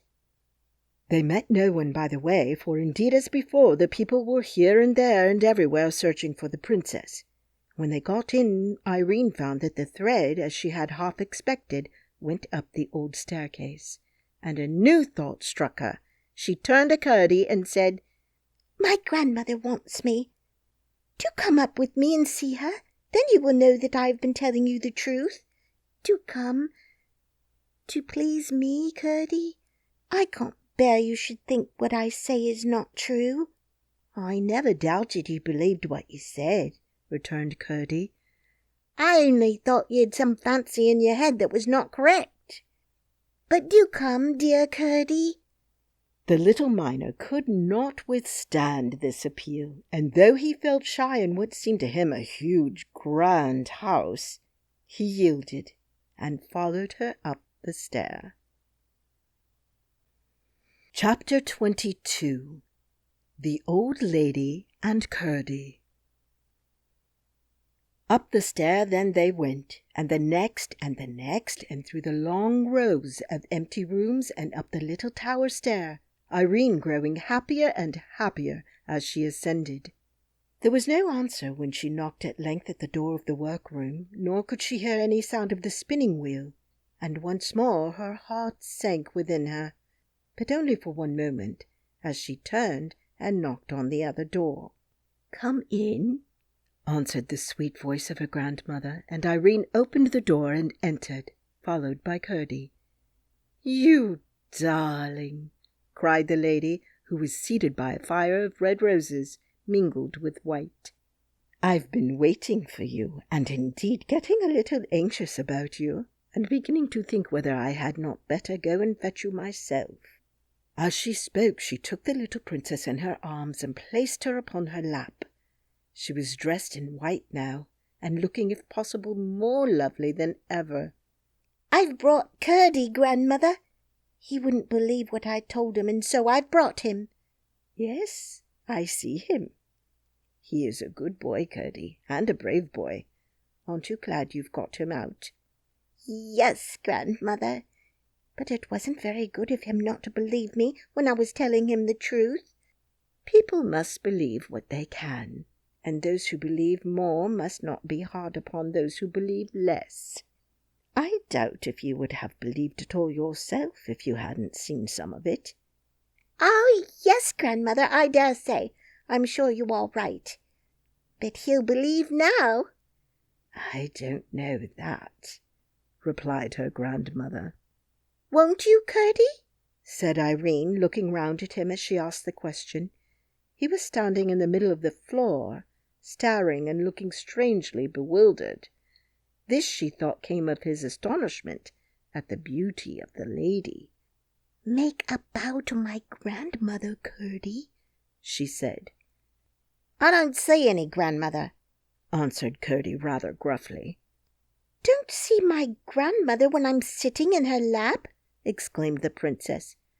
"No, I don't," reiterated Curdie in an offended tone. "Don't you see the lovely fire of roses, white ones amongst them this time?"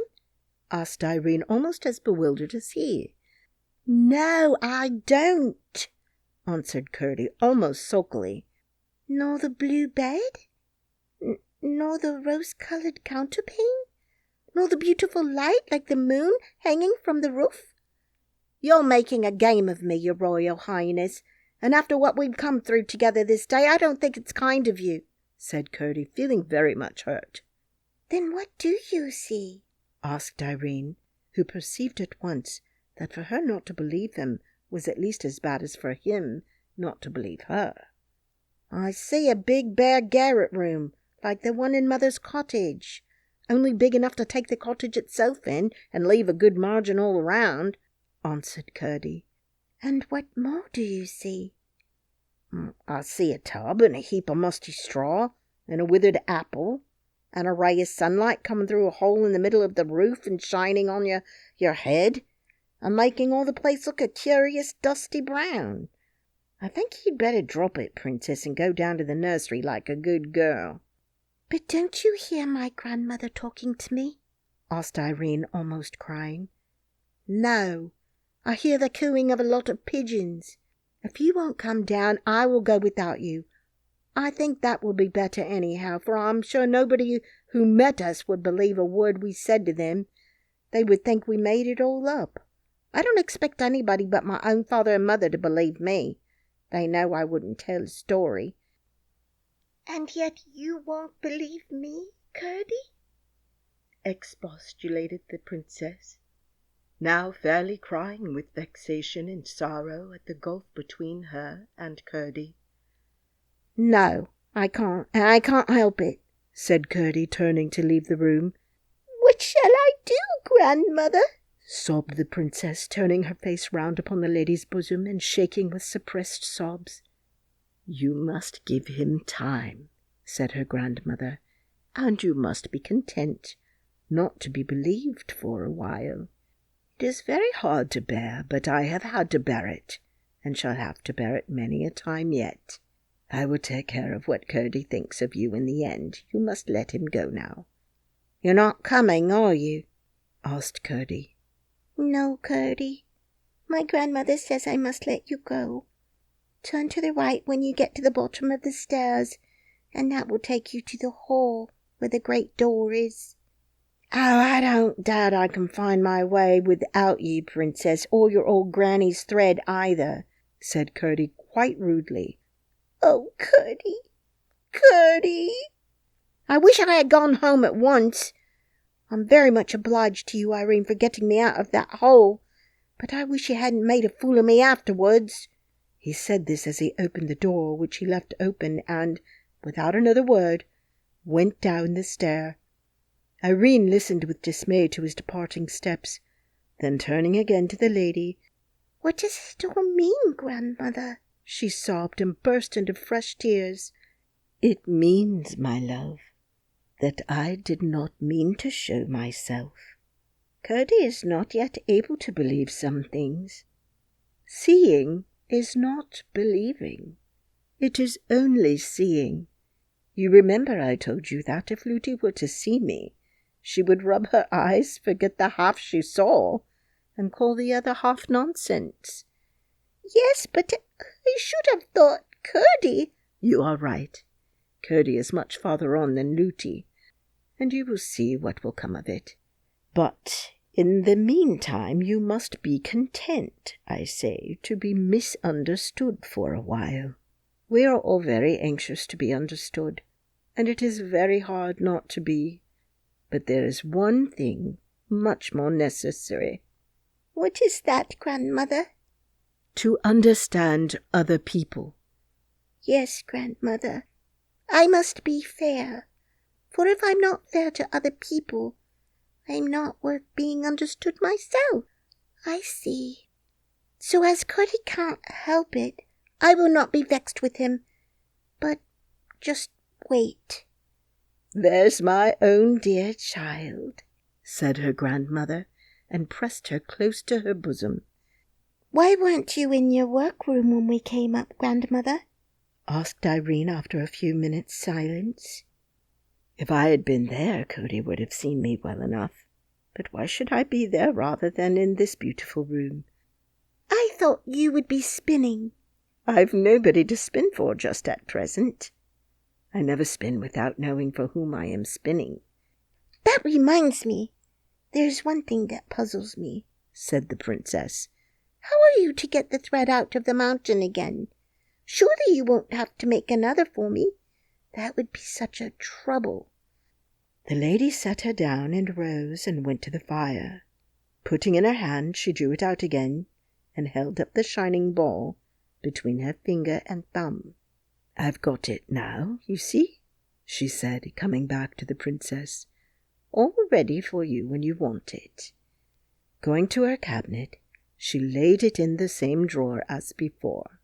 And here's your ring, she added, taking it from the little finger of her left hand and putting it on the forefinger of Irene's right hand. Oh, thank you, grandmother. I feel so safe now. You are very tired, my child, the lady went on. Your hands are hurt with stones, and I have counted 9 bruises on you. Just look what you are like. And she held up to her a little mirror which she had brought from the cabinet. The princess burst into a merry laugh at the sight. She was so draggled with stream and dirty with creeping through narrow places that if she had seen the reflection without knowing it was a reflection, she would have taken herself for some gypsy child whose face was washed and hair combed about once in a month.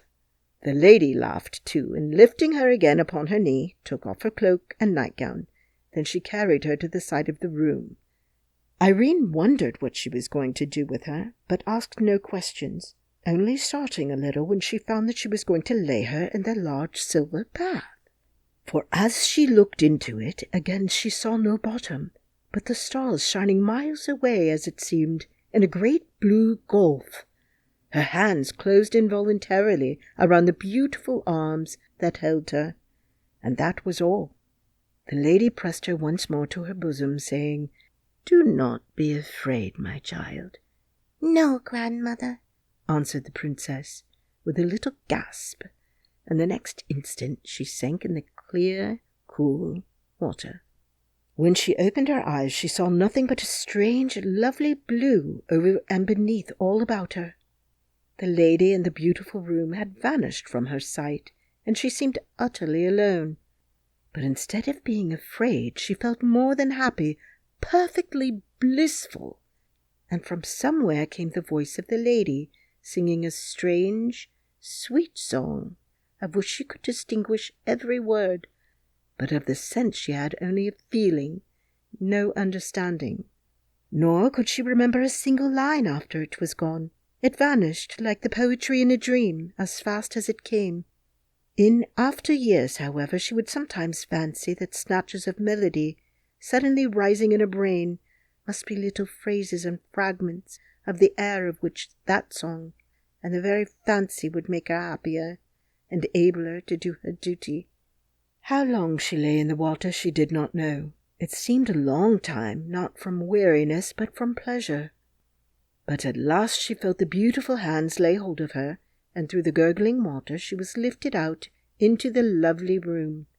The lady carried her to the fire, and sat down with her in her lap, and dried her tenderly with the softest towel. It was so different from Luty's drying. When the lady had done, she stooped to the fire, and drew from it her nightgown, as white as snow. "How delicious!" exclaimed the princess. "It smells of all the roses in the world, I think." When she stood up on the floor, she felt as if she had been made over again. Every bruise and all weariness were gone, and her hands were soft and whole as ever. "Now I am going to put you to bed for a good sleep," said grandmother. "But what will Luty be thinking? And what am I to say to her when she asks me where I've been?" "Don't trouble yourself about it. You will find it all come right," said her grandmother, and laid her into the blue bed under the rosy counterpane. "There's just one more thing," said Irene. "I'm a little anxious about Curdie. As I brought him into the house, I ought to have seen him safe on his way home." "I took care of all that," answered the lady. "I told you to let him go, and therefore I was bound to look after him. Nobody saw him, and he is now eating a good dinner in his mother's cottage, far up in the mountain." "Then I will go to sleep," said Irene, and in a few minutes she was fast asleep. Chapter 23. Curdie and his Mother. Curdie went up the mountain neither whistling nor singing, for he was vexed with Irene for taking him in, as he called it, and he was vexed with himself for having spoken to her so angrily. His mother gave a cry of joy when she saw him, and at once set about getting him something to eat, asking him questions all the time, which he did not answer so cheerfully as usual. When his meal was ready, she left him to eat it, and hurried to the mine to let his father know he was safe. When she came back, she found him fast asleep upon her bed, nor did he wake until his father came home in the evening. "Now, Curdie," his mother said as they sat at supper, "tell us the whole story from beginning to end, just as it all happened." Curdie obeyed and told everything to the point where they came out upon the lawn in the garden of the king's house. "And what happened after that?" asked his mother. "You haven't told us. You ought to be very happy at having got away from those demons. And instead of that, I never saw you so gloomy. There must be something more. Besides, you do not speak of that lovely child as I should like to hear you. She saved your life at the risk of her own, and yet somehow you don't seem to think much of it."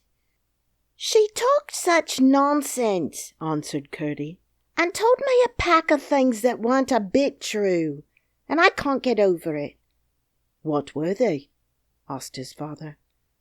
"Your mother may be able to throw some light upon him."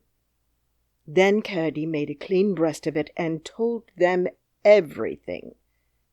They all sat silent for some time, pondering the strange tale. At last Curdie's mother spoke. "You confess, my boy," she said. "there is something about the whole affair you do not understand?" "Yes, of course, mother," he answered. "I cannot understand how a child, knowing nothing about the mountain, or even that I was shut up in it, should come all the way alone, straight to where I was, and then, after getting me out of the hole, lead me out the mountain too, where I should not have known a step of the way if it had been as light as in the open air." "Then you had no right to say what she told you was not true. She did take you out, and she must have had something to guide her. Why not a thread as well as a rope or anything else? There is something you cannot explain, and her explanation may be the right one." "It's no explanation at all, mother, and I can't believe it." "That may be only because you do not understand it. If you did, you would probably find it was an explanation and believe it thoroughly. I don't blame you for not being able to believe it, but I do blame you for fancying such a child would try to deceive you.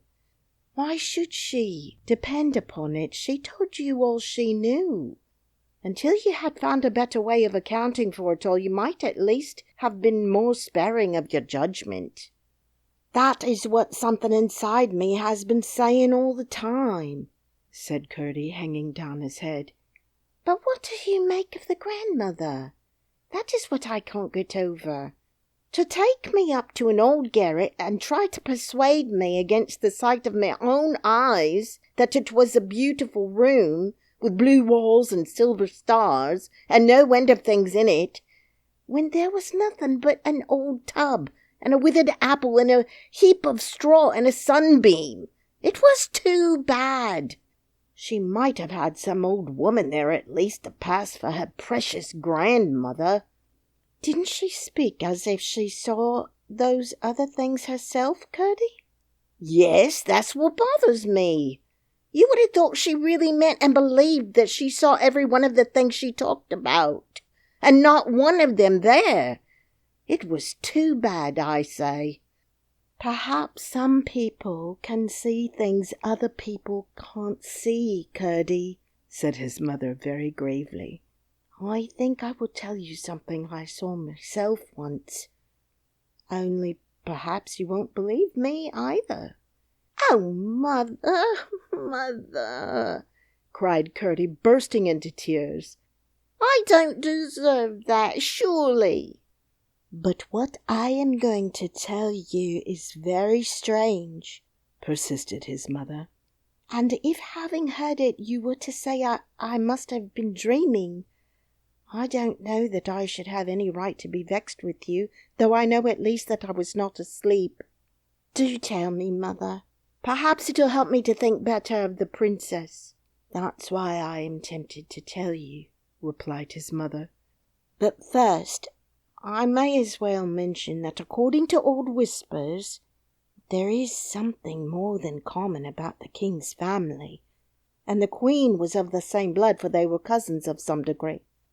There were strange stories told concerning them, all good stories, but strange, very strange.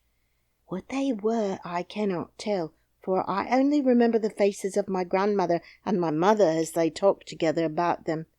There was wonder and awe, not fear, in their eyes, and they whispered and never spoke aloud. But what I saw myself was this.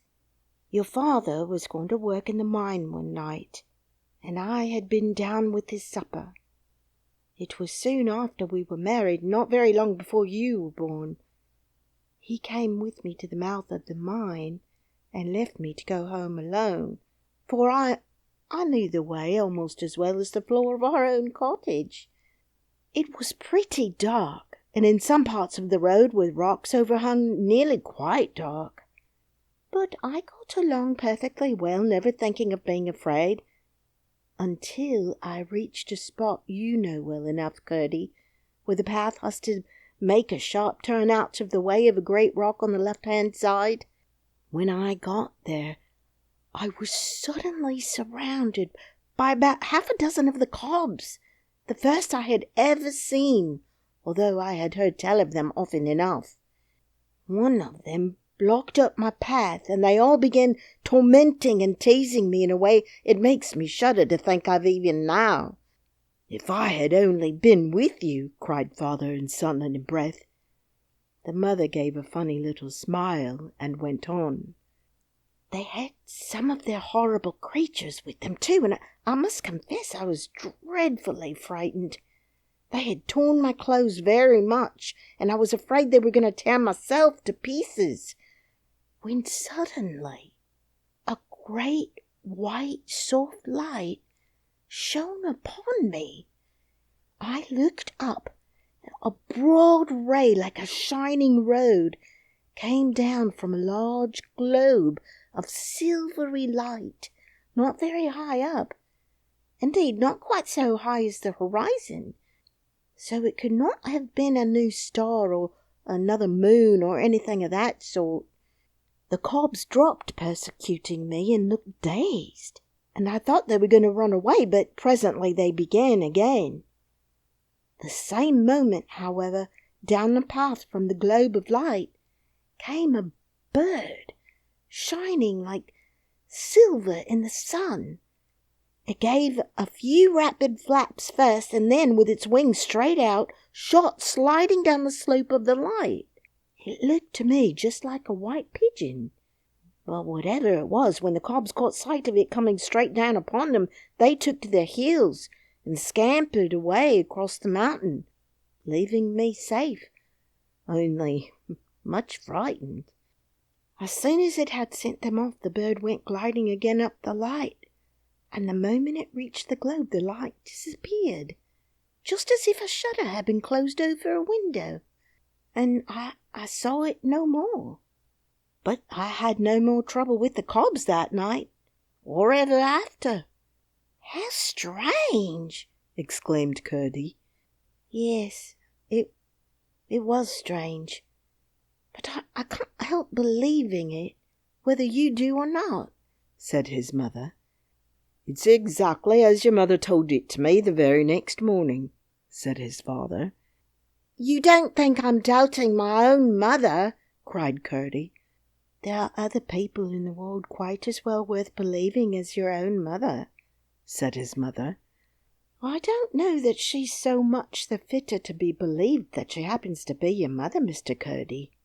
There are mothers far more likely to tell lies than the little girl I saw talking to the primroses a few weeks ago. If she were to lie, I should begin to doubt my own word." "But princesses have told lies as well as other people," said Curdie. "Yes, but not princesses like that child. She's a good girl, I'm certain, and that's more than being a princess. Depend upon it, you will have to be sorry for behaving so to her, Curdie. You ought to at least have held your tongue." "I am sorry now," answered Curdie. "You ought to go and tell her so then." "I don't see how I can manage that. They wouldn't let a minor boy like me have a word with her alone, and I couldn't tell her before the nurse of hers. She'd be asking ever so many questions, and I don't know how many the little princess would like me to answer. She told me that Looty didn't know anything about her coming to get me out of the mountain. I'm certain she would have prevented her somehow if she had known it. But I may have a chance before long, and meantime I must try to do something for her. I think, father, I have got on the track at last. Have you indeed, my boy? Said Peter. I am sure you deserve some success. You have worked very hard for it. What have you found out? It's difficult, you know, father, inside the mountain, especially in the dark and not knowing what turns you have taken, to tell the lie of things outside. Impossible, my boy, without a chart or at least a compass, returned his father. Well, I think I've nearly discovered in what direction the cobs are mining. If I'm right, I know something else that I can put to it, and then 1 and 1 will make 3. They very often do, Curdie, as we miners ought to be very well aware. Now tell us, my boy, what the 2 things are, and see whether we can guess at the same third as you. I don't see what that has to do with the princess, interposed his mother.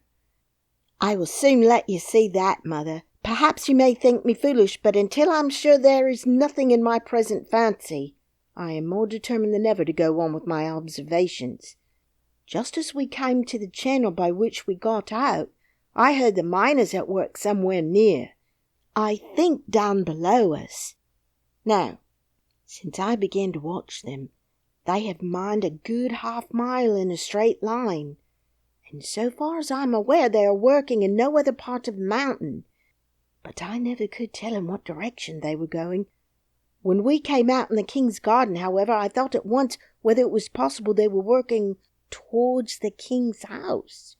And what I want to do tonight is to make sure whether they are or not. I will take a light with me. Oh, Curdie, cried his mother. Then they will see you. I'm no more afraid of them now than I was before, rejoined Curdie.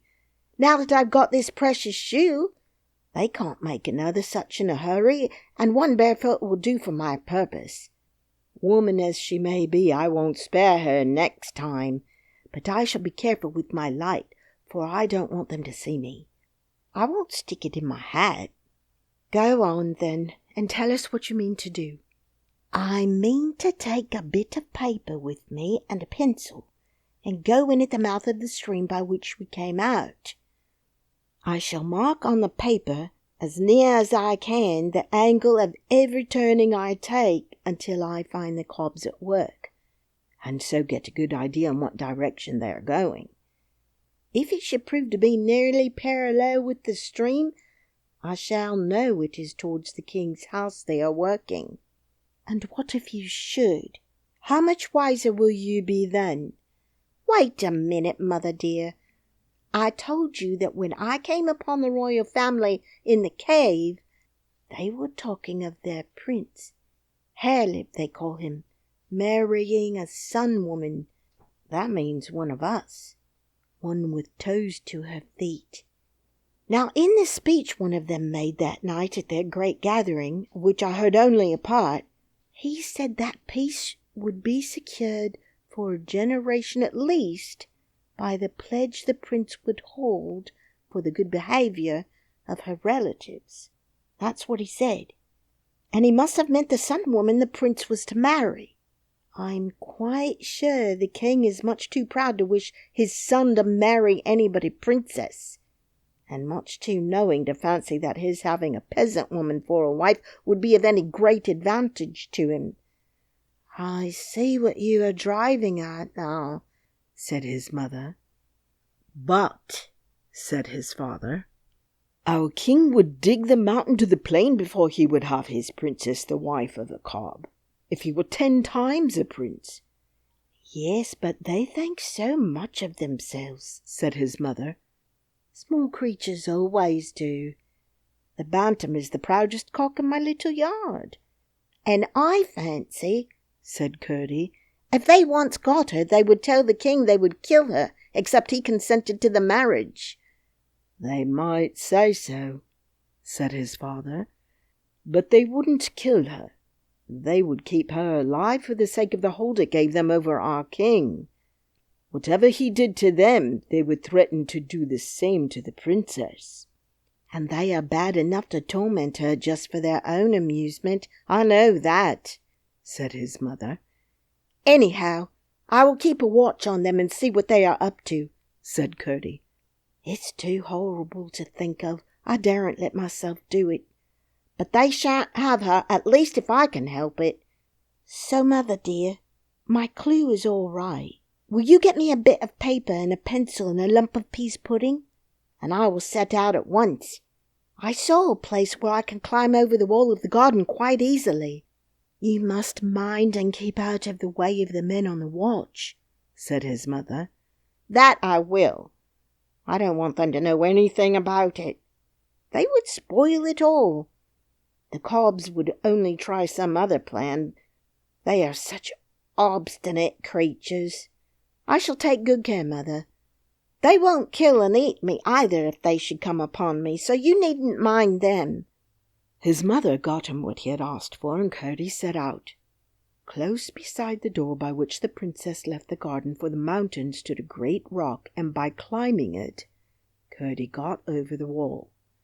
He tied his clue to a stone just inside the channel of the stream, and took his pickaxe with him. He had not gone far before he encountered a horrid creature coming towards the mouth. The spot was too narrow for two of almost any size or shape, and besides, Curdie had no wish to let the creature pass. Not being able to use his pickaxe, however, he had a severe struggle with him, and it was only after receiving many bites, some of them bad, that he had succeeded in killing him with his pocket-knife. Having dragged him out, he made haste to get in again before another should stop up the way. I need not follow him farther in this night's adventures. He returned to his breakfast, satisfied that the goblins were mining in the direction of the palace, on so low a level that their intention must, he thought, be to burrow under the walls of the king's house and rise up inside it, in order, he fully believed, to lay hands on the little princess and carry her off for a wife to that horrid harelip. Chapter 24. Irene behaves like a princess. When the princess awoke from the sweetest of sleeps, she found her nurse bending over her, the housekeeper looking over the nurse's shoulder, and the laundry maid looking over the housekeeper's. The room was full of women servants, and the gentlemen-at-arms, with a long column of servants behind them, were peeping or trying to peep in at the door of the nursery. "Are those horrid creatures gone?" asked the princess, remembering first what had terrified her in the morning. "You naughty, naughty little princess!"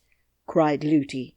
Her face was very pale, with red streaks in it, and she looked as if she were going to shake her, but Irene said nothing, only waited to hear what should come next. "How could you get under the clothes like that and make us all fancy you were lost? And keep it up all day, too? You are the most obstinate child. It's anything but fun to us, I can tell you." It was the only way the nurse could account for her disappearance. "I didn't do that, Looty," said Irene very quietly. "Don't tell stories," cried the nurse quite rudely. "I shall tell you nothing at all," said Irene. "That's just as bad," said the nurse. "Just as bad to say nothing at all as to tell stories," exclaimed the princess. "I will ask my papa about that. He won't say so, and I don't think he will like you to say so." "Tell me directly what you mean by it," screamed the nurse, half wild with anger at the princess and fright at the possible consequences to herself. "When I tell you the truth, Looty," said the princess, who somehow did not feel at all angry, "you say to me, 'Don't tell stories.' It seems I must tell stories before you will believe me." "You are a very rude princess," said the nurse. "You are so rude, Looty, that I will not speak to you again till you are sorry. Why should I, when I know you will not believe me?" returned the princess, for she did know perfectly well that if she were to tell Looty what she had been about, the more she went on to tell her, the less would she believe her. "You are the most provoking child," cried the nurse. "You deserve to be well punished for your wicked behaviour." "Please, Mrs. Housekeeper," said the princess, "will you take me to your room and keep me till my King Papa comes? I will ask him to come as soon as he can."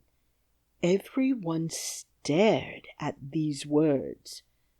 Up to this moment they all had regarded her as little more than a baby. But the housekeeper was afraid of the nurse and sought to patch matters up, saying, "I'm sure, Princess, Nursey did not mean to be rude to you. I do not think my papa would wish me to have a nurse who spoke to me as Looty does. If she thinks I tell lies, she had better either say so to my papa or go away. Sir Walter, will you take charge of me?" "With the greatest of pleasure, Princess," answered the captain of the gentlemen-at-arms, walking with his great stride into the room. The crowd of servants made eager way for him, and he bowed low before the little princess's bed. "I shall send my servant at once on the fastest horse in the stable to tell your King Papa that your Royal Highness desires his presence. When you have chosen one of these under-servants to wait upon you, I shall order the room to be cleared." "Thank you very much, Sir Walter," said the princess, and her eye glanced towards a rosy-cheeked girl who had lately come to the house as a scullery maid. But when Looty saw the eyes of her dear princess going in search of another instead of herself, she fell upon her knees by the bedside and burst into a great cry of distress. "I think, Sir Walter," said the princess, "I will keep Looty. But I put myself under your care, and you need not trouble my King Papa until I speak to you again. Will you all please go away? I am quite safe and well, and I did not hide myself for the sake either of amusing myself or of troubling my people. Looty, will you please to dress me?" Chapter 25. Curdie comes to grief. Everything was for some time quiet above ground. The king was still away in a distant part of his dominions. The men-at-arms kept watching about the house. They had been considerably astonished by finding at the foot of the rock in the garden the hideous body of the goblin creature killed by Curdie, but they had come to the conclusion that it had been slain in the mines and had crept out there to die, and except an occasional glimpse of a live one they saw nothing to cause alarm. Curdie kept watching in the mountain, and the goblins kept burrowing deeper into the earth. As long as they went deeper, there was, Curdie judged, no immediate danger. To Irene the summer was as full of pleasure as ever, and for a long time, although she often thought of her grandmother during the day and often dreamed about her at night, she did not see her. The kids and the flowers were as much as delight as ever, and she made as much friendship with the miners' children she met on the mountain as Looty would permit. But Looty had very foolish notions concerning the dignity of a princess, not understanding that the truest princess is just the one who loves all her brothers and sisters best, and who is most able to do them good by being humble towards them. At the same time, she was considerably altered for the better in her behaviour to the princess. She could not help seeing that she was no longer a mere child, but wiser than her age would account for.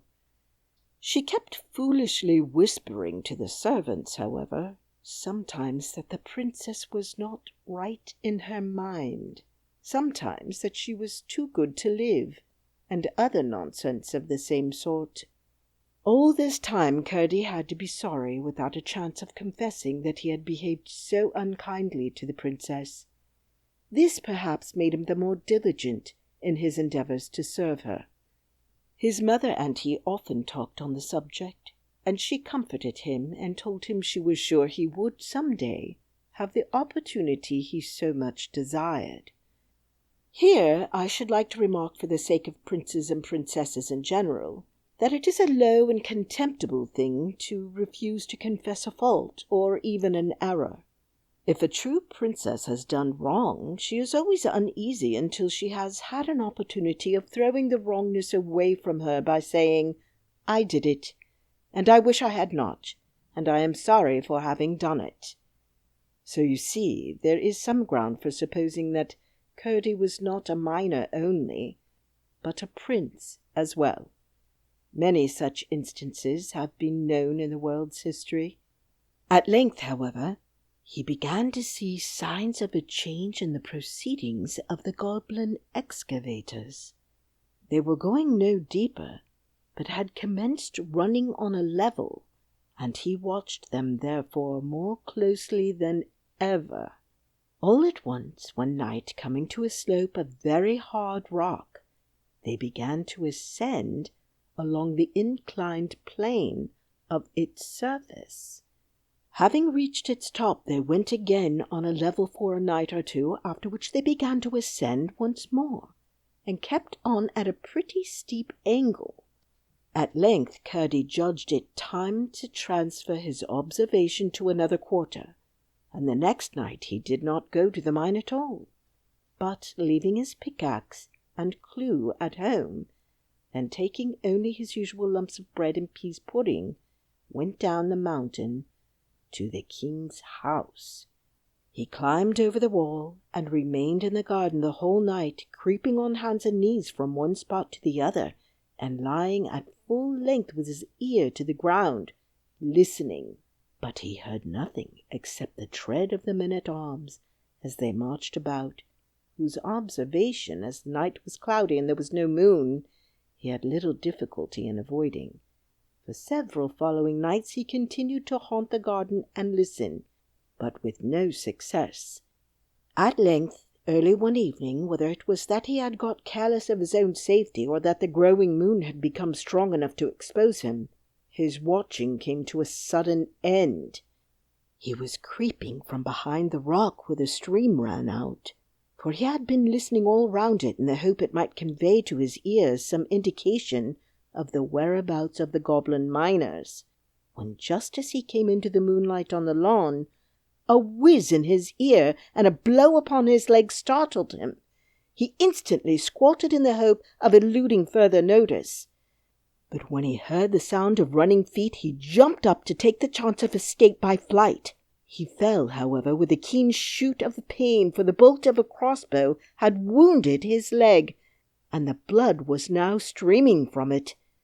He was instantly laid hold of by 2 or 3 of the men-at-arms. It was useless to struggle, and he submitted in silence. "It's a boy!" cried several of them together in a tone of amazement. "I thought it was one of those demons. What are you about here?" "Going to have a little rough usage, apparently," said Curdie, laughing as the men shook him. "Impertinence will do you no good. You have no business here in the king's grounds, and if you don't give a true account of yourself, you shall fare as a thief." "Why, what else could he be?" said one. "He might have been after a lost kid, you know," suggested another. "I see no good in trying to excuse him. He has no business here anyhow." "Let me go away then, if you please," said Curdie. "But we don't please, not except you give a good account of yourself." "I don't feel quite sure whether I can trust you," said Curdie. "We are the king's own men-at-arms," said the captain courteously, for he was taken with Curdie's appearance and courage. "Well, I will tell you all about it, if you will promise to listen to me and not do anything rash." "I call that cool," said one of the party, laughing. "He will tell us what mischief he was about if we promise to do as he pleases him." "I was about no such mischief," said Curdie. But ere he could say more, he turned faint and fell senseless on the grass. Then first they discovered that the bolt they had shot, taking him for one of the goblin creatures, had wounded him. They carried him into the house and laid him down in the hall. The report spread that they had caught a robber, and the servants crowded in to see the villain. Amongst the rest came the nurse. The moment she saw him, she exclaimed exclaimed with indignation. "I declare it's the same young rascal of a miner that was rude to me and the princess on the mountain. He actually wanted to kiss the princess. I took good care of that, the wretch. And he was prowling about, was he? Just like his impudence." The princess being fast asleep, she could misrepresent at her pleasure. When he heard this, the captain, although he had considerable doubt of its truth, resolved to keep Curdie a prisoner until they could search into the affair. So, after they had brought him round a little, and attended to his wound, which was rather a bad one, they laid him, still exhausted from the loss of blood, upon a mattress in a disused room, one of those already so often mentioned, and locked the door and left him. He passed a troubled night, and in the morning they found him talking wildly. In the evening he came to himself, but felt very weak, and his leg was exceedingly painful. Wondering where he was, and seeing one of the men-at-arms in the room, he began to question him, and soon recalled the events of the preceding night. As he was himself unable to watch any more, he told the soldier all he knew about the goblins, and begged him to tell his companions, and stir them up to watch with tenfold vigilance.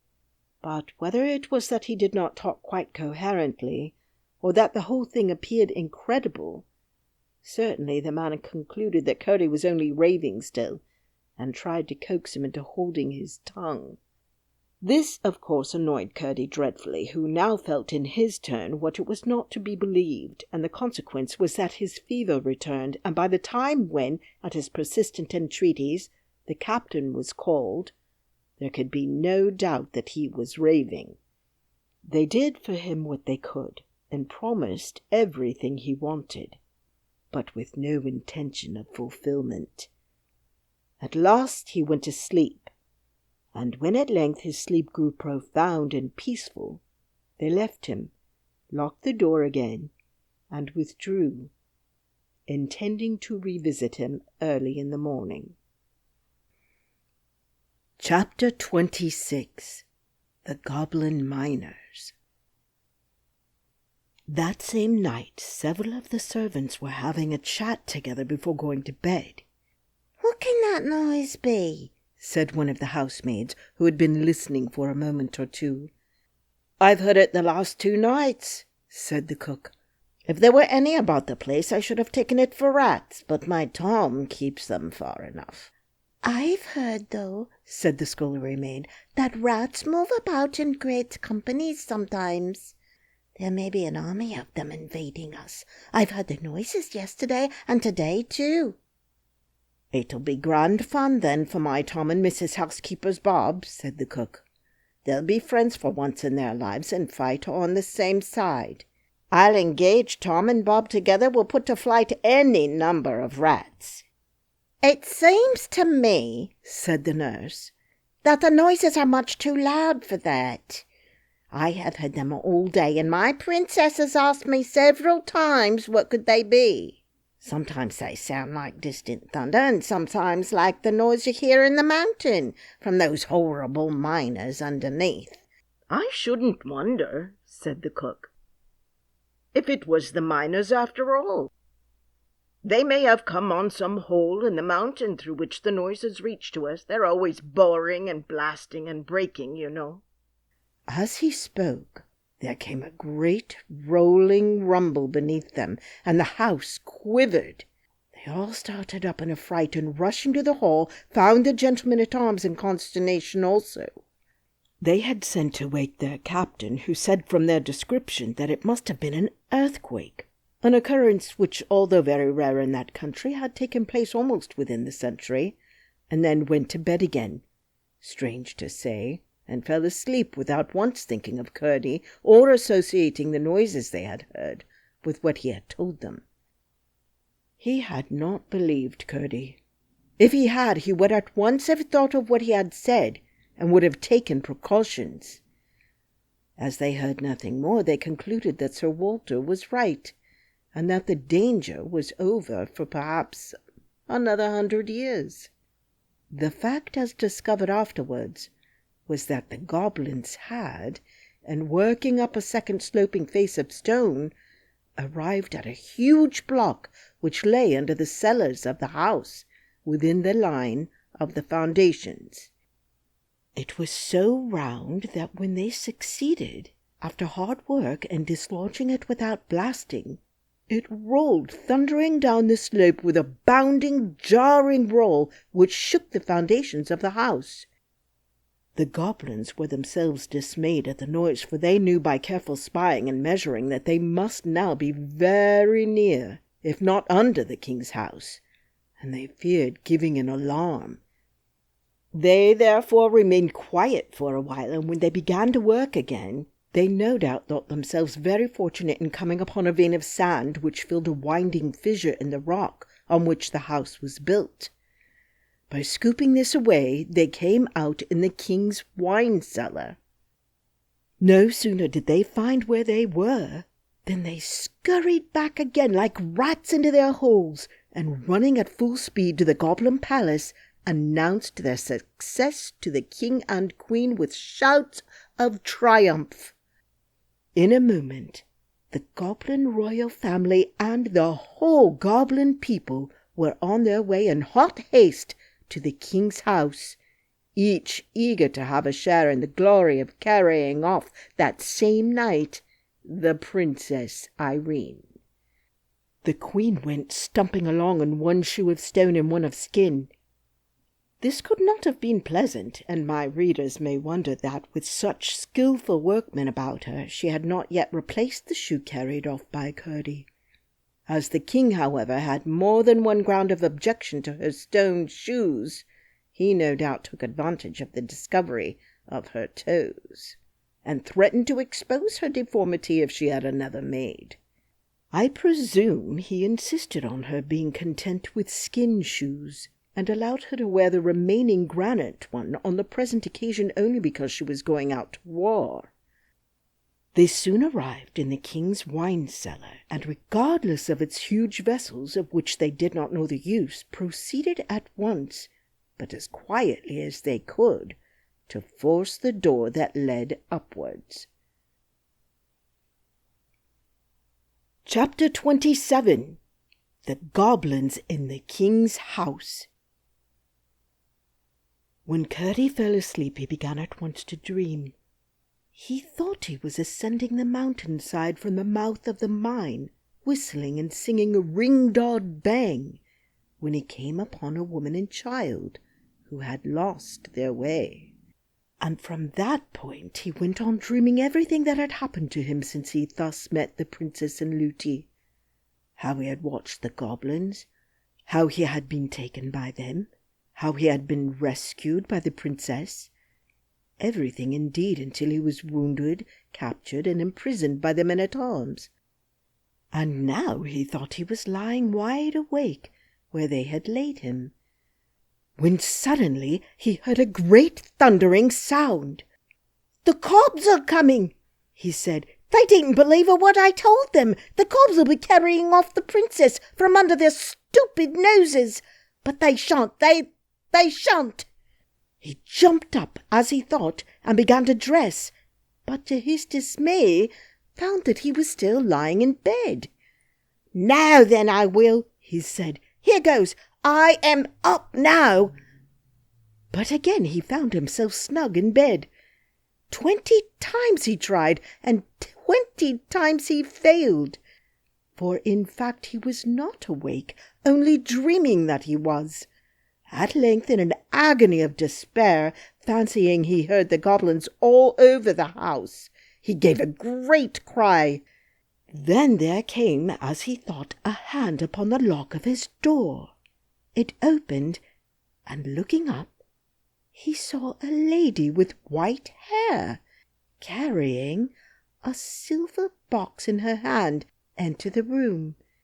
She came to his bed, he thought, stroked his head and face with cool, soft hands, took the dressing from his leg, rubbed it with something that smelt like roses, and then waved her hands over him 3 times.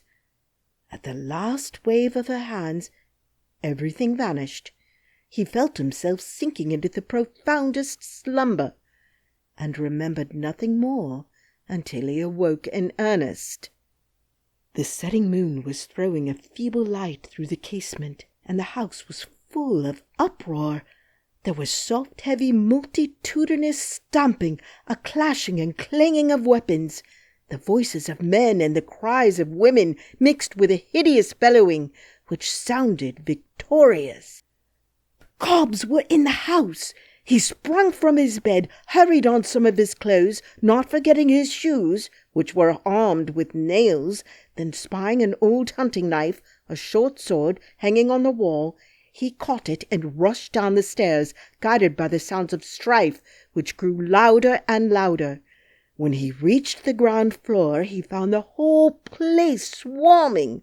All the goblins of the mountain seemed gathered there. He rushed among them, shouting, 1, 2, hit and hew, 3, 4, blast and bore. And with every rhyme he came down a great stamp upon a foot, cutting at the same time their faces, executing, indeed, a sword dance of the wildest description. Away scattered the goblins in every direction, into closets, upstairs, into chimneys, up on the rafters, and down to the cellars.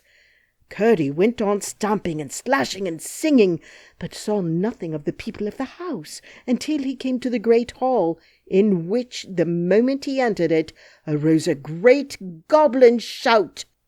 The last of the men-at-arms, the captain himself, was on the floor, buried beneath a wallowing crowd of goblins, for while each knight was busy defending himself as well as he could, by stabs in the thick bodies of the goblins, for he had soon found their heads all but invulnerable, the queen had attacked his legs and feet with horrible granite shoe, and he was soon down, but the captain had got his back to the wall and stood out longer. The goblins would have torn them all to pieces, but the king had given orders to carry them away alive, and over each of them, in 12 groups, was standing a knot of goblins, while as many as could find room was sitting upon their prostrate bodies. Curdie burst in, dancing and gyrating and stamping and singing like a small incarnate whirlwind. "Where 'tis all a hole, sir, never can be holes. Why should their shoes have soles, sir, when they have no soles? Put upon her foot, sir, has a granite shoe. The strongest leather boot, sir, 6 would soon be through." The queen gave a howl of rage and dismay, and before she recovered her presence of mind, Curdie, having begun with the group nearest him, had 11 of the knights on their legs again. "Stomp on their feet!" he cried as each man rose, and in a few minutes the hall was nearly empty, the goblins running from it as fast as they could, howling and shrieking and limping and cowering every now and then as they ran to cuddle their wounded feet and their hard hands, or to protect them from the frightful stamp of the armed men. And now Curdie approached the group which, in trusting in the queen and her shoe, kept their guard over the prostrate captain.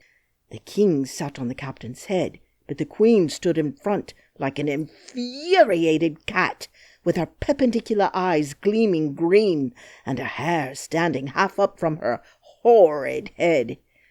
Her heart was quaking, however, and she kept moving about her skin-shod foot with nervous apprehension.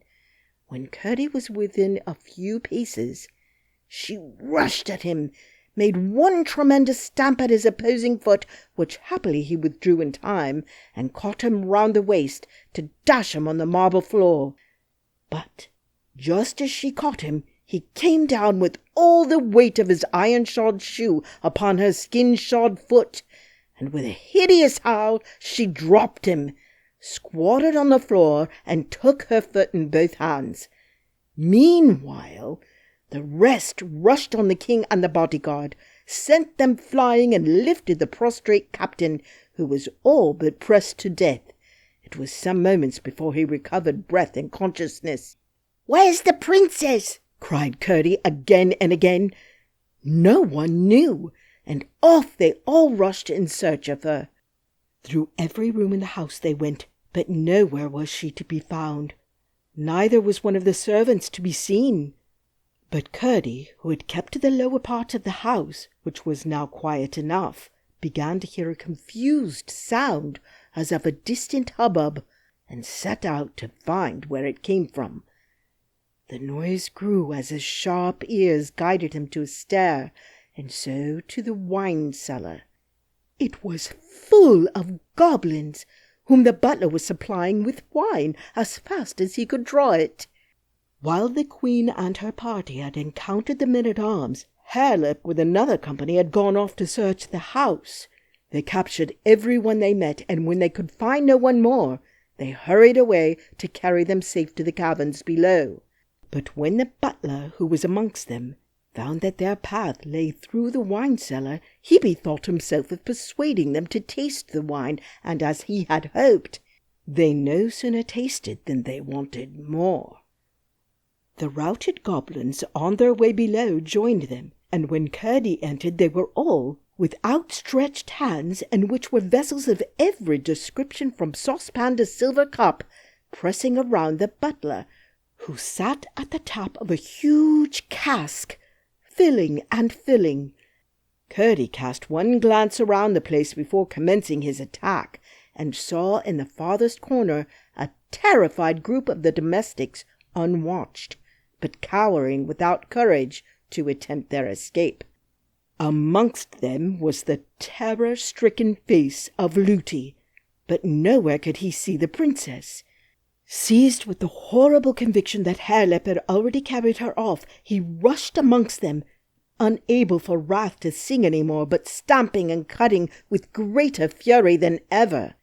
"Stamp on their feet! Stamp on their feet!" he shouted, and in a moment the goblins were disappearing through the hole in the floor like rats and mice. They could not vanish so fast, however, but that many more goblin feet had to go limping back over the underground ways of the mountain that morning. Presently, however, they were reinforced from above by the king and his party, with the redoubtable queen at their head.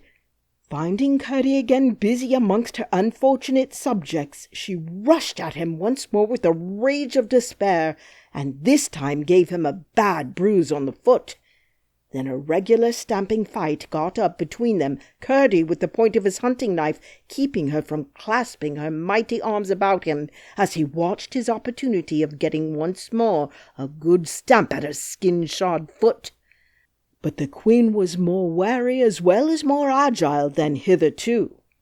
The rest, meantime, finding their adversary thus matched for the moment, paused in their headlong hurry and turned to the shivering group of women in the corner. As if determined to emulate his father and have a son-woman of some sort to share his future throne, Harelip rushed at them, caught up Looty, and sped with her to the hole.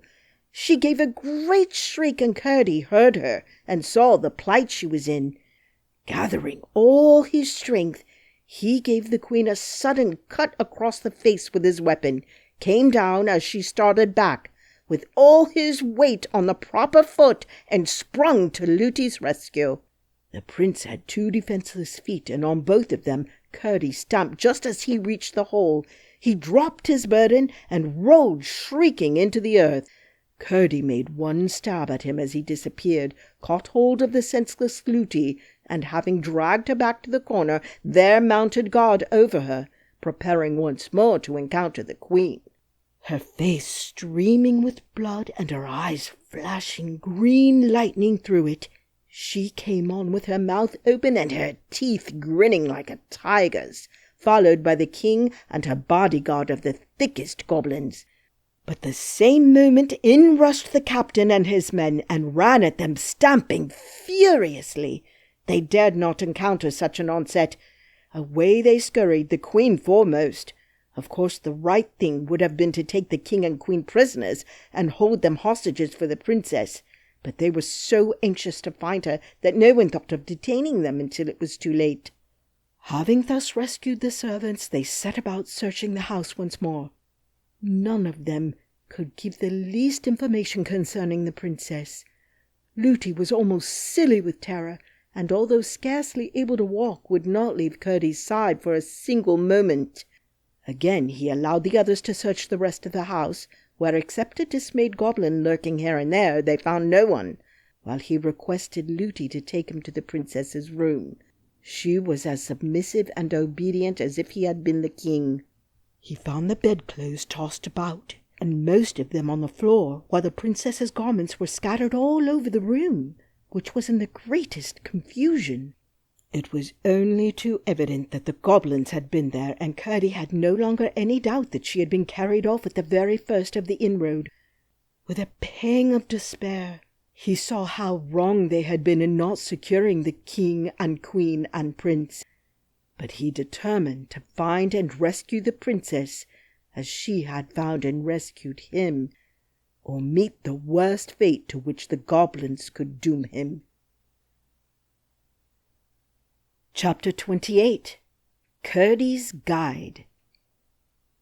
Just as the consolation of this resolve dawned upon his mind, and he was turning away for the cellar to follow the goblins into their hole, something touched his hand. It was the slightest touch, and when he looked he could see nothing. Feeling and peering about in the grey of dawn, his fingers came upon a tight thread. He looked again, and narrowly, but still could see nothing. It flashed upon him that this must be the princess's thread. Without saying a word, for he knew no one would believe him any more than he had believed the princess, he followed the thread with his finger, contrived to give Looty the slip, and was soon out of the house and on the mountain-side. Surprised that, if the thread were indeed the grandmother's messenger, it should have led the princess, as he supposed it must, into the mountain, where she would be certain to meet the goblins rushing back enraged from their defeat. But he hurried on in the hope of overtaking her first. When he arrived, however, at the place where the path turned off for the mine, he found that the thread did not turn with it, but went straight up the mountain. Could it be that the thread was leading him home to his mother's cottage? Could the princess be there? He bounded up the mountain like one of its own goats, and before the sun was up, the thread had brought him indeed to his mother's door. There it vanished from his fingers, and he could not find it, search as he might. The door was on the latch, and he entered. There sat his mother by the fire, and in her arms lay the princess fast asleep. "Hush, Curdie," said his mother. "Do not wake her. I'm so glad you're come. I thought the corpse must have got you again." With a heart full of delight, Curdie sat down at a corner of the hearth, on a stool opposite his mother's chair, and gazed at the princess, who slept as peacefully as if she had been in her own bed. All at once she opened her eyes and fixed them on him. "Oh, Curdie, you're come," she said quietly. "I thought you would." Curdie rose and stood before her with downcast eyes. "Irene," he said, "I am very sorry I did not believe you." "Oh, never mind, Curdie," answered the princess. "You couldn't, you know. You do believe me now, don't you?" "I can't help it now. I ought to have helped it before." "Why can't you help it now?" "Because, just as I was going into the mountain to look for you, I got hold of your thread, and it brought me here." "Then you've come from my house, have you?" "Yes, I have." "I didn't know you were there." "I've been there 2 or 3 days, I believe." "And I never knew it. Then perhaps you can tell me why my grandmother has brought me here. I can't think. Something woke me. I didn't know what, but I was frightened, and I felt for the thread, and there it was. I was more frightened still when it brought me out on the mountain, for I thought it was going to take me into it again, and I liked the outside of it best. I suppose you were in trouble again, and I had to get you out, but it brought me here instead. And, oh, Curdie, your mother's been so kind to me, just like my own grandmother." Here Curdie's mother gave the princess a hug, and the princess turned and gave her a sweet smile and held up her mouth to kiss her. "Then you didn't see the cobs?" asked Curdie. "No, I haven't been into the mountain, I told you, Curdie."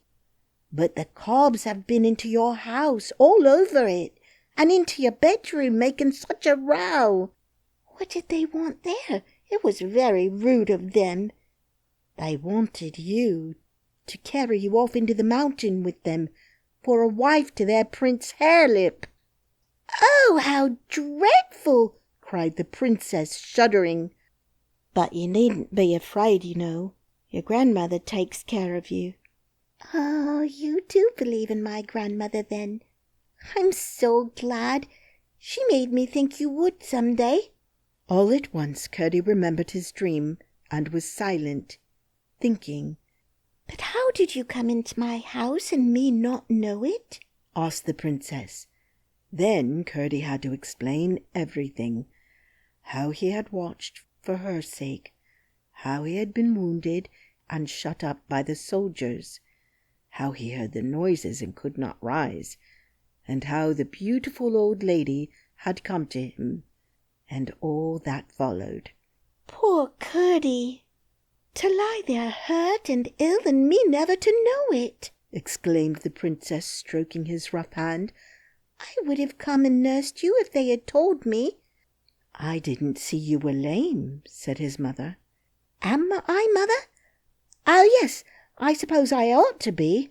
I declare I've never thought of it since I got up and go down amongst the cobs." "Let me see the wound," said his mother. He pulled down his stocking, when behold, except a great scar, his leg was perfectly sound.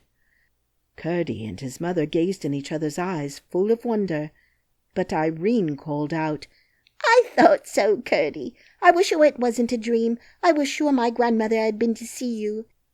Don't you smell the roses? It was my grandmother healed your leg and sent you to help me." "No, Princess Irene," said Curdie. "I wasn't good enough to be allowed to help you. I didn't believe you. Your grandmother took care of you without me." "Well, she sent you to help my people anyhow. I wish my King Papa would come. I do so want to tell him how good you've been." "But," said the mother, "we are forgetting how frightened your people must be. You must take the princess home at once, Curdie, or at least go and tell them where she is." "Yes, mother." "Only I'm dreadfully hungry. Do let me have some breakfast first. They ought to have listened to me, and then they wouldn't have been taken by surprise as they were." "That is true, Curdie, but it is not for you to blame them much, you remember?"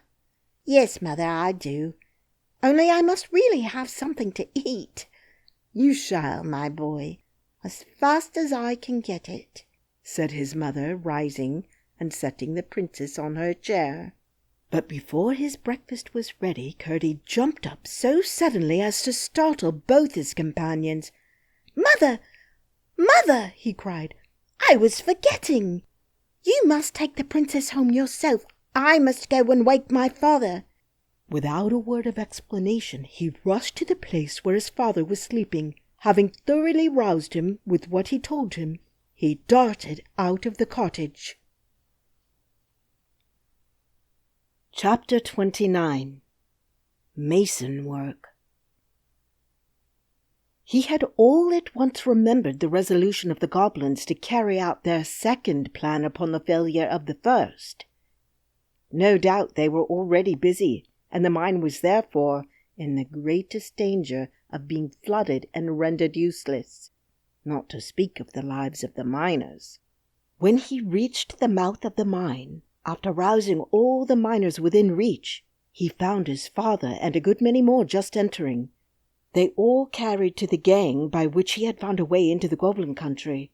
There the foresight of Peter had already collected a great many blocks of stone with cement ready for building up the weak place, well enough known to the goblins.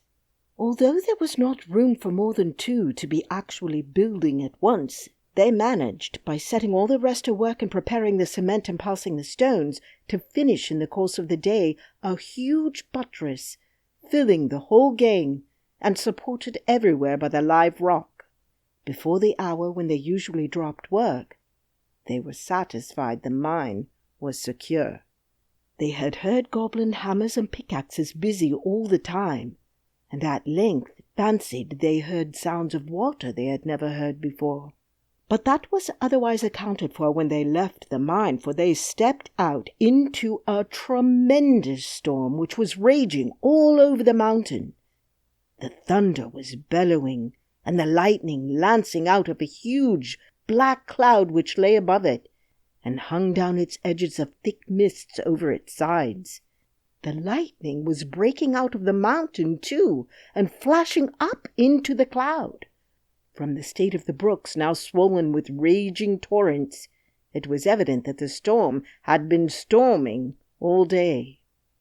The wind was blowing as if it would blow him off the mountain, but anxious about his mother and the princess, Curdie darted up through the thick of the tempest. Even if they had not set out before the storm came on, he did not judge them safe, for in such a storm even their poor little house was in danger. Indeed, he soon found that but for a huge rock against which it was built, and which protected it both from the blasts and the waters, it must have been swept if it was not blown away, for the two torrents into which this rock parted the rush of water behind it united again in front of the cottage, two roaring and dangerous streams, which his mother and the princess could not possibly have passed. It was with great difficulty that he forced his way through one of them and up to the door. The moment his hand fell on the latch, through all the uproar of the winds and waters came the joyous cry of the princess. "There's Curdie! Curdie! Curdie!" She was sitting wrapped in blankets on the bed, his mother trying for the 100th time to light the fire, which had been drowned by the rain that came down the chimney. The clay floor was one mass of mud, and the whole place looked wretched.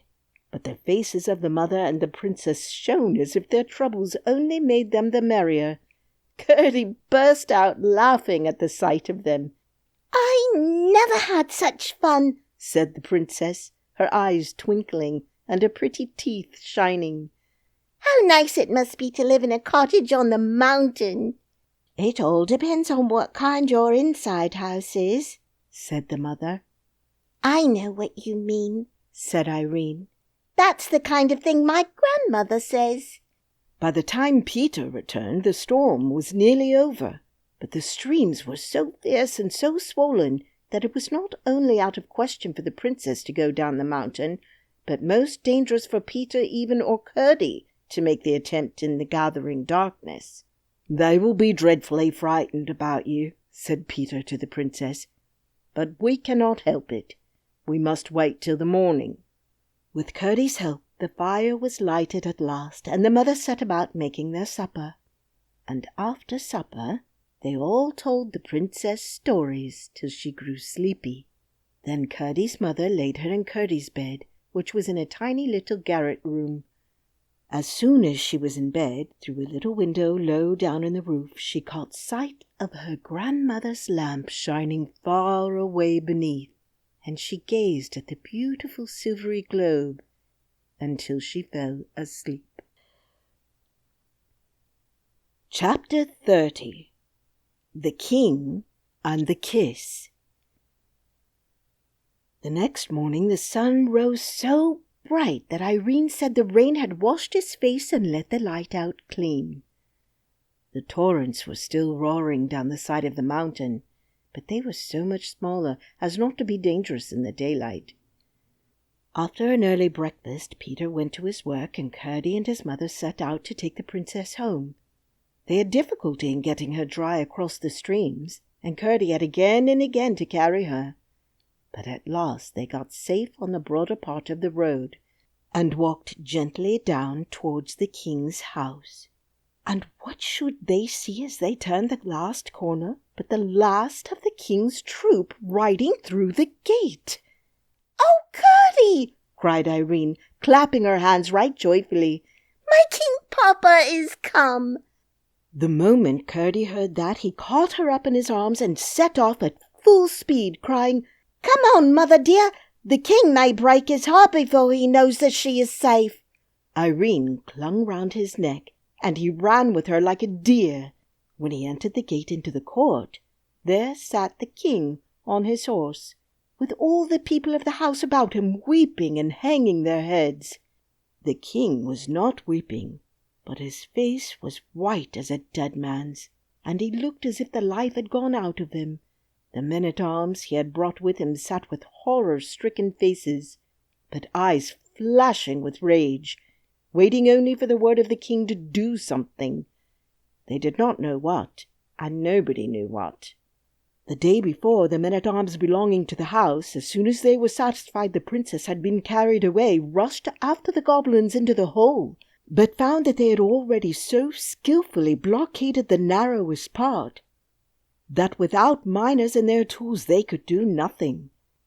Not one of them knew where the mouth of the mine lay, and some of those who had set out to find it had been overtaken by the storm and had not even yet returned. Poor Sir Walter was especially filled with shame, and almost hoped the king would order his head to be cut off, for to think of that sweet little face down amongst the goblins was unendurable. When Curdie ran in at the gate with the princess in his arms, they were all so absorbed in their own misery and awed by the king's presence and grief that no one observed his arrival. He went straight up to the king, where he sat on his horse. "Papa! Papa!" the princess cried, stretching out her arms to him. "Here I am!" The king started. The colour rushed to his face. He gave an inarticulate cry. Curdie held up the princess, and the king bent down and took her from his arms. As he clasped her to his bosom, the big tears went dropping down his cheeks and his beard, and such a shout arose from all the bystanders that the startled horses pranced and capered, and the armour rang and clattered, and the rocks of the mountain echoed back the noises. The princess greeted them all as she nestled in her father's bosom, and the king did not set her down until she had told them all the story. But she had more to tell about Curdie than about herself, and what she did tell about herself none of them could understand, except the king and Curdie, who stood by the king's knee stroking the neck of the great white horse. And still, as she told what Curdie had done, Sir Walter and others added to what she told, even Looty joining in the praises of his courage and energy. Curdie held his peace, looking quietly up in the king's face, and his mother stood on the outskirts of the crowd listening with delight, for her son's deeds were pleasant in her ears, until the princess caught sight of her. "And there is his mother, King Papa," she said. "See, there! She is such a nice mother, and has been so kind to me." They all parted asunder as the king made a sign to her to come forward. She obeyed, and he gave her his hand, but could not speak. "And now, King Papa," the princess went on, "I must tell you another thing. One night, long ago, Curdie drove the goblins away and brought Looty and me safe from the mountain, and I promised him a kiss when we got home. But Looty wouldn't let me give it to him. I don't want you to scold Looty, but I want you to tell her that a princess must do as she promises." "Indeed she must, my child, except it be wrong," said the king. "There, give Curdie a kiss." And as he spoke he held her towards him. The princess reached down, threw her arms round Curdie's neck, and kissed him on the mouth, saying, "There, Curdie, there's the kiss I promised you." Then they all went into the house, and the cook rushed to the kitchen, and the servants to their work. Looty dressed Irene in her shiniest clothes, and the king put off his armour and put on purple and gold, and a messenger was sent for Peter and all the miners, and there was a great and a grand feast, which continued long after the princess was put to bed. Chapter 31. The Subterranean Waters. The king's harper, who always formed a part of his escort, was chanting a ballad which he made as he went on playing on his instrument, about the princess and the goblins and the prowess of Curdie, when all at once he ceased, with his eyes on one of the doors of the hall. Thereupon the eyes of the king and his guests turned thitherward also. The next moment, through the open doorway came the Princess Irene. She went straight up to her father, with her right hand stretched out a little sideways, and her forefinger, as her father and Curdie understood, feeling its way along the invisible thread. The king took her on his knee, and she said in his ear, "King Papa, do you hear that noise?" "I hear nothing," said the king.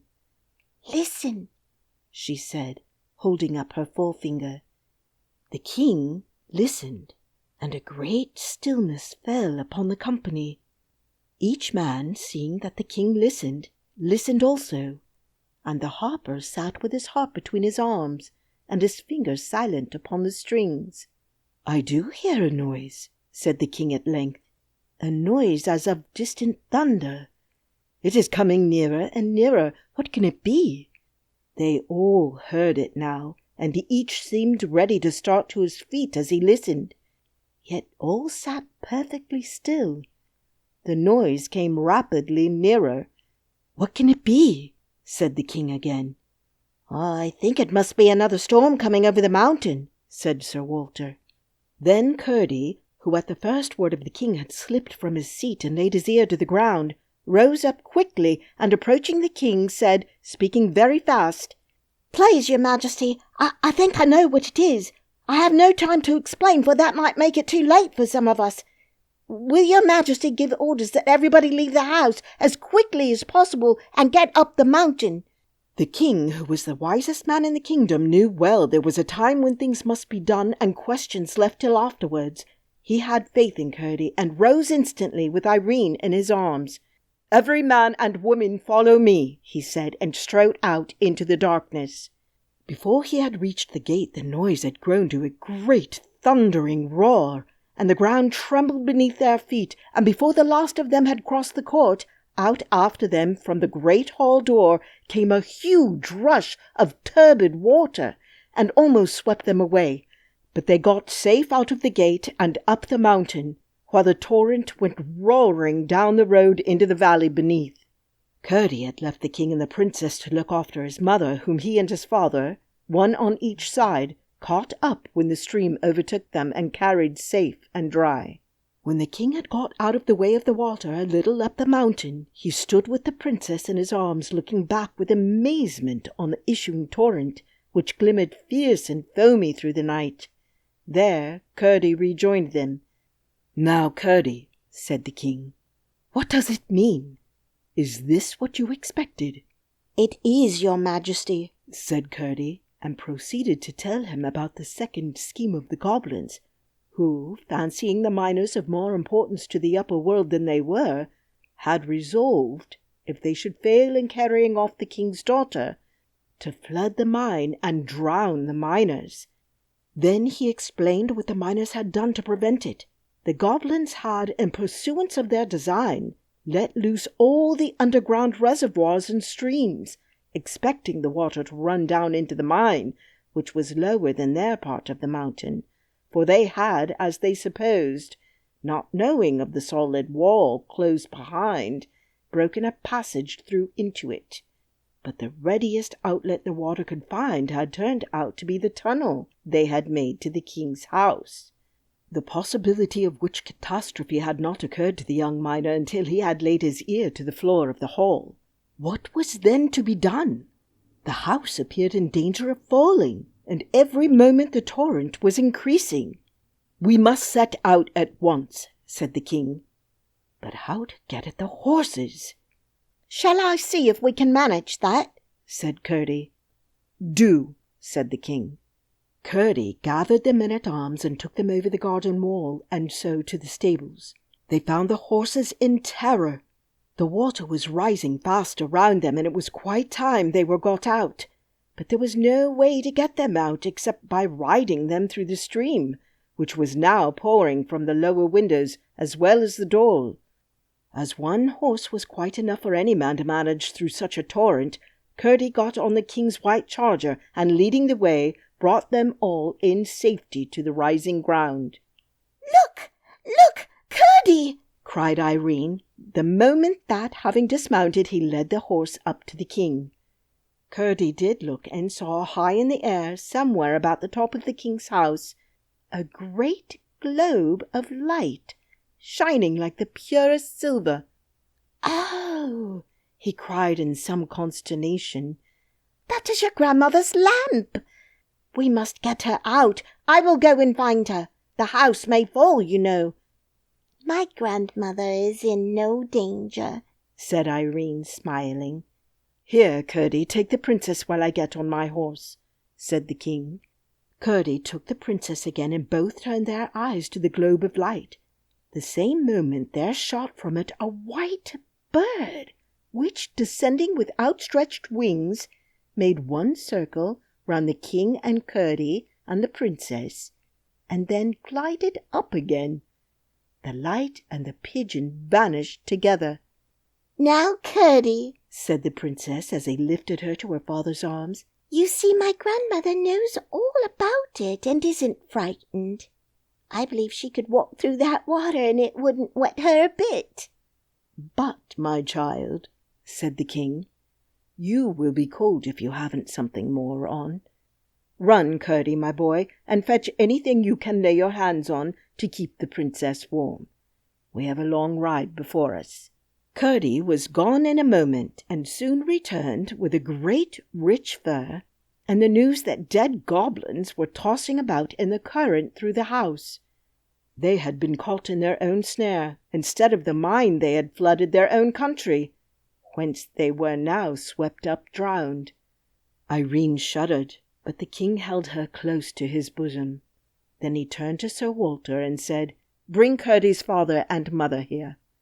"I wish," said the king when they stood before him, "to take your son with me. He shall enter my bodyguard at once and wait further promotion." Peter and his wife, overcome, only murmured almost inaudible thanks. But Curdie spoke aloud. "Please, your majesty," he said, "I cannot leave my father and mother." "That's right, Curdie," cried the princess. "I wouldn't if I was you." The king looked at the princess and then at Curdie with a glow of satisfaction on his countenance. "I too think you are right, Curdie," he said, "and I will not ask you again. But I shall have a chance of doing something for you sometime." "Your majesty has already allowed me to serve you," said Curdie. "But Curdie," said his mother, "why shouldn't you go with the king? We can get on very well without you." "But I can't get on very well without you," said Curdie. "The king is very kind, but I could not be half the use to him that I am to you. Please, your majesty, if you wouldn't mind giving my mother a red petticoat, I should have got her one long ago but for the goblins." "As soon as we get home," said the king, "Irene and I will search out the warmest one to be found and send it by one of the gentlemen." "Yes, that we will, Curdie," said the princess. "And next summer we'll come back and see you wear it, Curdie's mother," she added. "Shan't we, King Papa?" "Yes, my love, I hope so," said the king. Then, turning to the miners, he said, "Will you do the best you can for my servants tonight? I hope they will be able to return to the house tomorrow." The miners with one voice promised their hospitality. Then the king commanded his servants to mind whatever Curdie should say to them, and after shaking hands with him and his father and mother, the king and the princess and all their company rode away down the side of the new stream, which had already devoured half the road, into the starry night. Chapter 32. The Last Chapter. All the rest went up the mountain and separated in groups to the homes of the miners. Curdie and his father and mother took Lootie with them. and the whole way a light, of which all but Looty understood the origin, shone upon their path. But when they looked round they could see nothing of the silvery globe. For days and days the water continued to rush from the doors and windows of the king's house, and a few goblin bodies were swept out into the road. Curdie saw that something must be done. He spoke to his father and the rest of the miners, and they at once proceeded to make another outlet for the waters. By setting all hands to the work, tunnelling here and building there, they soon succeeded, and having also made a little tunnel to drain the water away from under the king's house, they were soon able to get into the wine cellar, where they found a multitude of dead goblins. Among the rest the queen, with the skin shoe gone and the stone one fast to her ankle, for the water had swept away the barricade, which prevented the men-at-arms from following the goblins, and had greatly widened the passage. They built it securely up, and then went back to their labours in the mine. A good many of the goblins with their creatures escaped from the inundation out upon the mountain, but most of them soon left that part of the country, and most of those who remained grew milder in character, and indeed became very much like the Scotch brownies. Their skulls became softer as well as their hearts, and their feet grew harder, and by degrees they became friendly with the inhabitants of the mountain and even with the miners. But the latter were merciless to any of the cob's creatures that came in their way, until at length they all but disappeared. The rest of the history of the Princess and Curdie must be kept for another volume. The End. This has been a Sevilla Car EO production.